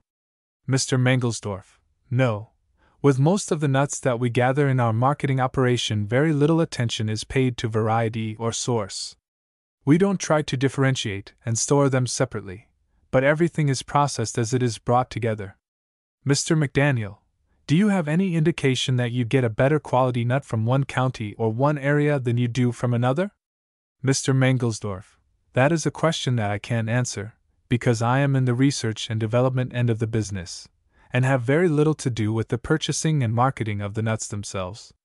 Mr. Lemke, what do you do when you strike a day that is very humid and the nuts start getting moldy? Mr. Mangelsdorf, that is a bugaboo. I always say you don't have to be nuts to be in the nut business, but it sure helps a little bit. All the nuts that I have ever had any dealing with seem to be very susceptible to mold growth. If the moisture content of the nuts is above a critical level, mold growth takes place in the shell at a very fast rate. The only thing we can do in a case like that is to get the kernels into St. Louis and destroy the mold growth or spores on the surface before it can grow so that the fungus mycelium is visible to the eye. The black walnut and pecan, if you examine them under the microscope, all seem to have mold growth on the surface of the kernels. I am inclined to believe that the nut kernel is not completely sterile in the shell and that through some manner or means the mold spores have been introduced onto the kernel, because immediately after shelling examination of these nuts under a microscope will show some fungus mycelium on the surface of the kernels. Dr. McKay, one comment is that the pellicle of a black walnut or a pecan is very hygroscopic. It tends to absorb moisture readily, whereas the kernel itself, being high in oil, does not take up water readily. That, apparently, is why there may be evidences of mold growth on the kernel, though it may not be actually penetrating. It is only superficial, growing on the pellicle of the kernel, not on the kernel itself. Mr. Mangelsdorf, right. Dr. McKay, black walnut kernels are outstanding in their resistance to heat, and will get rancid very slowly under conditions of high heat, not humidity. For example, we had some nuts in our attic for 2 summers in a place where it gets very hot yet dry.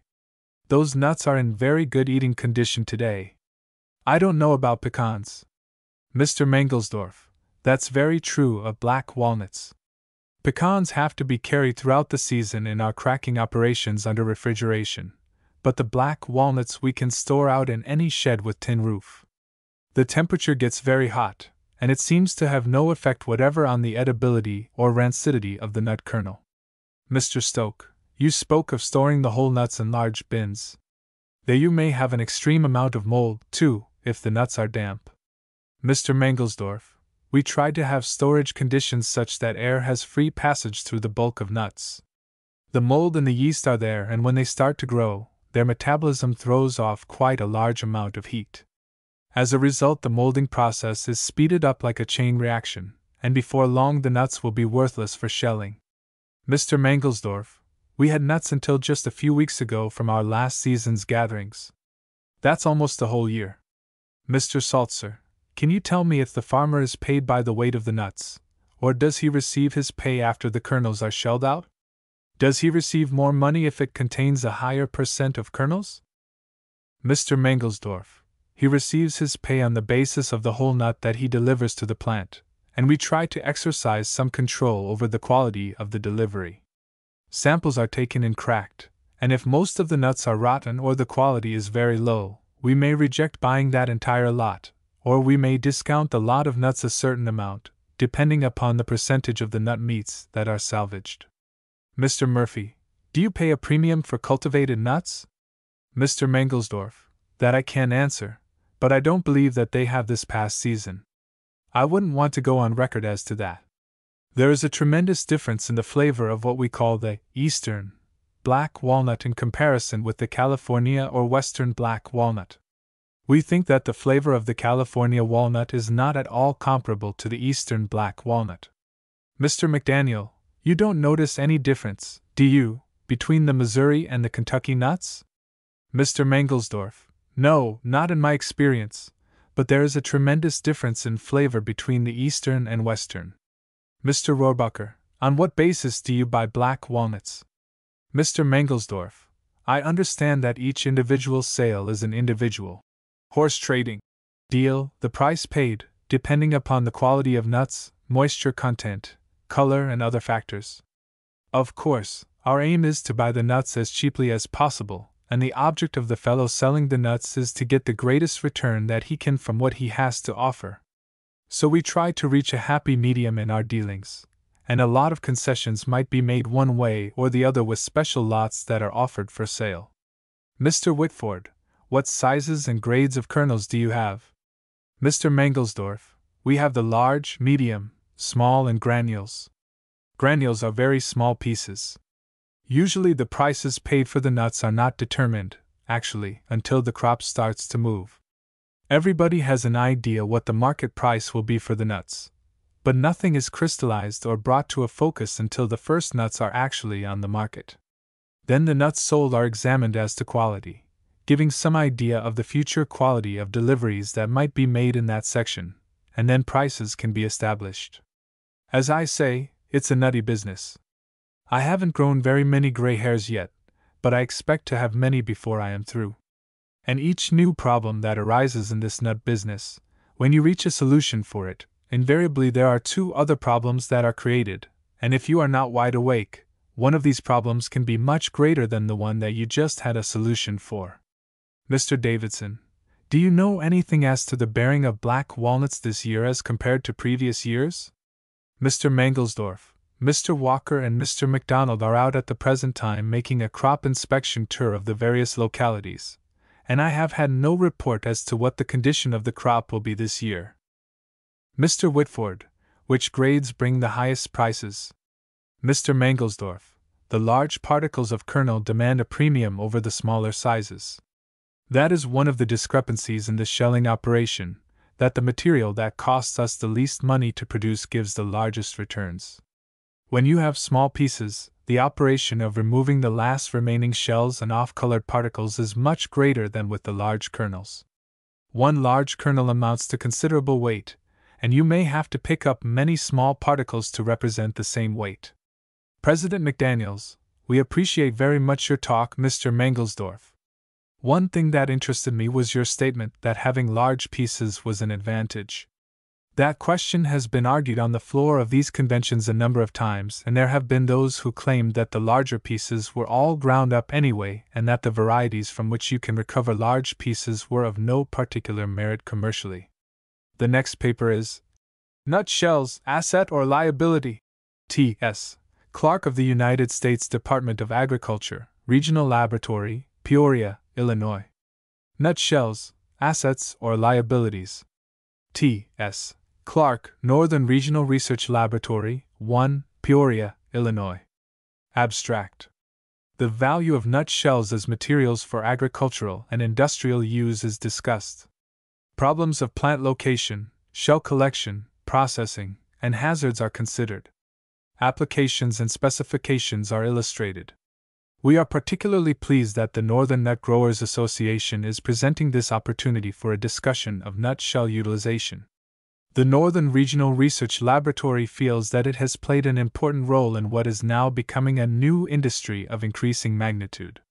For the benefit of those who are not already acquainted with the laboratory, permit me to digress momentarily to explain briefly its organization and functions. The Northern Regional Laboratory at Peoria, Illinois, is one of 4 large research laboratories established by an Act of Congress in 1938 and placed under the administration of the Bureau of Agricultural and Industrial Chemistry. The function of these laboratories is to conduct research and to develop new chemical and technical uses as well as new and expanded markets for the farm commodities and byproducts of the regions in which the laboratories are located. The commodities studied at the Northern Regional Research Laboratory are the oilseeds, cereal grains, and agricultural residues, which include corn cobs, stalks, straws, sugarcane bagasse, hulls, and shells of nuts and fruit pits. Because of the great similarity in chemical and physical characteristics of the residues, all research on these materials is conducted at the Northern Laboratory. During the time that the Northern Laboratory has been actively investigating shell materials and other agricultural residues, we have been in direct communication with operators of shell grinding plants. Some of these have been visited. We have received numerous letters and calls for information and assistance in solving grinding problems, or in using the ground products. Through these contacts and our experiences, we have learned much about the factors that lead to success or failure in this utilization. 10 plants are now producing a variety of ground shell products useful in both agriculture and industry. When the Northern Laboratory was organized, only one plant, established originally by the California Walnut Growers Association, was grinding nut shells. This plant, following a number of operational difficulties and administrative changes, now processes 40 tons or more of shells per day and produces a wide variety of ground products, including exceedingly fine flours for use in plastics and plywood adhesives. It has been said that this plant processes all of the English walnut and apricot pit shells and 80% of the peach pit shells available in California. The laboratory has attempted to determine the amount of shells and pits available commercially in different areas. Data of this nature has been obtained for the larger cracking plants, but there are many small operations for which we lack this information.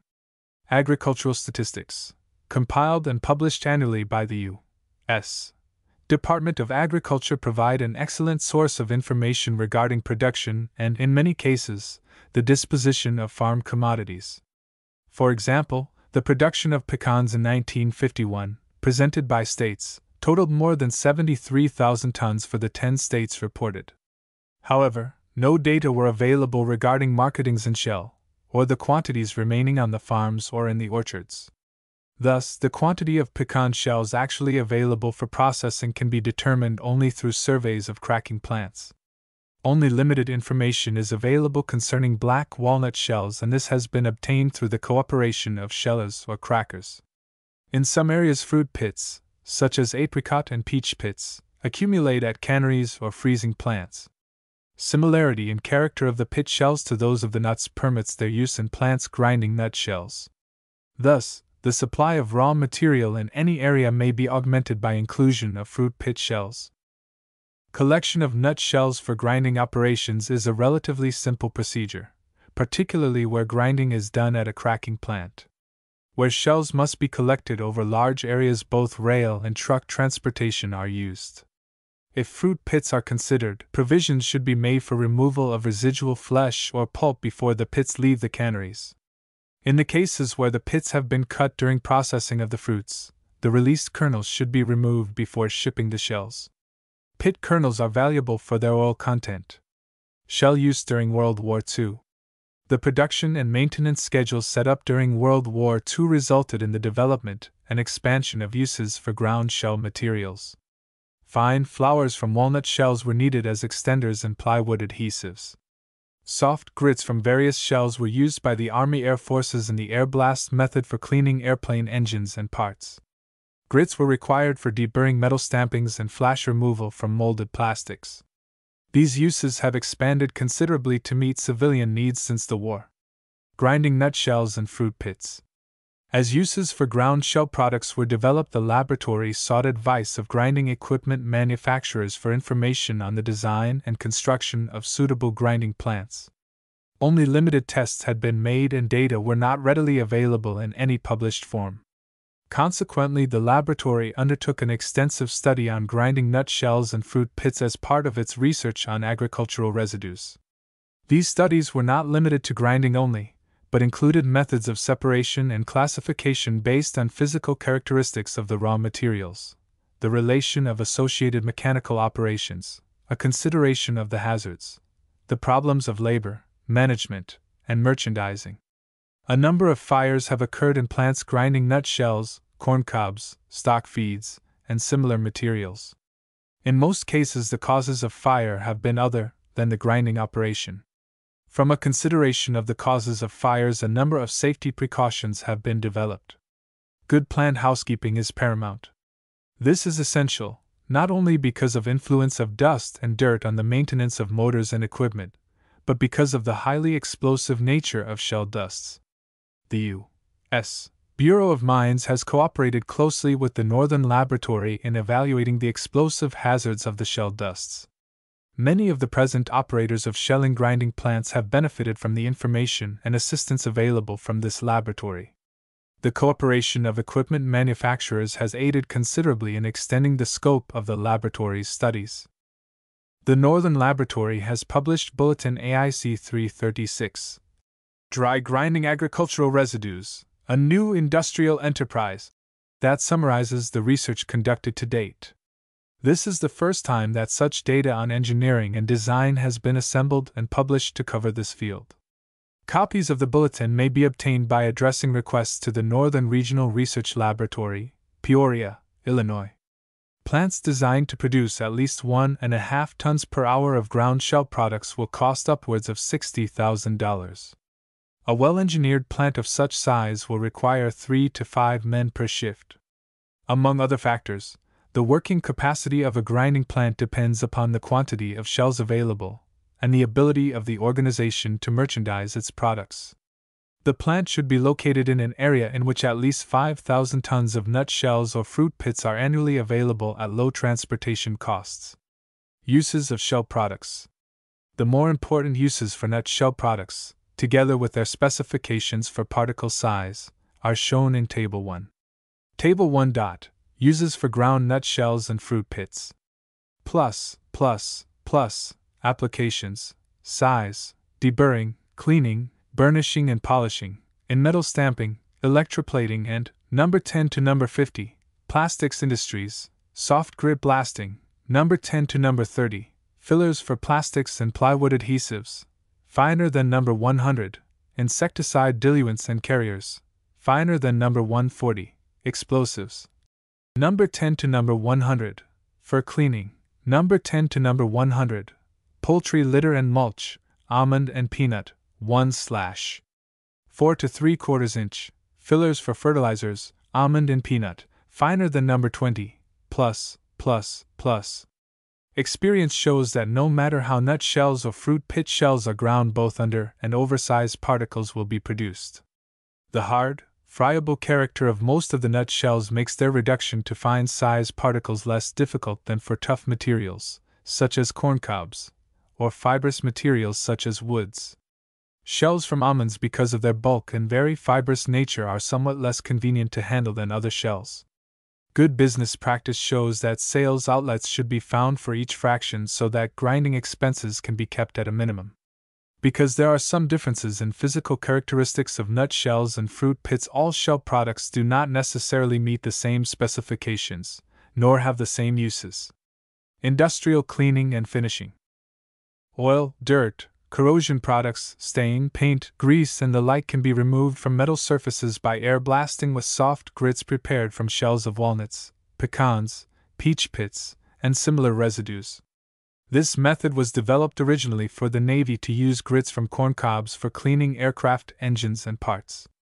The method is inexpensive and foolproof because surfaces are cleaned without change of dimensions. No pitting or abrasion, such as produced by sand blasting, occurs. The method is particularly useful with mild steel, non-ferrous metals, alloys, and parts that must be maintained at close tolerances. Modifications of the blast method are used in finishing molded plastics, metal die castings, and machine parts. One manufacturer of precision instruments states that his company saves $100,000 a year in finishing parts with shell grits. Many stamped metal articles and molded plastics are deburred, cleaned, burnished, and polished by tumbling in drums containing shell grits. Various grades of grits are required depending upon the nature of the pieces being finished. Fillers for plastics and plywood glues. The laboratory has studied the use of shell flours for use in plastics and plywood glues. Many of these flours are now in regular commercial use. Flours for these applications are prepared in various grades, all finer than 100 mesh. Use of these flours not only improves the properties of the final products but also reduces the cost of the products. Molded plastics prepared with fine flour from English walnut shells have exceptionally fine surface finish. Insecticide carriers. The insecticide field provides a good outlet for shell flours. Flour from walnut shells was the first of this type of material to be used for this purpose. Often the active ingredient in a finished insecticide is present in quantities of less than 1%.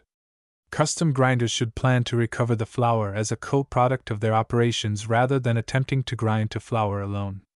Explosives. Large amounts of shell grits and meal are used as diluents in the manufacture of dynamite. Material for this use ranges in size from number 10 to number 100, the requirements of the individual manufacturers falling within much narrower limits as to size. For cleaning. Furriers have found that various ground shell products are very effective agents for cleaning furs. Size requirements for this purpose are broad, the limits being dependent upon the cleaning equipment maintained by the furrier. The natural oils present in some shell products are considered advantageous for this application. Sundry applications. Stock bedding, poultry litters, fillers in feeds and fertilizers, mulches, charcoal, tannin and abrasives and hand soaps are some of the other products that are prepared from nut shells. The shell products cannot be used interchangeably but must be selected in accordance with their chemical and physical properties. I hope that the foregoing brief discussion has conveyed to you the potential value that lies in the piles of shells accumulating at the cracking plants, and that these accumulations can be converted from expensive wastes to profitable products. Footnotes. Footnote 1. One of the laboratories of the Bureau of Agricultural and Industrial Chemistry, Agricultural Research Administration, United States Department of Agriculture. The propagation of the hickories. Panel discussion led by F. L. O'Rourke, East Lansing, Michigan. Mr. O'Rourke, I hope that we can have a rather stimulating session on hickory propagation this morning. Last year we had a session which was supposed to take in propagation of all nut tree species. However, we never got away from Chinese chestnuts. It was Chinese chestnuts from the start to the finish. The program committee this time thought that we should limit it to one group, and they chose the hickories.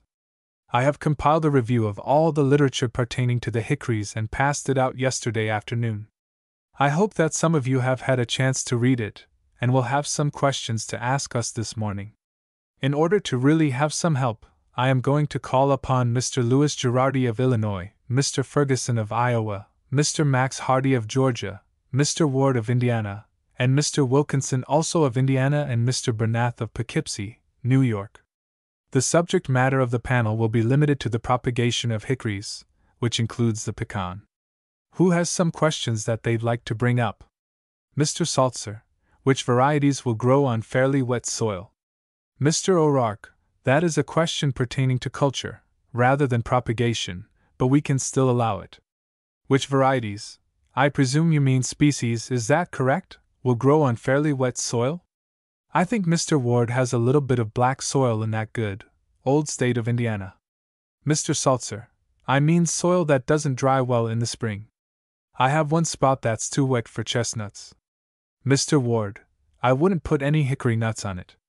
You are going to find it is going to be very difficult, for if the soil is the least bit heavy or wet, the hickory nut does not do well at all. In the Wabash bottoms there is a lot of this black soil that is overflowed every year, and some of the finest hickory nuts, and some of the finest pecans that you can find in the country are there. Sometimes I have seen watermarks on those hickory trees several feet from the ground in the spring of the year, and sometimes in the summer, yet they come through with a good crop of nuts. Underneath it is a strata of gravel so that the soil drains out in a hurry. Mr. Saltzer, this has subsoil drainage. Mr. Ward, the soil around Rochester is very heavy, like what we call slash-land type of soil here in Indiana, and where this occurs we find that the hickory nut does very, very poorly. I wouldn't advise putting them on such soils. The black walnut will grow a lot better in places like that.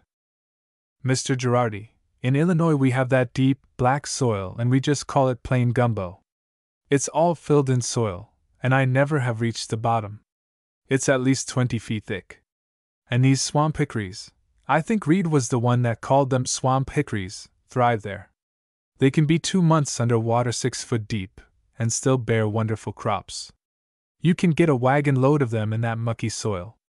Mr. Caldwell, the hickory in New York State which will stand the most moist conditions is the bitternut hickory, and with that root stock you may be able to get some of the others through. The shagbark will withstand considerable moisture if it has deep soil. The bitternut does well on shallow soil, or the soil that is made shallow by high water.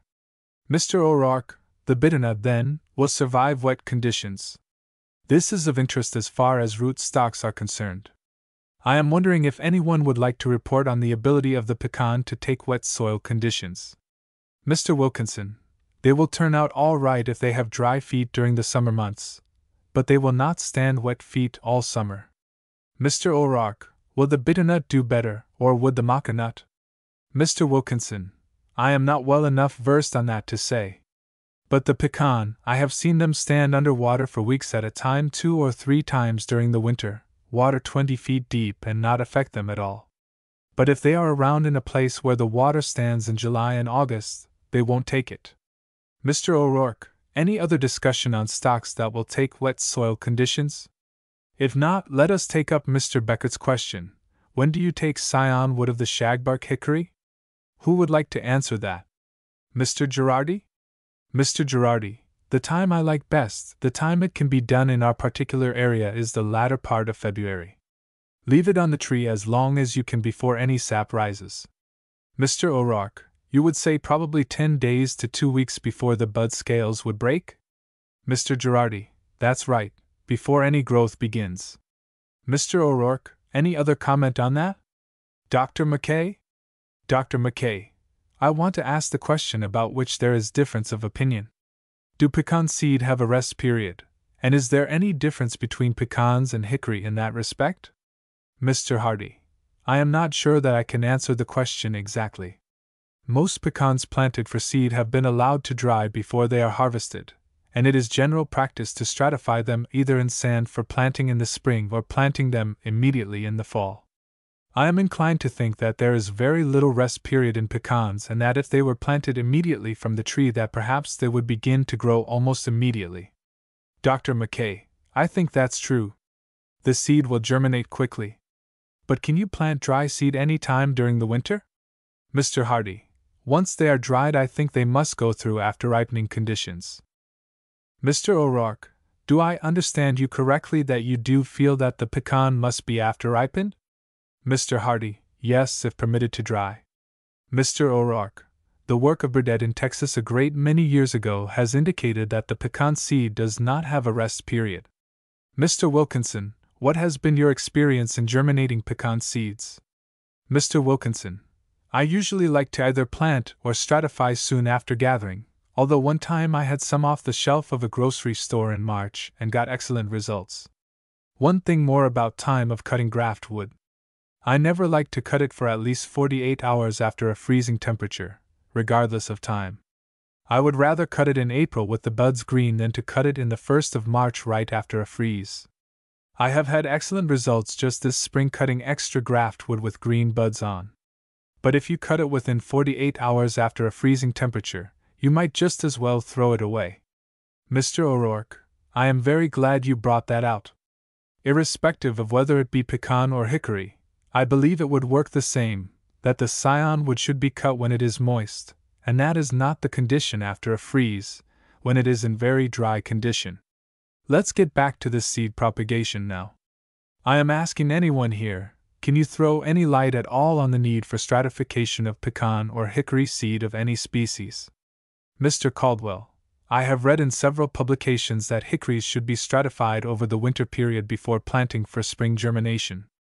I always find things a little bit different, so a year ago at the greenhouse I took 7 different sources of seed of shagbark hickory, Caria ovata, and 1 source of Caria ovalis.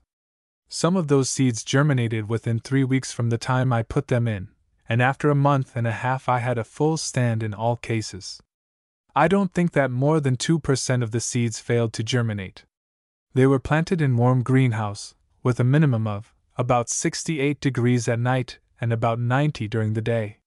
They were planted in a combination of peat and garden soil, no special care other than water. I have had no trouble since the seedlings have continued to grow, even though the seeds were planted only 2.5 inches deep. So it may be that there is no need for stratifying hickories. Mr. O'Rourke, your experience is the exact duplication of Dr. Lelia Barton's of the Boyce Thompson Institute. She found that hickory seeds germinated from 3 weeks, as you did, to a number of months, when put in a warm greenhouse. Apparently the difference in time is related to the thickness of the seed coat, or possibly to an inhibitor in the pellicle rather than to any need for after ripening. I think that Burdett in Texas also pointed out that thick-shelled pecans took longer to germinate than thin-shelled pecans. Mr. Pataky, if you take a nut of any kind and let it dry and plant it, you will get quicker germination than if you plant it soon after harvest. I don't see any difference in taking a nut and planting it and stratifying it.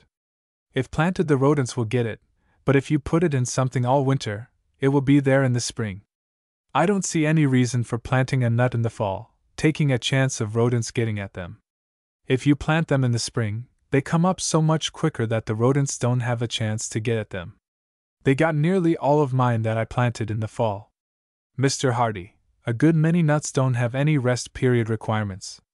I think it probably is a matter of convenience as to the manner in which they are handled. I have talked with nurserymen in the South. If they get the nuts in the fall, they may either plant them in the fall or stratify them over winter, and then plant them in the rows in the spring. If they get them in the spring, they soak them for a day or 2 days in water before planting. Perhaps the dry nut is slow in taking up moisture direct from the soil, and they are primarily interested in getting a uniform stand of trees so that they handle it in such a manner that all the nuts will grow at the same time. And I believe many will agree that a dry nut planted in the spring will show considerable variation as to the time in which they appear above ground. Mr. O'Rourke, the suggestion of soaking them in water a few days is well taken, because a great many have recommended it. Most folks recommend changing the water daily. By changing the water, you replace the oxygen which would be in the water, and you also eliminate any toxic substances which may have leached out of the shells during the preceding 24 hours. Dr. McKay, I'd like to mention the reason for raising this question. Dr. Crane has the idea that there is no definite rest period in the pecan nut. If they are soaked in water, they will sprout at any time. I decided I would test that hypothesis, so I stratified one group of nuts of about 4 pounds. Another lot of 4 pounds I kept in the laboratory dry all winter long. Then I planted the 2 lots of nuts this spring together, side by side, in the cold frame. Today there is not a single seedling growing out of the dry lot, and there is a perfect stand in the group that was stratified. To me that means that there is a definite rest period in the pecan seed. I don't see how you can get away from it. Mr. O'Rourke, I am going to stick my neck out a little bit. I have absolutely no basis to make this statement, but it does give us something to think about. That is, the greater the distance towards the north that certain species of plants may have migrated or disseminated, the greater the rest period requirement. That is a protective device for a species to persist in northern climates, because if it were not for this rest period, those seed would germinate in the fall of the year, and the young seedlings would be frozen out immediately. But by having the rest period requirement over winter, the seedlings do not germinate until the following spring, and the plant can persist. I am speaking now in general of northern plants.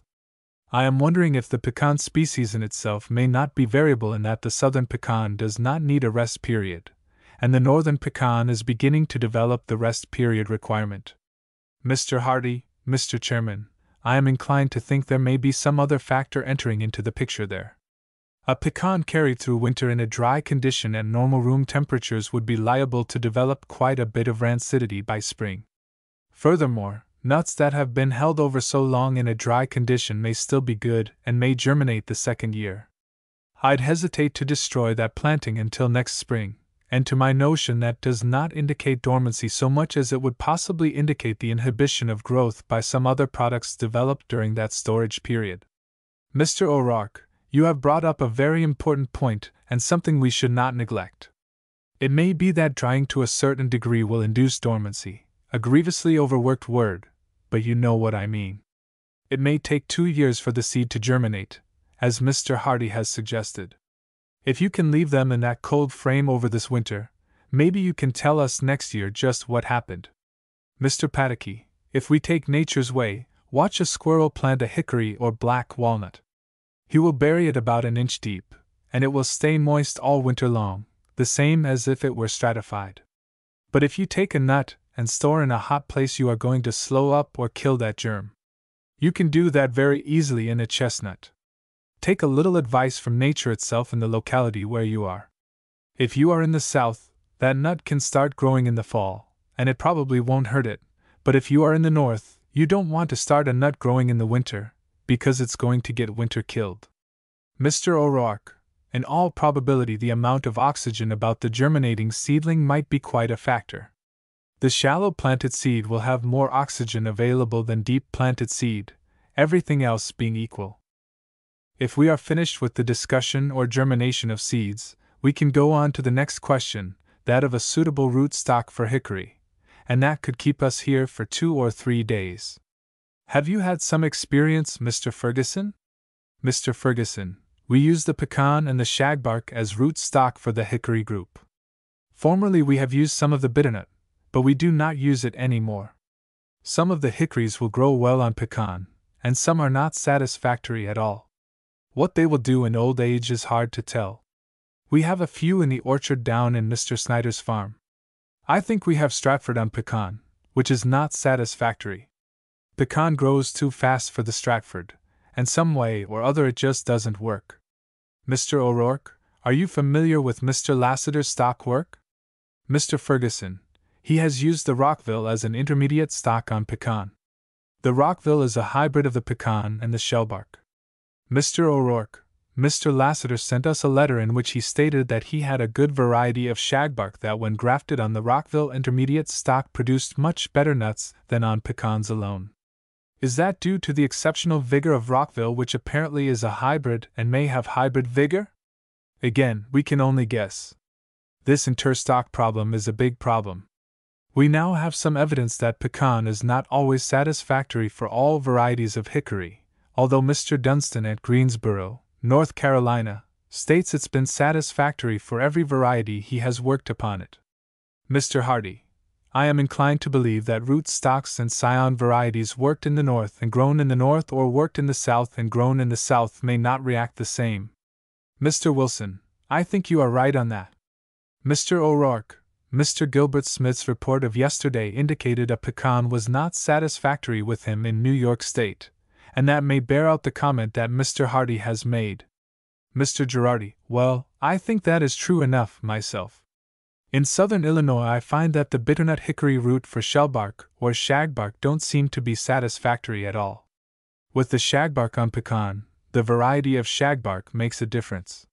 Some varieties of shagbark and shellbark hickories seem to do all right, and then again others don't. It's going to need further study to determine what varieties will stand on pecans, what will stand on bitter hickories, or what will stand on regular ovada stock. I think that the nurseryman's wisest way is to use stocks of the same species as the scion, and then he is on the safe side. Because the bitter hickory grows faster, the nurseryman may find it advantageous to grow the bitter hickory stock in preference to the other two. Mr. O'Rourke, the bitter stock makes a hickory big enough to graft in 2 or 3 years. Mr. Girardi, in 2 or 3, and 4 or 5 for the shagbark. Shagbark or shellbark varieties on bitternut may grow for 3 or 4 years and then die. The pecan does well on the bitter hickory and the bitter hickory on the pecan, but I have no reason to grow any bitter hickory because I don't like the nut. I think it's a waste of time to fool with it that way. As far as the hybrid pecans are concerned, the pecan root is certainly the right stock to use on all hybrids. They grow very satisfactorily and bear well. Mr. Whitford, I have Girardi and McAllister hybrids growing on pecan, and the downing overgrows the pecan. Mr. O'Rourke, to summarize some of this information that we have gathered this morning on rootstocks, it seems that different clones behave differently on the same stock. That is true, we know, with other plants such as apple. Instead of saying that shagbark is not compatible with pecan, perhaps we should say that the Davis or the Wilcox variety of shagbark is not compatible with a certain type of pecan. It's going to take years of effort to find out the truth of the matter. Mr. Ward, sometimes you will find that a 2-year-old scion, if you can get a dormant bud coming, is better than the matured wood from last year. I'd just like to get an opinion from some of the growers what they use for top working stocks for grafting. Mr. Ferguson, I think one thing quite important is to get scion wood that has a good layer of wood around the pith, whether 1-year wood or 2-year wood. At the base of the year's growth it will have a lot more wood in it. At the tip the wood around the pith is thin. Mr. O'Rourke, some years ago Dr. McDaniels stated that a good scion may be made with the tip of the scion in the 1-year wood and the base of the scion in the 2-year wood. Mr. Bernath at Poughkeepsie, New York, has done some bench grafting of hickory. Why other people have not done so, I do not know, and I'd like Mr. Bernath to tell us briefly just why he likes to bench graft hickory. Mr. Bernath, I like it because I do my work in the wintertime under glass. I have no time in the spring to fuss with outside grafting. So if you gentlemen would like to hear it, I will tell you all about it. Many years ago, when I learned my profession, we had difficulty in finding a method to graft oaks. We finally did find a method that would take, and which I have found successful with hickories. The stalks are dug in the fall and stored healed in earth. When I am ready to graft, I put them on a table, along with the scion wood, and start grafting. I use the side graft at the crown, leaving a short spur above the graft. Leave them unwaxed and layer them in moss peat in a glass-covered frame in the greenhouse with some ventilation. In 3 or 4 weeks' time, when the union has formed and just before the leaves come out, take them out and plant them in a cold frame outside. Of course, you have to put glass on it to protect them from frost, as well as intense sunday. Here you can use part peat and part soil. Leave them there for 1 year in those frames, with partial shade, until they get fairly high so they shade each other. They can then be set in the nursery row. Mr. O'Rourke, Mr. Bernath, I know there are some folks here who are nurserymen, and who are interested in the cost of production of a finished tree. Do you feel that you can produce a tree to transplant any height you want to select, 5, 6 feet, so on, as cheaply according to this method of bench grafting in the greenhouse as if you bud it or grafted in a nursery row? Mr. Bernath, that's a question. I have never kept a record of that. It is all right for a young man who is able to get down on his hands and knees and graft, but for me that wouldn't do. Mr. Ferguson, what temperature do you use in the frames? Mr. Bernath, about 65. Sun heat naturally will raise it. Care must be used to ventilate the frames in the greenhouse to prevent condensation soaking the grafts. Mr. Ferguson, do you carry higher temperatures for walnuts? Mr. Bernath, all of them about the same. You follow the method just the same as nature. If you follow nature, you will never go wrong. But you have to watch out for fungus in the case, because if you have excessive temperature, the fungus disease will get in your case and ruin the whole thing. Mr. Ward, I presume, Mr. Bernath, when you set out a tree and get 100% stand, it's going to reduce your cost. Mr. Bernath, yes, because you have a better take, because you have everything under control, moisture, heat, ventilation, and so on. Mr. Beckert, are the hickory stalks potted before you graft, or are you grafting bare roots? Mr. Bernath, hickory and oaks are bare rooted. They are too long to pot. Mr. Schessler, how many years are lost in this method of bench grafting compared with field grafting trees in the nursery row? Mr. Bernath, quite a few. The gentleman is right, if you graft outside where the tree remains, you get a big growth on it. Mr. Schessler, in other words, a tree grafted out in the field will have nuts on it 3 years sooner? Mr. Bernath, yes, if you leave it where it is. But if you transplant it, look out for a large tree. It is likely to fail. Bench-grafted trees transplant easily. The roots are limited and little of the root system is destroyed. Mr. Wilkinson, I have been propagating for about 39 years, and I have grafted thousands of pecan trees in my nursery, and I have only a few trees growing from grafts. Budding is much more successful with me. Several times I have had up to a 90% stand by budding. Mr. Girardi, I have tried bench grafting, but it sets you back 3 years in the nursery to get a tree of equal size compared to grafting in the nursery row. If you want a small tree, it's all right. And then again, it's your help situation. If you have got to set them out, they handle the grafts like brush, and I don't like that. Hickory is not hard to graft in the field. I think if you set 10 you get 9 to grow. For scions I go back on 2-year wood and oftentimes on 3-year wood where there are buds. I don't have trouble at all. With pecans, you have a little more difficulty, because the wood is more pithy inside and doesn't grow so well. Mr. Bernath, with any tree, I don't care what it is, give me 1 year growth, this year's growth, and I am going to have wonderful success. When you take the old wood you have to be sure that you have buds. President McDaniels, this last discussion certainly shows that there is more than one way to get results. The fact remains that all these different men are producing hickory and other trees by various different means of grafting and budding. They have their own techniques which worked. What there is behind it from a scientific basis we probably don't understand too well at the present time. I now call on Dr. McKay to present his paper. Dr. McKay. A promising new pecan for the northern zone. J. W. McKay and H. L. Crane, 2. In late 1949, Professor A. F. Vierhiller, extension horticulturist at the University of Maryland, College Park, obtained 2 small pecans from an exhibit at the Prince George County Fair, Upper Marlboro, Maryland, which he sent to the Office of Nut Investigations at Beltsville, Maryland. These nuts were very thin-shelled and contained solid, well-developed kernels very light in color and attractive. We gave them no particular heed until the fall of 1951, when the authors together with Professor Vierhiller, P. E. Clark, county agent of Prince George County, visited the tree on which they had been produced. We found also a number of other pecan trees nearby.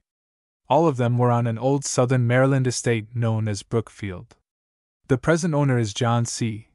Duval, whose address is Naylor, a small southern Maryland community located about 25 miles southeast of Washington, D.C., in the heart of the tobacco-growing area. Origin of the Duval trees. The present trees probably grew from nuts sent to Maryland from the vicinity of Iron Mountain, Missouri, by a friend of the Duval family named Mrs. Mary Medora Johnson. Mrs. Johnson had lived in Maryland as a neighbor of the Duval family, and when she moved to Missouri she apparently was so impressed with the native pecan that she sent nuts to her friends in Maryland for planting. This must have happened about 1850, since the oldest trees at Brookfield are estimated to be about 100 years old, and Mrs. Johnson was a friend of John C. Duval's grandmother. In terms of the human lifespan, the trees are thus 3 generations removed from the time of planting, a time period which fits fairly well the estimated age of 100 years based upon size of the trees. Description: the 3 largest trees are approximately equal in size and undoubtedly represent the original planting. The 8 other trees are all smaller and could well have originated as seedlings of the original 3. 5 of the largest trees have been given numbers 1 to 5 and will be referred to by number. Duval number 1, 2 and 5 are the 3 large trees situated more or less in a circle surrounding the old mansion, each about 100 yards from the others. The smaller trees are located more or less between and around the larger ones, the old mansion being on a slight knoll in the center of the planting. The original dwelling of Brookfield is now crumbling ruins, part of the building being more than 200 years old, according to Mr. Duval, who lives in a modern new country home across the road from the original mansion. The 3 large trees have a diameter at breast height of approximately 4 feet, and all of them have a branch spread of more than 150 feet. They are 75 to 100 feet tall.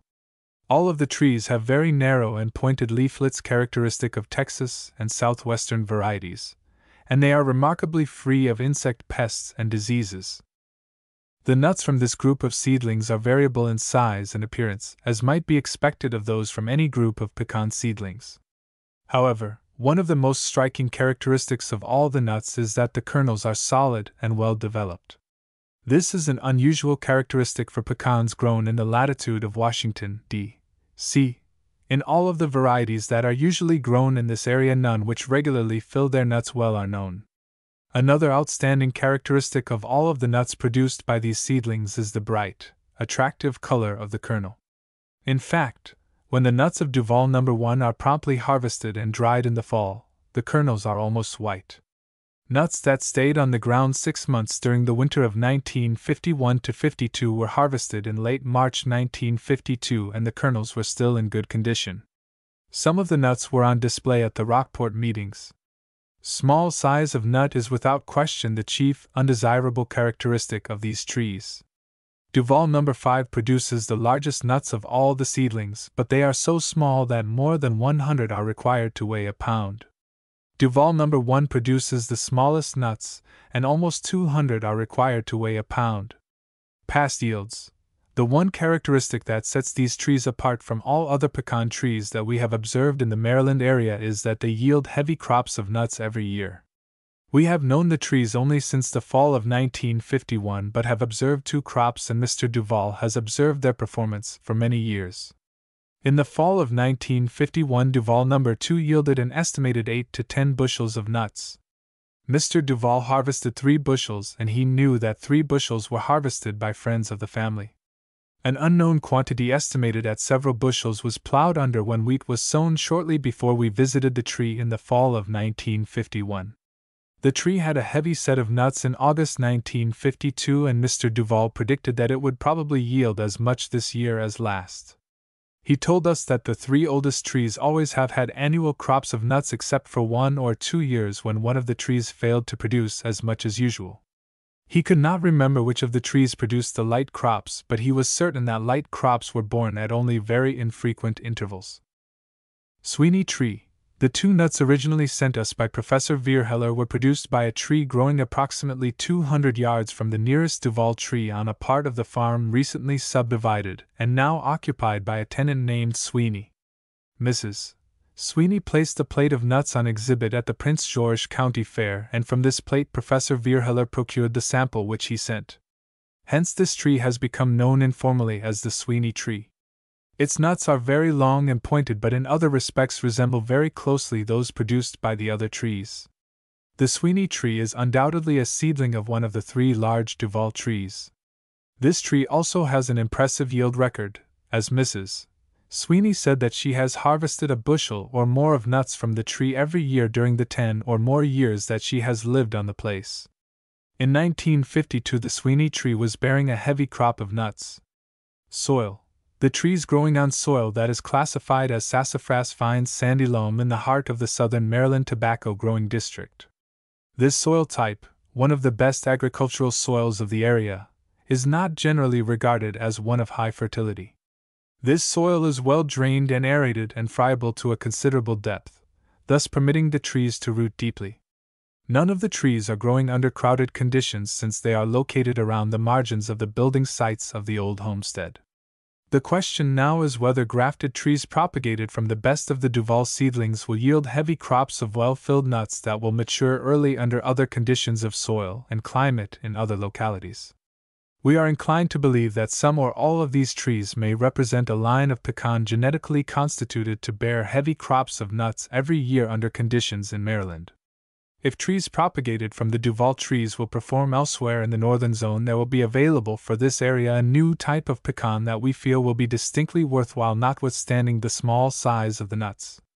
Present varieties of the so-called northern pecan grown in the northern zone perform erratically at best, and when many of the varieties produce crops the nuts fail to mature and fill properly.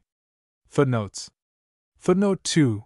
Horticulturist and Principal Horticulturist, Bureau of Plant Industry, Soils, and Agricultural Engineering, United States Department of Agriculture, Beltsville, Maryland. The Hickory in Indiana. W. B. Ward, Department of Horticulture, Purdue University, Lafayette, Indiana. Mr. Charles C. Deam, forester, naturalist, and botanist, in his book, Trees of Indiana, revised 1952, lists 7 distinct types of hickory in the state and 9 subspecies. As Deam is approaching his 87th year, August 30th, he makes this statement. I thought I knew trees, and hickories especially, but at this time when I can hardly see and write I find there is a great need for reclassification. What is true in Indiana is no doubt true in other areas where hickory grows. Each year new seedlings and hybrids are found that just step out of any previous description, and a new tree may result, or change the published data. Some trees develop 5 leaflets, while others have 7 and 9 leaflets. The bark may be smooth, rough, scaly, or shag. The nuts will vary in size and form with a thin to quite thick shell. This, of course, applies to the seedlings as the grafted or budded varieties vary only with the location, season, and growing conditions. The present classification, according to Deam, is as follows. 1. Caria pecan, pecan. 2. C. cordiformis, bitternut. 3. C. ovata, shagbark in 2 subspecies, fraxinifolia and nuttali. 4. C. liceniosa, bigleaf shagbark, shellbark. 5. C. tomentosa, alba, mockernut, 1 subspecies. 6. C. glabra, pignut and subspecies, black hickory. 7. C. ovalis, small-fruited hickory and 5 subspecies. 8. C. paulida 9. C. bucklei, minor species of lesser importance. The hickory species thrive in Indiana, doing very well in all sections except in certain portions of the northwestern part of the state, and on muck or sandy soils. The tree loves company or does well alone. When the hickory stands alone, the trees are well formed and make a good specimen tree. Many hickory trees are found growing in the river bottom land from central to southern Indiana, with fewer trees found north of a line extending from Terre Haute through Indianapolis to Richmond. This southern area also contains the largest population of pecans. There are some woods that contain only pecan trees, while a mile or so away no pecans are found, but all are hickories, and occasionally some woods contain both pecan and hickory. The trees in the woods areas, many of which seem to be the same species, produce a wide variety of fruits. When the trees are more closely examined, there is a difference in the bark, the branch, the leaf, pubescence, shape of nut, and shell structure. As there are all seedling trees in this particular woods, several outstanding trees have been checked, and especially as to cracking qualities of the nuts. At harvest time a hammer is part of the equipment, and the nuts are cracked at the tree, and the tree marked for discard or further consideration. Future possibilities of the hickory. The hickory nut has not reached the popularity of the pecan, although the hickory contains more protein and slightly less fat, carbohydrates, and calories per pound than the pecan. Where the pecan does not fruit, the better hickories, which are hardy, fill the need. The named varieties are good and trees are available from some nurserymen. The propagators have developed a few new crosses, but man is far behind nature in this work. The many new seedling trees scattered all over the regions where the hickory grows require only propagation and distribution for wider acclaim. The development of a new hickory is a long-time process, yet may be hastened by first planting the nuts for new seedlings, and when the growth is mature to bud or graft the seedling on large rootstocks. When old trees have been top-worked, it is only 2 or 3 years' time until the fruit develops, and, if worthy of propagation, much time may be saved by this method. Most of the hickories have either 32 or 64 chromosomes, except pecan, which varies from 20 to 24 to possibly 32.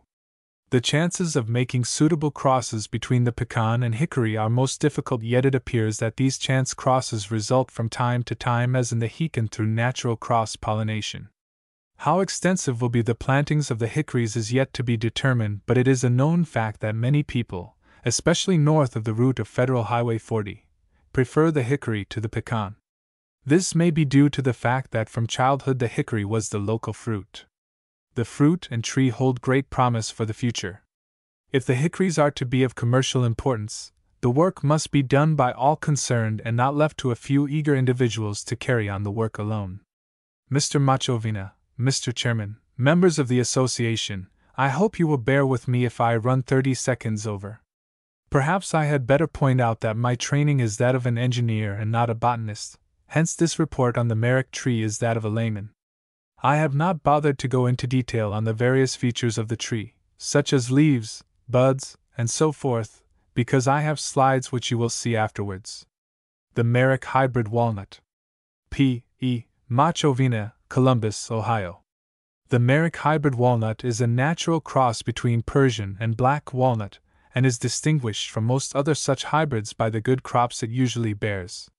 The tree is located in Rome Township, Athens County, Ohio, on property owned by Mr. M.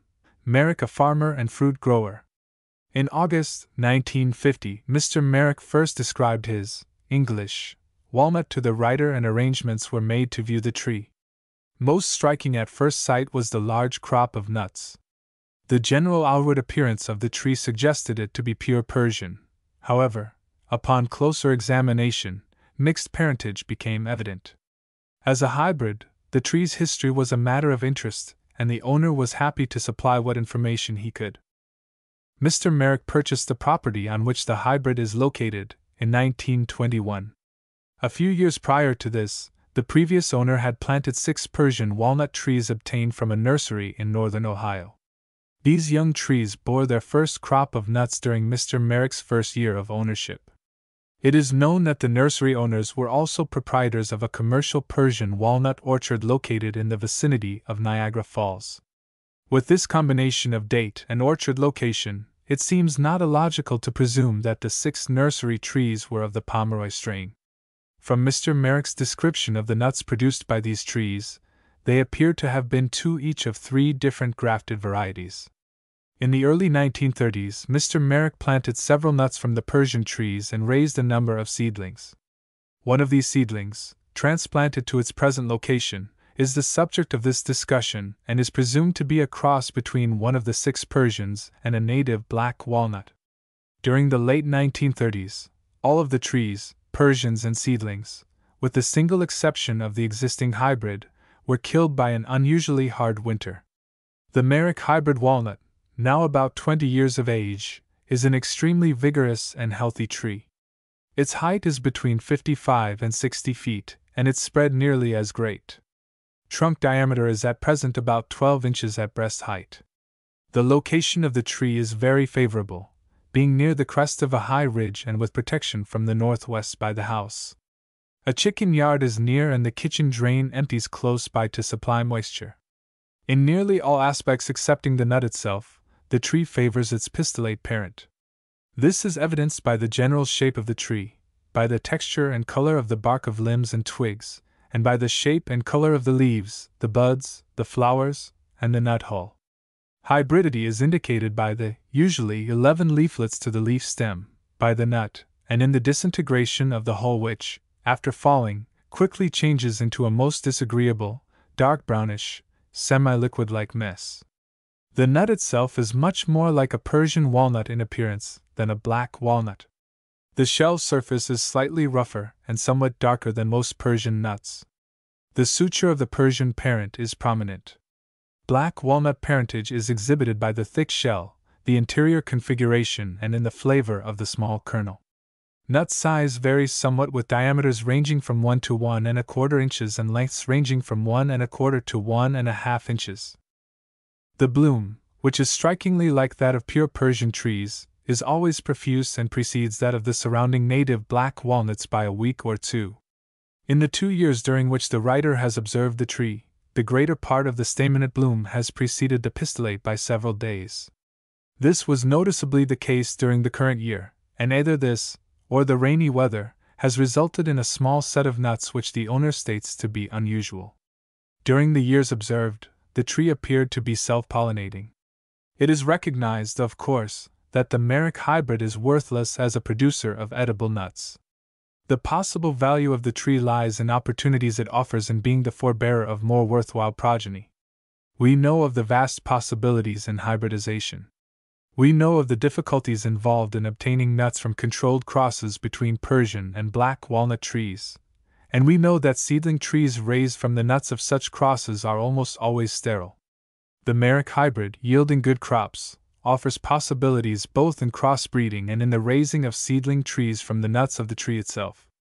In the latter connection, Drs. Crane and McKay, of the USDA, requested several pounds of Merrick nuts for planting purposes this spring. The writer himself planted 5 such nuts, of which 4 germinated.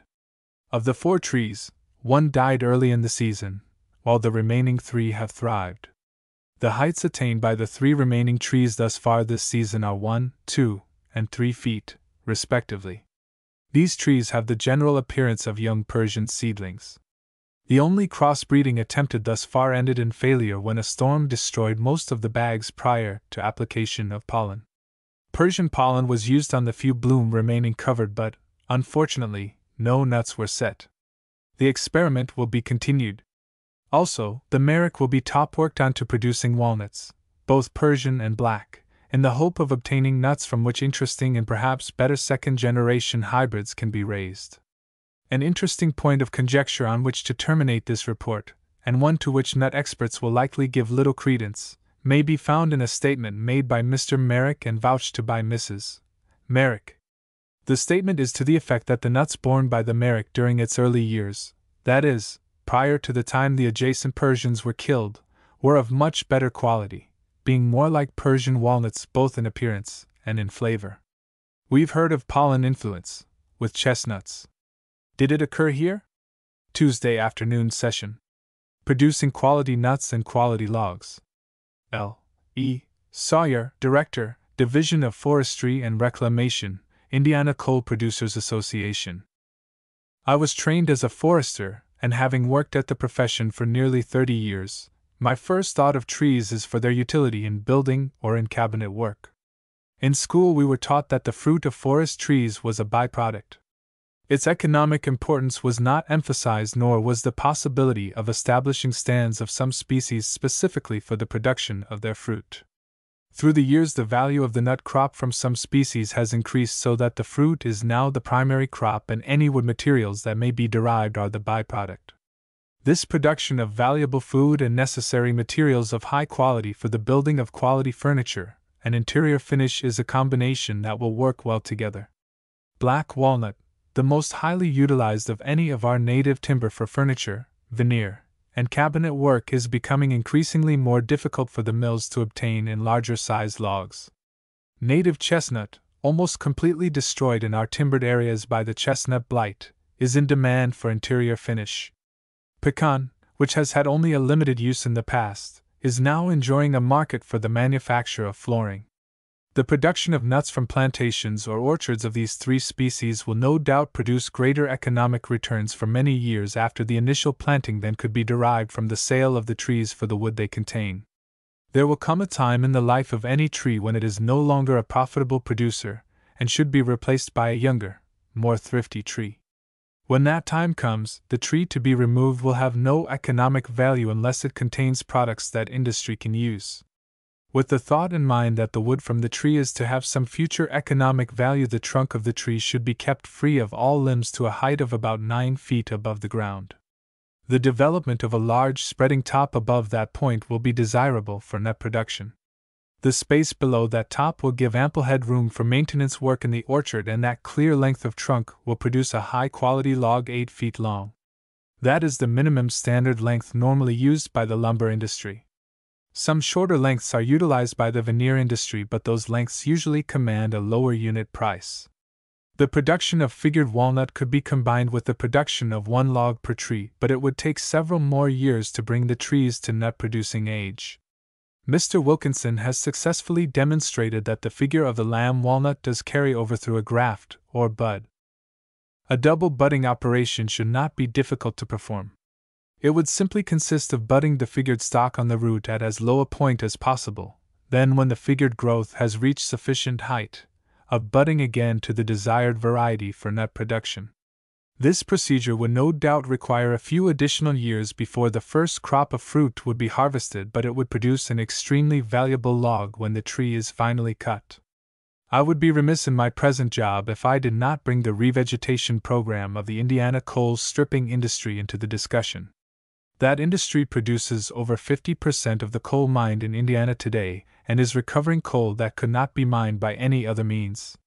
In driving to Rockport, many of you no doubt passed by areas of newly mined land, rough, barren, desolate-looking areas with no vegetation. They have the appearance of complete desolation and give the impression that those lands are forever lost. In that same vicinity you no doubt passed plantations of pine, or mixture of pine or locust with our native deciduous species. Those too were mined areas that a few short years ago were just as desolate in appearance as the bare areas you saw. These plantations are the direct result of a reclamation program started by the members of the Indiana Coal Producers Association, a program that has attracted national attention. The first record of an attempt at the reclamation of coal mine spoil is here in Indiana. In 1918, the Roland Power Company, now owned by the Maumee Collieries Company, planted peach, apple, and pear trees on mined land in Owen County. The records show that for a period of years the trees thrived and were good producers. Then, because the topography was rough and no spraying was done, disease and insects took their toll of the peaches and apples. Seedlings of the original apple and peach tree still grow on the area. The original Kiefer pear trees still stand and produce large crops of fruit. In 1926, the larger, more far-sighted companies began a definite program of reforestation of their mined lands under the direction of Ralph Wilcox, at that time Assistant State Forester, and fortunately our State Forester today. That voluntary program was carried on until 1941 when the Indiana Coal Producers Association, the association of the mining companies, sat down with representatives of the Indiana Department of Conservation, representing the state, and the Indiana Farm Bureau, representing the people, and drafted a bill which was enacted into law. This law required each company to obtain a permit from the state to operate, and required that each company revegetate an area each year equal to 101% of the area they had mined. To ensure compliance, a bond was required. This law remained in effect for 10 years. In 1951, representatives of those same groups again sat down together and drafted several amendments to the original act. Some grading is now required where areas lie adjacent to public roads. Access roads must be provided and areas to be devoted to pasture must be graded so that they can be traversed with agricultural machinery. Under this program, sponsored by industry, the Farm Bureau, and the Department of Conservation, 79% of the area that has been mined to date has been successfully revegetated. The remaining 21% is a natural lag and represents lands newly mined or areas that have not weathered to the point where they will support revegetation. The demand for recreation lands and home sites where water is available is constantly increasing. At least 13% of the revegetated area is now being used for public recreation or for home sites. Near the more heavily populated sections, the price commanded by mined territory containing good lakes often exceeds the value of the land before it was mined. These lakes, formed in the final cuts and in low-lying areas of the strip mines, furnish the only clean, clear water available for public recreation and fishing in the southwestern part of the state. The reforestation being carried on under the reclamation program consists of planting several species of pines, as well as a large variety of our native deciduous trees. The older plantations are being used as a guide as the research started in the last 8 years has not progressed far enough to give conclusive results on many points. Until the last few years, the Agricultural Experiment Station has devoted little or no time to the problem of reclaiming strip mine spoil. The area of the state that is involved, less than 0.25%, has been too small to justify the use of their limited funds. However, since funds have been made available to that station, through the industry, to establish research fellowships, the station has given wholehearted cooperation. The information being obtained through these fellowships and through work being carried on cooperatively with the Central States Forest Experiment Station is going to answer many of the questions on reclamation we have been confronted with. Included in our reforestation has been a liberal scattering of black walnut. A breakdown of species is not available on much of the earlier work, but since 1940, when accurate records have been maintained, we have planted 239,000 black walnut seedlings or seed. Initial survival is not high, averaging only about 50%, but we still have a general distribution of seed trees that are providing a source of seed for natural reproduction. Trees from plantings made in 1927 to 1934 have grown well, and we now have walnut trees over 10 inches in diameter and 60 feet in height. The average for all areas would probably not exceed 5 inches, but individual trees have made remarkable growth. These trees are only seedlings, but they are bearing heavily and their fruit is sought by the local people. In 1946 and 1947, budded stock of walnuts and pecans and seedlings of Chinese chestnut were obtained from Mr. Wilkinson and were set out on 6 selected areas.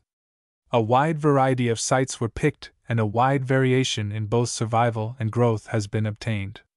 No special treatment was given the areas where the trees were to be planted, nor were the trees mulched or watered after planting.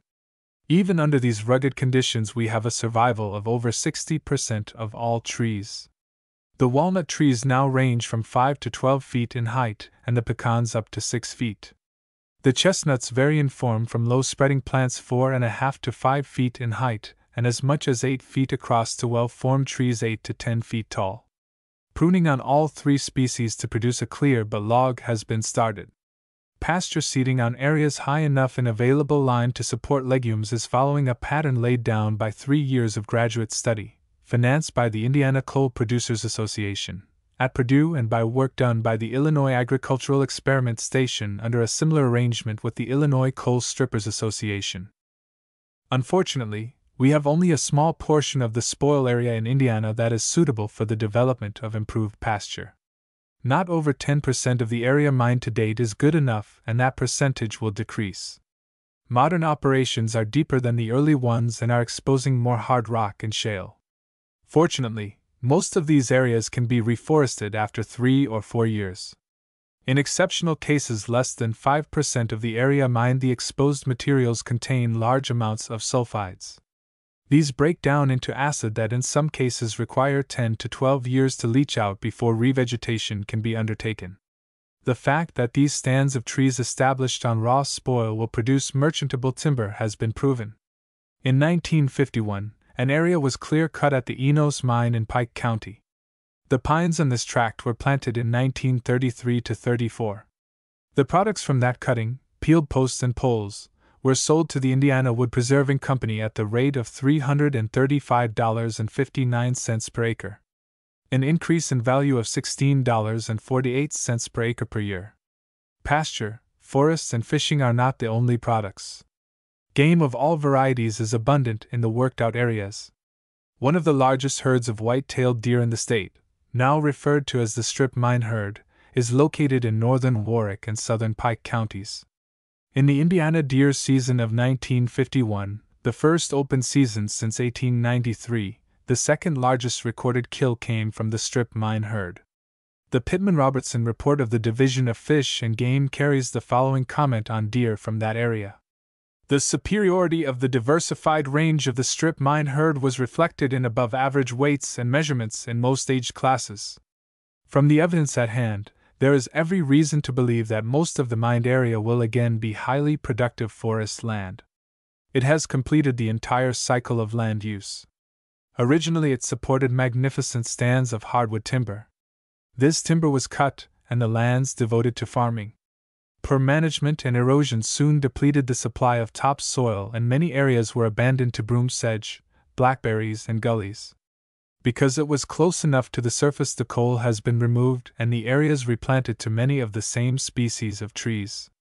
With this re-establishment of the forest cover and the creation of the lakes and the final cuts, we can again have our forest resource combined with fishing, hunting, and other forms of outdoor recreation, some areas of pasture, and I believe, others that can be profitably devoted to the production of nut crops and the byproduct of quality logs for the veneer and lumber industry.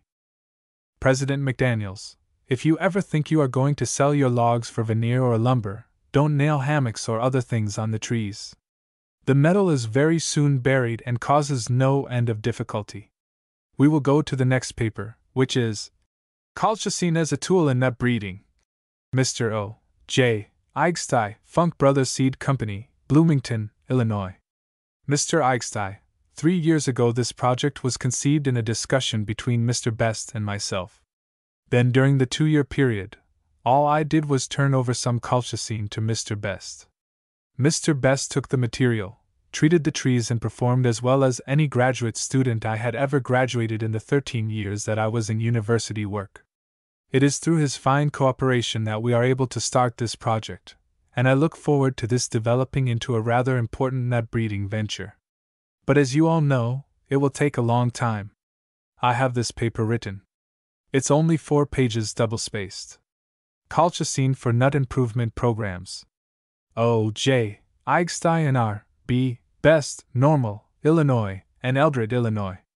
Colchicine 1-2, as a plant breeder's tool, is universally well known. Only limited use has been made of this technique for nut improvement. Early work was started by Dr. J. W.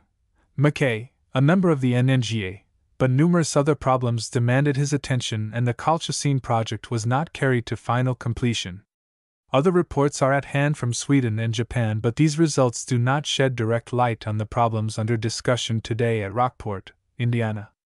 Colchicine, acting on cell division, ultimately causes a doubling of the number of chromosomes within those cells in contact with the substance at the time of division. Such changes are transferred to succeeding generations by the hereditary chain familiar to plant breeders. Several species of nuts are among this class of plants with doubled chromosomal numbers. However, such duplications occurred in nature. A report on this phase was given at a recent meeting of the NNGA. Therefore, such excellent nut-producing species as the pecan are naturally doubled types, called polyploids. We find numbers such as 32 representative of a polyploid situation. Since colchicine is effective in doubling the chromosome number, and that variations in chromosome number exist among species, the authors planned a series of experiments to determine the best methods of applying colchicine toward a nut improvement program. Seedlings of pecan were available, and out of this experience a schedule is submitted that may be of use for other members of this association confronted with particular problems applicable to colchicine techniques. The most satisfactory schedule for doubling the number of chromosomes is given in a number of steps as listed below. 1. Select expanding vegetative buds in the earliest stages of development. 2. Use seedlings or branches from mature trees. 3. Prune leaves and probe to the growing cone without damage to tissue. 4. Pack a small wad of cotton into the terminal point. 5. Soak this cotton by dropping 0.2% aqueous solution of colchicine on same. 6. Add glycerin to cotton to improve penetration of colchicine. 7. Place drop of colchicine on cotton morning and evening for 4 days. 8. Remove cotton waiting from bud on 5th day. 9. If sufficient tests at hand, allow cotton to remain on some buds. 10. Try for at least 100 buds treated. 11. Observe growth during first season and also next season. 12. If treated bud dies, watch for growth among lower laterals. 13. Evidence of changes appears in the new leaves, darker, thicker, greener. 14. Conclusive evidence of doubling rests with microscopic and anatomical analysis, which is a task for trained technicians only. The above procedures are suggestions for a start, and everyone will wish to make changes suited to his particular needs. The concentration of colchicine need not be exact as in an analytical experiment in chemistry. 1 gram dissolved in 500 milliliters. Water is an adequate and a sufficiently careful measurement. The local pharmacist or physician is well acquainted with colchicine in the practice of medicine since this drug is a standard for gout. Effective use may be made from 2 specific areas of plant breeding. First, doubling of chromosomes changes sterile hybrids into fertile individuals. This is a promising field, and whenever such hybrids are discovered, efforts should be made to apply the colchicine technique.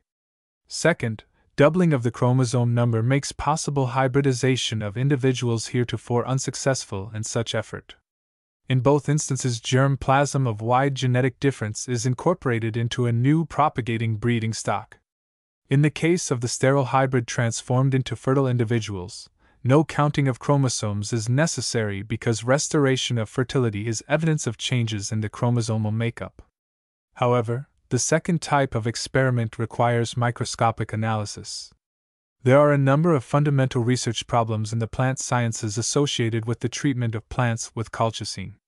From horticultural subjects such as the apple, 3, pear, cranberries, 4, and grapes, it is obvious that periclinal chimeras will be of prime importance in analysis of results in treatment of nut trees.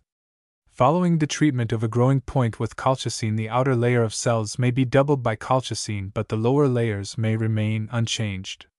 Or a reverse of this situation may obtain, and even other types. Since the formation of pollen takes place from a certain layer, it is very important that such specific layers are changed. The course of plant breeding can be altered by these kinds of changes. To our knowledge, no investigations of periclinal chimeras have been made with nuts, following treatment with colchicine. Specific experiments were conducted at Eldred, Illinois in the spring of 1951 with seedlings of pecan. The cooperation of the R.B. Best Farms and Nut Plantation made this project possible. Several types of treatment were tried. Out of this experience, the above schedule listed in 14 steps was developed. Other details may be obtained by contacting the authors direct. Observations of the new growth in 1951 and 1952 were made, and the shape of leaves, color, texture, and general appearance suggest that doubling of chromosomes has been induced. Up until the present time, no microscopic analysis has been made, but this is a contemplated step and facilities are at hand to complete this work. While this paper is not a completed research, the authors hope that the presentation of technique will aid and stimulate interest in this new approach to nut improvement. In such instances where certain members may have a particular problem, such as a true hybrid sterile as a result of hybridity, it is hoped that the suggestions given in the above pages may lead into a new field of improvement. There are rewards in store for the plant breeder willing to master this new technique, but the mastery requires careful study and diligent work. Literature cited: 1. Eichstein O. J. and Dustin P. Colchicine Bibliography. Lloydia 10, 65-114. 1947. 2. Colchicine Bibliography. Lloydia 12:185-207. 1949. 3. Derman H. Ontogeny of tissues in stem and leaf of cytochimeral apples. M. Jurbot 38:753-60. 1951. 4. Derman H. and Bain H. F. Periclinal and total polyploidy in cranberries induced by colchicine. Prop. M. SOC Hort Science 38 400. 1941. President McDaniels. The resolutions committee for this meeting is John Davidson, Chairman, and Dr. Rohrbacher working with him. If you have anything in mind that should be brought up in the resolutions, see one of these two men. The next paper is An Early Pecan and Some Other West Tennessee Nuts. Aubrey Richards, M.D., Whiteville, Tennessee. Mr. Richards, there came under my observation in the latter part of last summer a seedling pecan tree growing in the city limits of my hometown. It seemed that this tree had been growing unnoticed for possibly 50 years, judging by the size of the tree. The outstanding thing about this tree and what called it to my attention was a patient who came into my office complaining with a backache from picking up pecans on the 20th day of August. I wrote my friend, Mr. J. C. McDaniel, about this pecan, and when he visited me during the Christmas holidays I gave him a sample. The only thing that he could say bad about the pecan was that it was slightly on the small side. I know personally that at least 3 or possibly 4 bushels of good quality nuts were harvested from that tree, most of them on the ground by the 20th of August. In my section, the Stewart pecan, which we use more or less as a yardstick, was ripe the latter part of October, and we thought that possibly this tree, since it had undergone an unusually low temperature the winter before of 20 below zero, might have possibilities. But let's dispense with this pecan and say that we believe in the old adage that one raindrop doesn't make a shower. It has a fair crop this year, and they are just as green as my Stewarts now. There is another tree that originated in West Tennessee which Mr. McDaniel chose to call this nut Rhodes Heartnut. This tree is 7 years old from a dormant bud on a 2-year-old black walnut seedling growing on my backyard. It bore 2 clusters its second growing season, and since that time it has borne annually, the crops increasing in proportion to the size of the tree. This year's crop consisted of 88 clusters of nuts, with an average nut count of 10.2 nuts per cluster, giving a total of almost 900 nuts on this 7-year-old tree.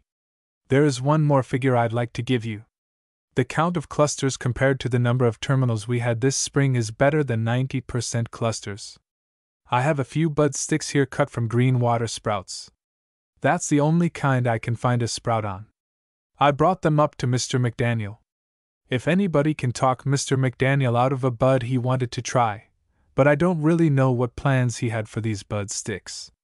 The 7 or 8 other varieties of heartnuts I have growing don't have any that have clusters like the Rhodes. Scab disease in eastern Kentucky on the Busaround pecan. W.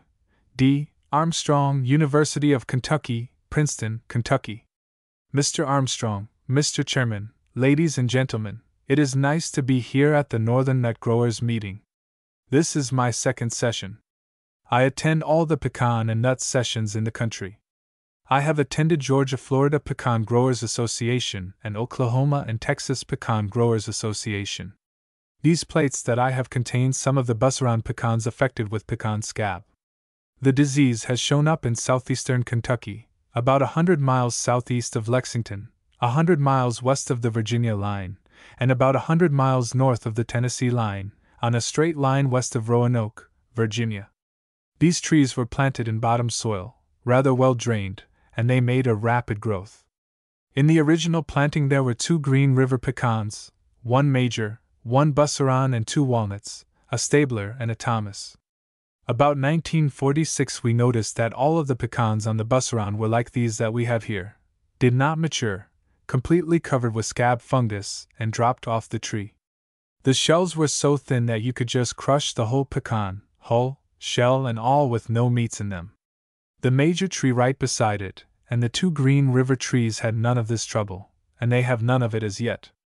And each year now that this Busaround tree has borne there, practically all of the nuts have been like this. At the time we located this disease first in 1946, I sent samples to the USDA at Washington and also to the Southeastern Pecan Laboratory at Albany, Georgia, and Dr. Cole there identified it as pecan scab. I reported the presence of the disease to Mr. Wilkinson and to Dr. Colby, and they were surprised to see the disease on Busaround in any location, and particularly that far north. In the south this disease frequently affects Schley, Delmas, Alley and Van de Man and some others. Formerly the trees were sprayed with Bordeaux mixture. I think they are using Zerlate now. It's a problem to be reckoned with. It occurs on the nuts and on the leaves, and it is carried over winter on the stems and the one-year shoots. Further news about oak wilt. E. A. Curl, Illinois Natural History Survey, Urbana, Illinois. In 1951 a review of the oak wilt situation was given in a paper. Present status of the oak wilt disease, at the 42nd annual meeting of the NNGA at the University of Illinois. The following report is aimed at bringing up to date the present known distribution of the oak wilt disease, recent developments and scientific research on the disease, and possible control measures. The oak wilt disease is caused by the fungus Challara coursina Henry and is characterized by a very noticeable bronzing and wilting of leaves that drop prematurely. Brown streaks are usually present in the outer sapwood.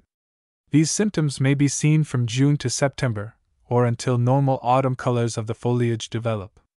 More than 30 species of oak are known to be susceptible to the disease. Other susceptible genera of the family Fagaceae are Chinese chestnut, Castanea mellissima, golden chinkapin, Castanopsis chrysophylla, tanbark oak, Lithocarpus densifera, and Nothofagus from South America. The red and black oaks seem to be most susceptible and are often killed within 6 weeks after infection. Distribution. During the past few years the oak wilt disease has spread with such rapidity and destructiveness among valuable forest and shade oaks in parts of the eastern half of the United States that its seriousness is now well recognized. At present oak wilt is known to be in the following states: Wisconsin, Iowa, Minnesota, Illinois, Missouri, Indiana, northern Arkansas, eastern Kansas, southeastern Nebraska, Ohio, Pennsylvania, West Virginia, northwestern Virginia, western part of North Carolina, eastern Tennessee, northeastern Kentucky, western Maryland, and southern Michigan. Aerial surveys for 1952 are not yet complete, but there are indications of extensive new infections in Pennsylvania, Ohio, and West Virginia, while the other states show a moderate increase in the number of infections. The first case of oak wilt in Illinois was seen in Rockford in 1942. Today, 54 of the 102 counties in the state have oak wilt areas. The disease is present in both the extreme northern part and the southernmost tip of the state. Practically all wilt areas in the southern half of Illinois consist of 5 trees or less that appear to have died within the last 4 years, indicating a recent spread of the disease southward. A similar condition exists in southern Missouri and northern Arkansas. Developments in research. In 1942, a report from the Wisconsin Agricultural Experiment Station revealed that the oak wilt disease was caused by a fungus, and research programs were started early in Wisconsin and Iowa. Neighboring states were quick to follow as surveys showed a wider distribution of the disease. Now almost every state in which oak wilt occurs is taking part in efforts to learn more about the disease and its causal agents so that practical control measures may be applied before the spread of the disease gets out of hand. The National Oak Wilt Research Committee at Memphis, Tennessee, supports in part an intensive oak wilt research program in coordination with several Midwestern universities and with the USDA, Bureau of Forest Pathology. Until recently, the causal fungus of oak wilt was known only in its asexual, or imperfect form living in the sap stream of infected trees. The most important question to be answered now is how the fungus spreads over long distances from diseased to healthy trees. Before this could be accomplished, however, we had to know how the fungus escapes from the inside to the outside of diseased trees where it can be exposed to agents of dissemination. In the late summer of 1951, clearly visible mycelial mats of the oak wilt fungus were found in Illinois under the loose bark of wilt-killed trees. These mats were usually located beneath cracks in the bark, thus, they were exposed to the outside air and to visiting insects. Most wilt-killed trees contain beneath the bark numerous insect larvae of wood and bark-boring beetles. Larvae were frequently found in direct contact with mycelial mats of the fungus. Larvae of the two-lined chestnut borer, Agrillus bilineatus, were most abundant, but larvae of species of the family Scelididae and Cerambicidae were also present in large numbers. In addition to the mycelial mat under the bark, there was often present a thick dark pad, usually in the center of the mat. It is not known yet what part this pad plays in the life history of the fungus, but we do know that it is produced by the same fungus which causes oak wilt. We also found in Illinois that the oak wilt fungus often develops into visible mats from chips of bark and wood that have been chopped from wilt-killed trees and allowed to lie on the moist forest floor. This should be remembered when considering sanitation as a partial means of controlling the disease. In 1951, the sexual or perfect form of the oak wilt fungus was produced on laboratory media in Missouri by crossing different strains of the fungus. The sexual form is recognized by the appearance of microscopic, black, short-beaked fruiting structures or perithecia that are filled with sticky ascospores. This sexual form is a species of Endoconidiaphora. The sexual form of the fungus was first found in nature in Illinois in the autumn of 1951. The perithecia are produced on the mycelial mats beneath the loose and sometimes cracked bark of diseased oaks. Both the ascospores of the sexual form and the endospores or conidia of the asexual form will cause wilt if the spores are injected into oak trees. From the foregoing information, it is apparent that several methods by which the disease might be spread over long distances are possible. First, and what seems to be most probable, is transmission by insects. Adult beetles, such as the two-lined chestnut borer, which emerge from dead trees in the spring and feed on the leaves of healthy trees, might transmit the spores of the fungus. Other insects might feed on the fungus mats that are exposed through cracks in the bark and carry both the sticky ascospores and conidia to other trees. Additional agents that must be considered are woodpeckers, squirrels, and air currents. Besides searching for the vector or vectors that spread the disease, other important studies are in progress. Among these is the consideration of chemotherapy as a possible means of controlling oak wilt. For our purpose, plant chemotherapy may be defined as the control of disease by chemicals which are introduced into the plant. According to Dr. Paul Hoffman of the Illinois Natural History Survey, A number of chemicals have shown promise in curing small diseased oak trees when treated in a very early stage of the disease. In one instance, trees that were inoculated with the oak wilt fungus then treated with chemicals 2 years ago are still alive. The most promising results were obtained by injecting the chemicals into the soil where they are taken up by the roots and by applying chemicals directly to the foliage in a spray. Trunk injection showed least promise because of the limited distribution of the chemicals through the tree. The use of chemicals for curing wilt-infected trees is still in the early experimental stage and is not yet recommended as a practical control measure. In 1949, Wisconsin workers demonstrated the local spread of oak wilt through natural root grafts. They found that the poisoning of a single healthy tree with sodium arsenite often killed as many as 15 other trees nearby, indicating that their roots were connected. Recently, the results of experiments in Wisconsin explained in part what causes the leaves of diseased trees to wilt. When a tree becomes infected, it is stimulated to produce tyloses or swellings in the vessels of the wood. Therefore, the flow of water from the roots to the tree top is restricted and the leaves wilt and die. It is also known that the fungus itself produces a toxin which might be responsible for the actual killing effect on the tree. In Illinois, experiments are being conducted with insects in relation to the spread of oak wilt. Insects of various species are collected from wilt-killed trees and allowed to run over or feed on laboratory cultures of the oak wilt fungus. The insects are then caged on parts of healthy trees to feed on the leaves. A single red oak treated in this way contracted the disease and died. This shows that the disease can be transmitted by an insect. Controlling the disease.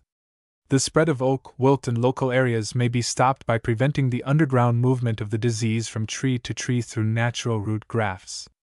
This can be done by 1. Poisoning all healthy trees within 50 feet of diseased trees, 2. Cutting a ditch 30 inches deep with a small trenching machine between diseased and healthy trees to sever root connections, or 3. Severing root connections with a tractor-drawn plow on which a knife blade is attached. Unfortunately, the use of such heavy equipment is not practical in rocky and hilly areas. Chemicals used for killing trees are sodium arsenite and amate.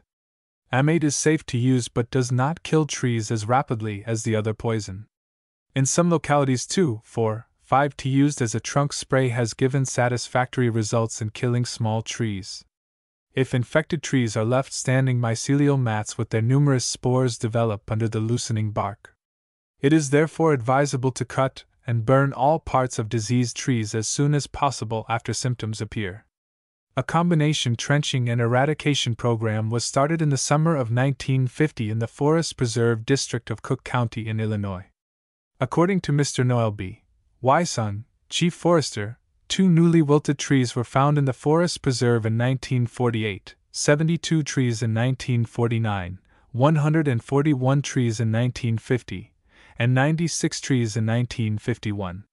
The count for 1952 is not complete, but a continued decrease in the number of new infections would indicate good control. There is no information on resistant species of oak. In very rare cases, however, trees have been observed to recover after showing symptoms in the early spring. Future outlook. Among the many things that we need to know yet about the oak wilt disease and its causal fungus, one is outstanding. How does the disease jump from one infection center to healthy trees 200 yards, 2 miles, or even 100 miles away?